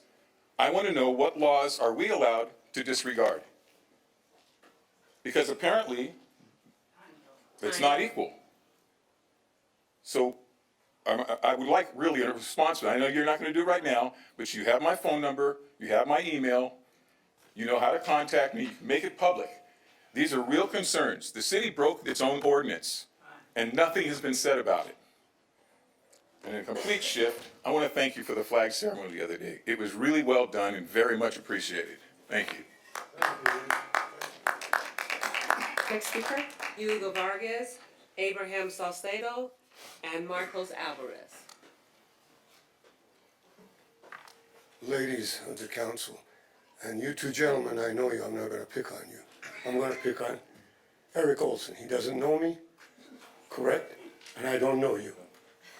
But you, I'm going to make this, you're a violent, right-wing extremist. You are a right-wing extremist. You like that? I'm sure you don't. But that's what Mr. Flores called me and members of my team, Palmdale Freedom Coalition, called us violent right-wing extremists. I want to know where the hell he got that from. Why is he accusing us? Richard, you've known me all these years. You've been to our committees. Mike Garcia has been there. And Assemblyman Tom Blackie, they've known you for almost 30 years. I've been here 52 years. I am not a right-wing extremist. Not only I demand apology and retraction, but I understand that Human Rights Committee was not elected by the citizen populace. They were appointed by the city council. Whoever appointed this Mr. Javier Flores, I demand they remove him immediately. I demand that. I appreciate your time. Next speaker. Hello, Council. My name is Abraham Salcedo. I'm also part of the Palmdale Freedom Coalition. And again, we have questions that we can constantly come up here and ask you guys, and we still don't get any answers. We have the issue with Ms. Alarcon, and she states that she lives in that district, but we believe she doesn't. And there's a whole lot of issues with that I don't even want to go into at the moment. But one thing that's really important is when you start a group that's supposed to be the Human Rights Advisory Committee, and then you have somebody that has made multiple racist threats and accusations and defamation of a group like Palmdale Freedom Coalition, who comes up here and is just trying to help. We're not asking for money like some of the people here. People are coming in here and asking you guys for money, and you're willing to open up the pocketbook and say, here's $4 million, no oversight.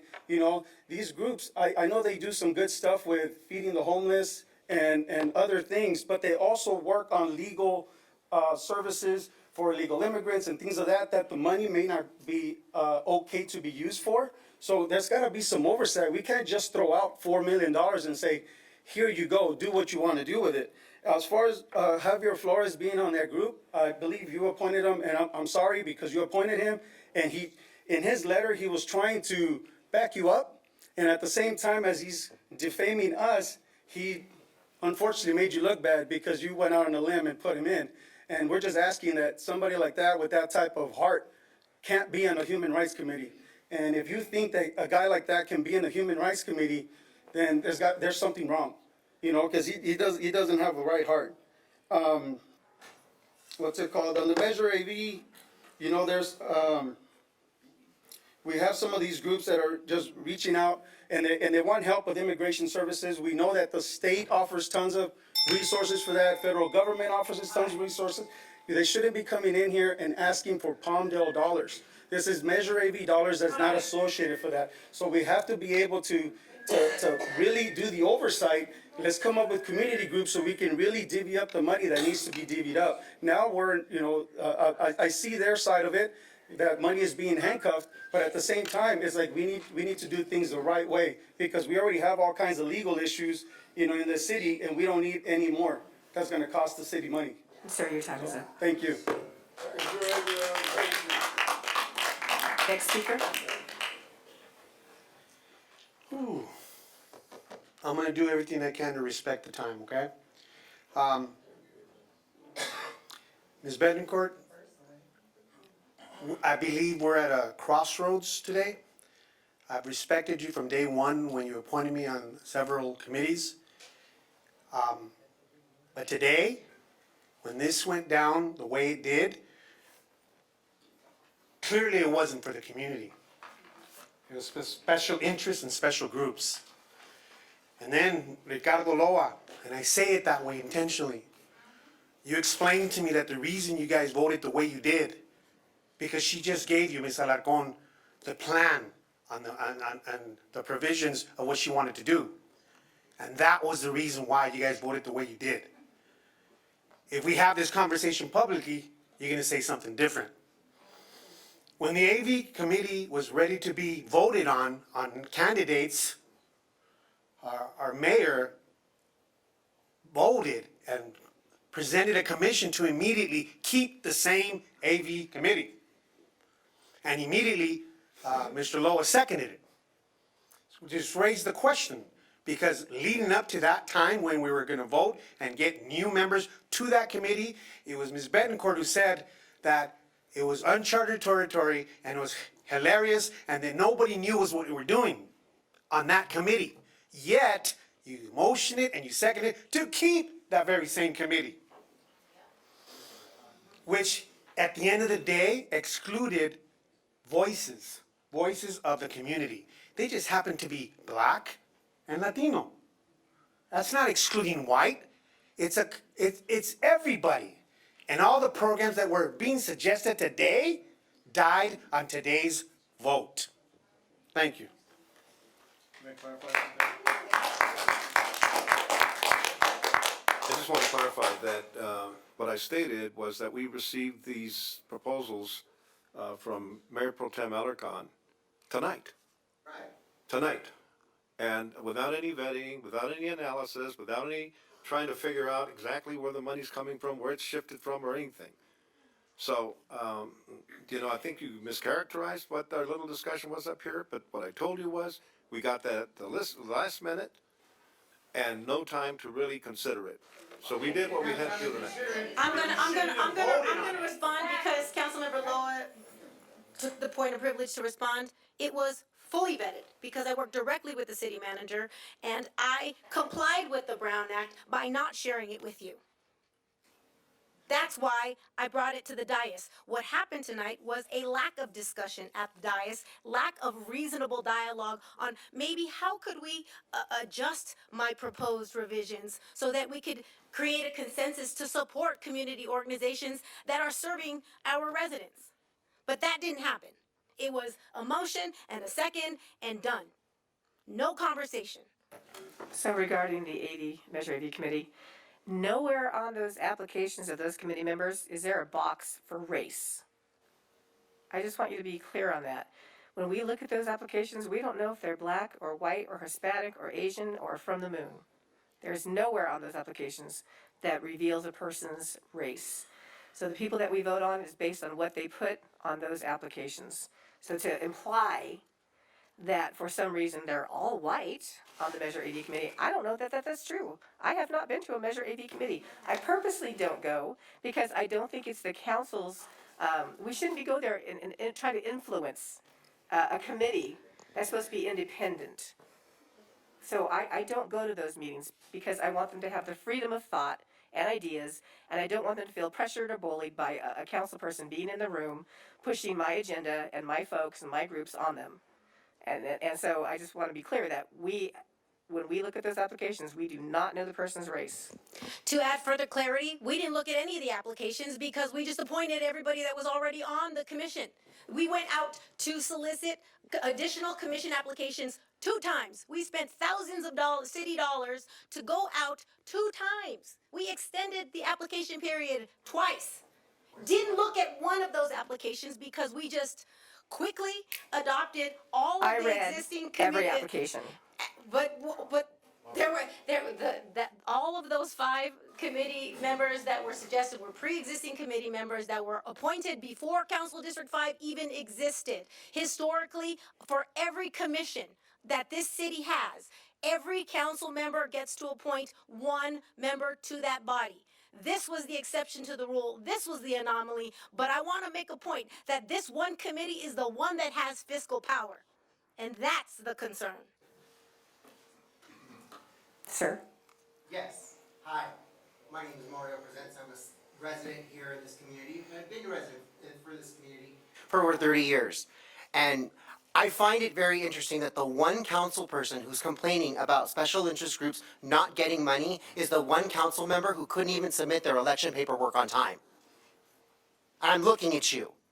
You smile, you nod your head, but it's against the law to submit your paperwork after time has been called. No one gets an exception, not even you. But you still sit on that dais. I agree with not giving my money to special interest groups of any sort. Because what can I do for Toys for Tots? What does Toys for Tots do for someone like me? What does Salva do for someone like me? What does Churla do for someone like me? They don't do anything for someone like me.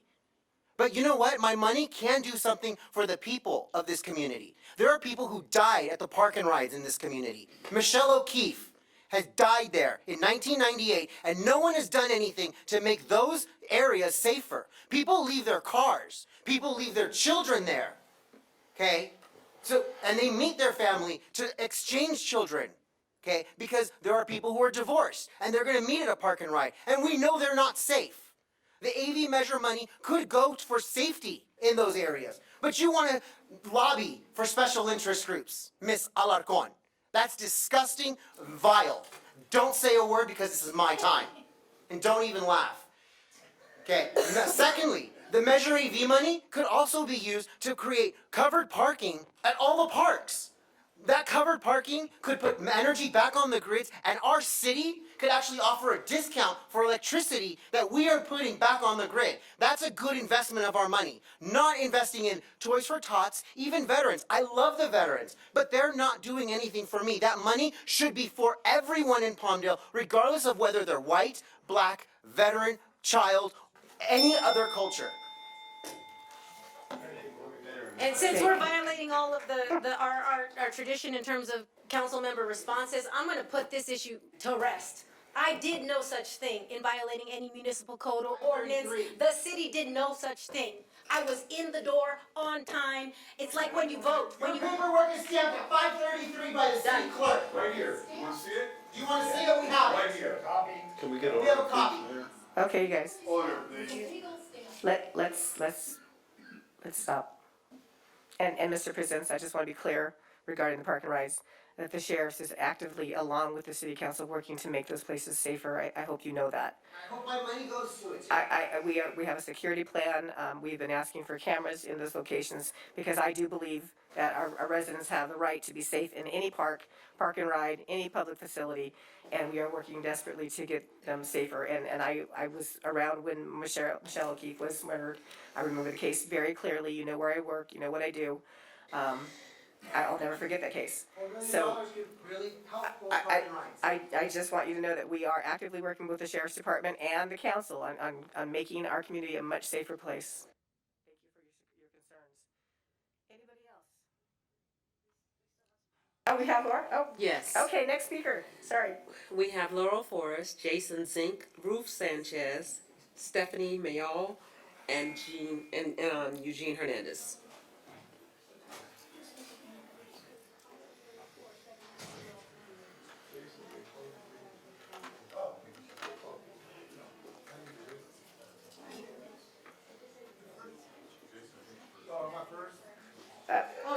Laurel's first, and then you, Jason.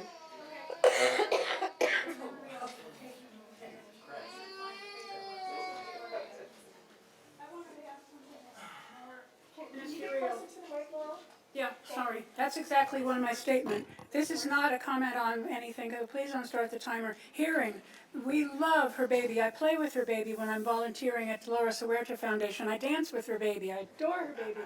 However, people like myself with a major hearing deficit and past 3 brain injuries with tinnitus and difficulty to focus, the lady who's doing an admirable job please don't start that this is not about my comment. This is clarity. You need an aid. Okay, if you're going to go, I'm going to talk over. ADA, you have a problem with ADA. Most people do not speak into the microphone. I pointed out this last year. Please just get a drill in here. I could come and do it for you in 2 minutes. Drill a drill, put another base on it, put the microphone so people can get to it instead of they're talking here and some people just mousy, talk a little bit soft.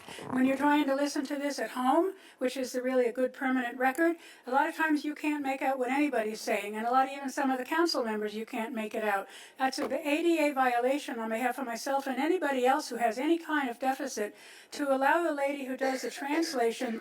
Back in the day in military, the JAG Corps always had Corps reporters with a big rubber gasket around their mouth, and they would go like this, and you couldn't hear them all. Well, you couldn't hear them at all. Well, they were dictating the entire official court record for the JAG Corps, which is the military's justice system.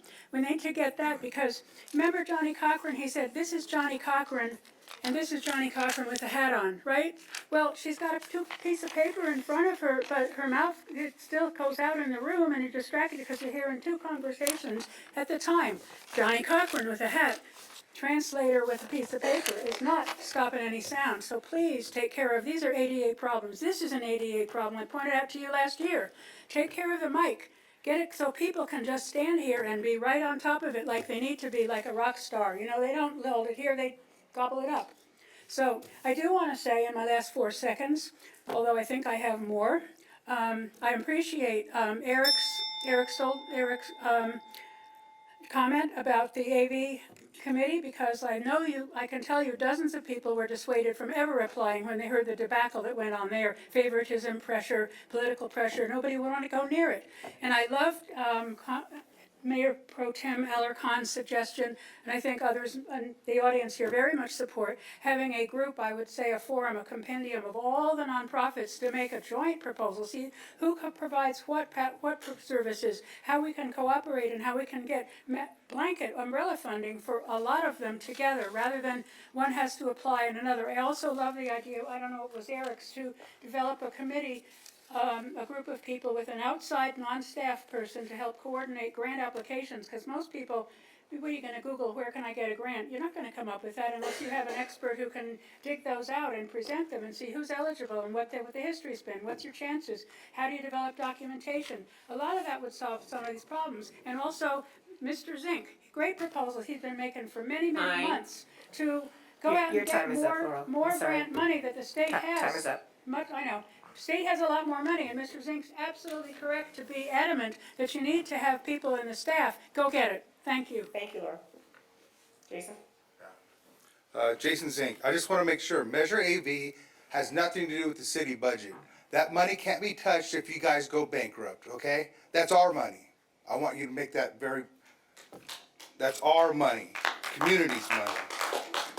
Okay, I told you months ago that we needed to have budget hearing, town hall meetings, so the public could give input, so you guys could give input. You see how frustrating you are to give input? Think about us. No, why don't you guys listen to me? It's common sense stuff I'm proposing.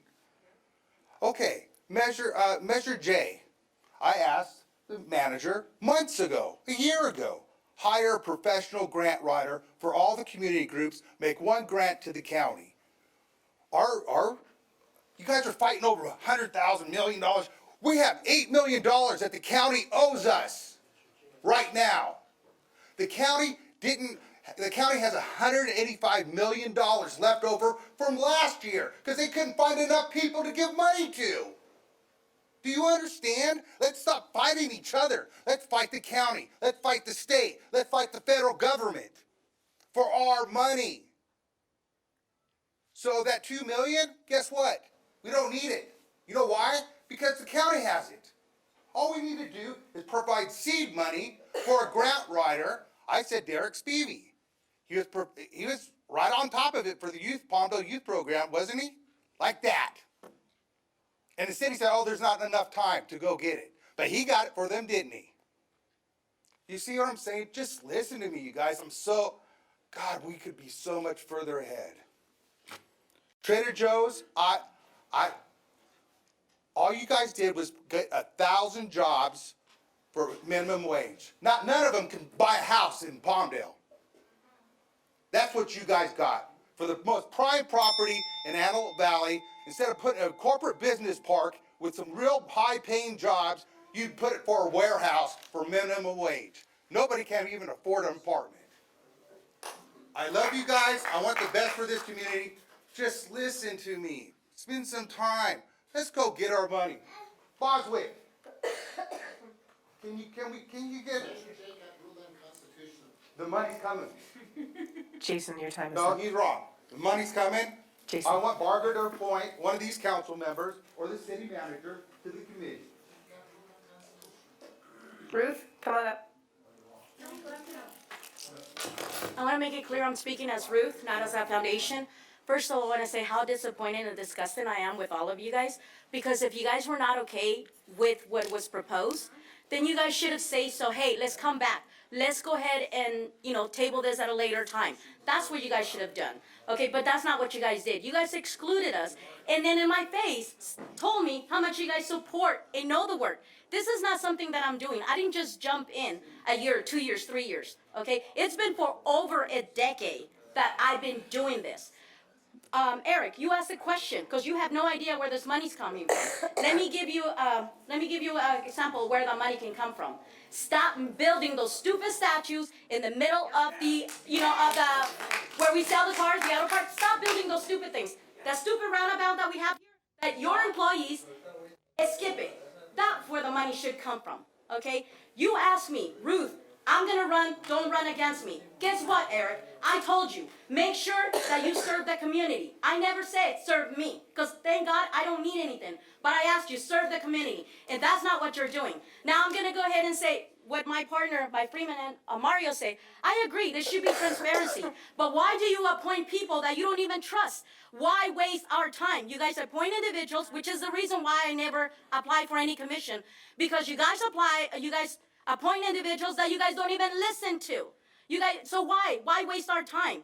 Why lie to us in our face? Why tell us, help us to pass this Measure AB? I know Salva got called in to help. I know we did, and we did it for what? To lie so you guys can keep building so that we can have hot water on the west side of the swimming pool? But our park right here has been flashing the light for over 3 months. It took almost 3 years for that barricade to be moved in our site, Eric. Okay, and if you don't know, then you should not be sitting where you're sitting now. Thank you. Next speaker. My name is Stephanie Mayol. I just wanted to, again, thank you, Andrea, for defending us and inviting us here to at least get what we deserve, because that is not your guys' money. That is the money of the community. And for you guys to sit here and pretend and have pretend time and pretend like you guys were doing something for the community, it's disgusting. It's deplorable, and it's wrong. For you to say that you're there for Salva, but then immediately vote it no, wrong. Hypocrite. You lied to our faces. You showed who you truly are. Because if you supported a organization, you wouldn't have said no. And you saying that you don't understand or you don't know where this money is, or you don't trust the people that are handling it, then why vote it in? And then as soon as discord happens, you guys ran out the door. Embarrassing. How old are you? Are you an adult, or are you a child that needs to run away? Own up to your guys' mistakes. Own up to what you guys are doing. It's wrong. Don't invite us here to fight for money that isn't going to be seen by us. Don't hang a little carrot for the rabbit to be chased. No, it's wrong. You guys are sick. I think that the Freedom Coalition is a misnomer. Their only freedom is to insult assertive Chicana politicians and Chicanos who write letters to the editor. For their information, the Freedom Coalition should go in the library and look up the U.S. Constitution or the California Constitution. It has a provision called the free speech. Everyone is entitled to write a letter to the editor in support of a politician. It's ironic they only pick Chicanos to attack. They never pick Eric or Austin, right? Because we should be put in our place according to the Freedom Coalition, and they are violent. Well, this old man here wanted to start a fight with me.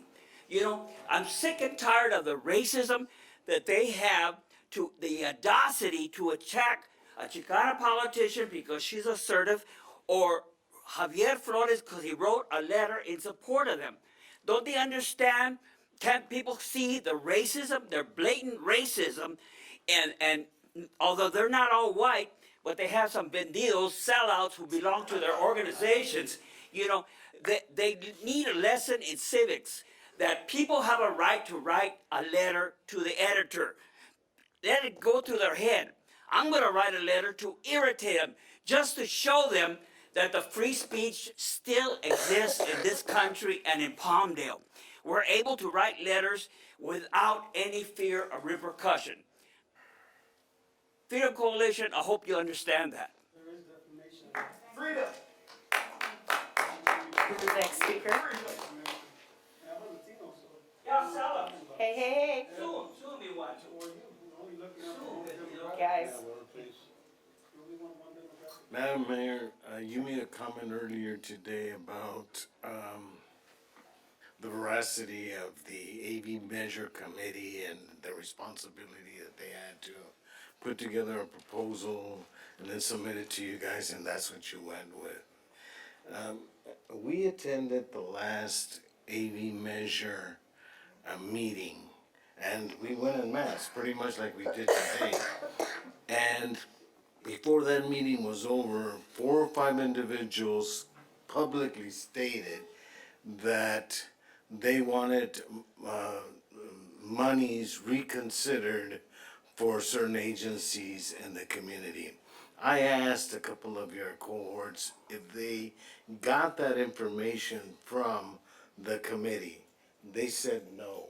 And I'm wondering, and I'm asking the city manager why that information was not given you, because if it had been, this whole thing might have might have been taken or dealt with differently.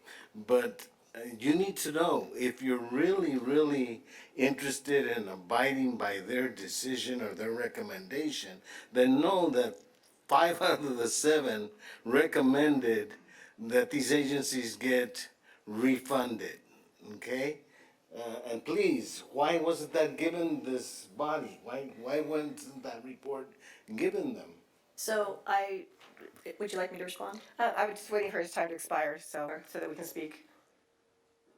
So, just quickly regarding I'm not even sure if I should address it.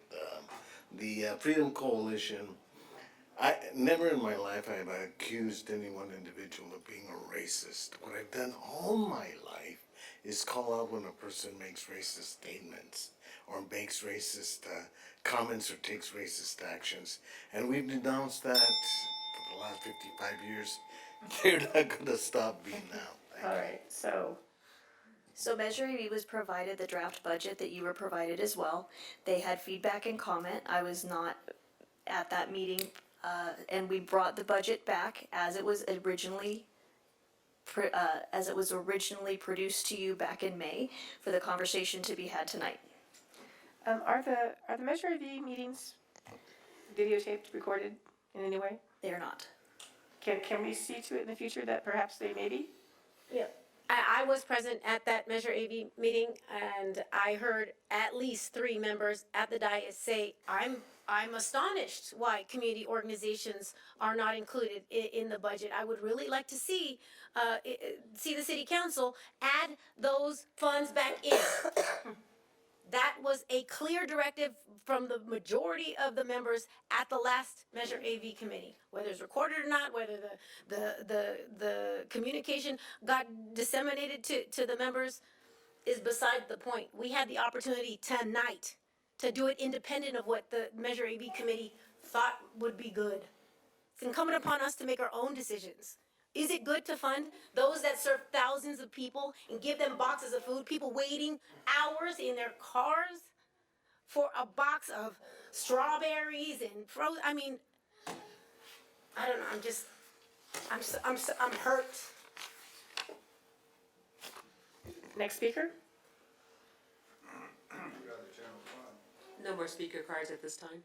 Motion to close public comments on this item? So moved. All in favor? Aye. Anybody opposed? Okay. Now we're moving into our closed session. I have, I believe, a presentation by the city attorney. Thank you, Madam Mayor. I'm looking at members you. of I'm the sorry. I didn't know he council. was going to be here. Well, I'm still here. No, Okay, sorry. Been watching events transpire. Stepping on Alex's toes, you have a properly agendized set of items. And at your leisure, we can adjourn to closed session to address them. Okay, and with that, we'll go ahead and adjourn to closed session, and we'll be back out after closed session is finished. You're welcome to stay around to hear the closeout from the city attorney when we're done, or I can just thank you for having come tonight, and we'll see you next time. Our next council meeting will be July 12th, 2023 at 5 p.m.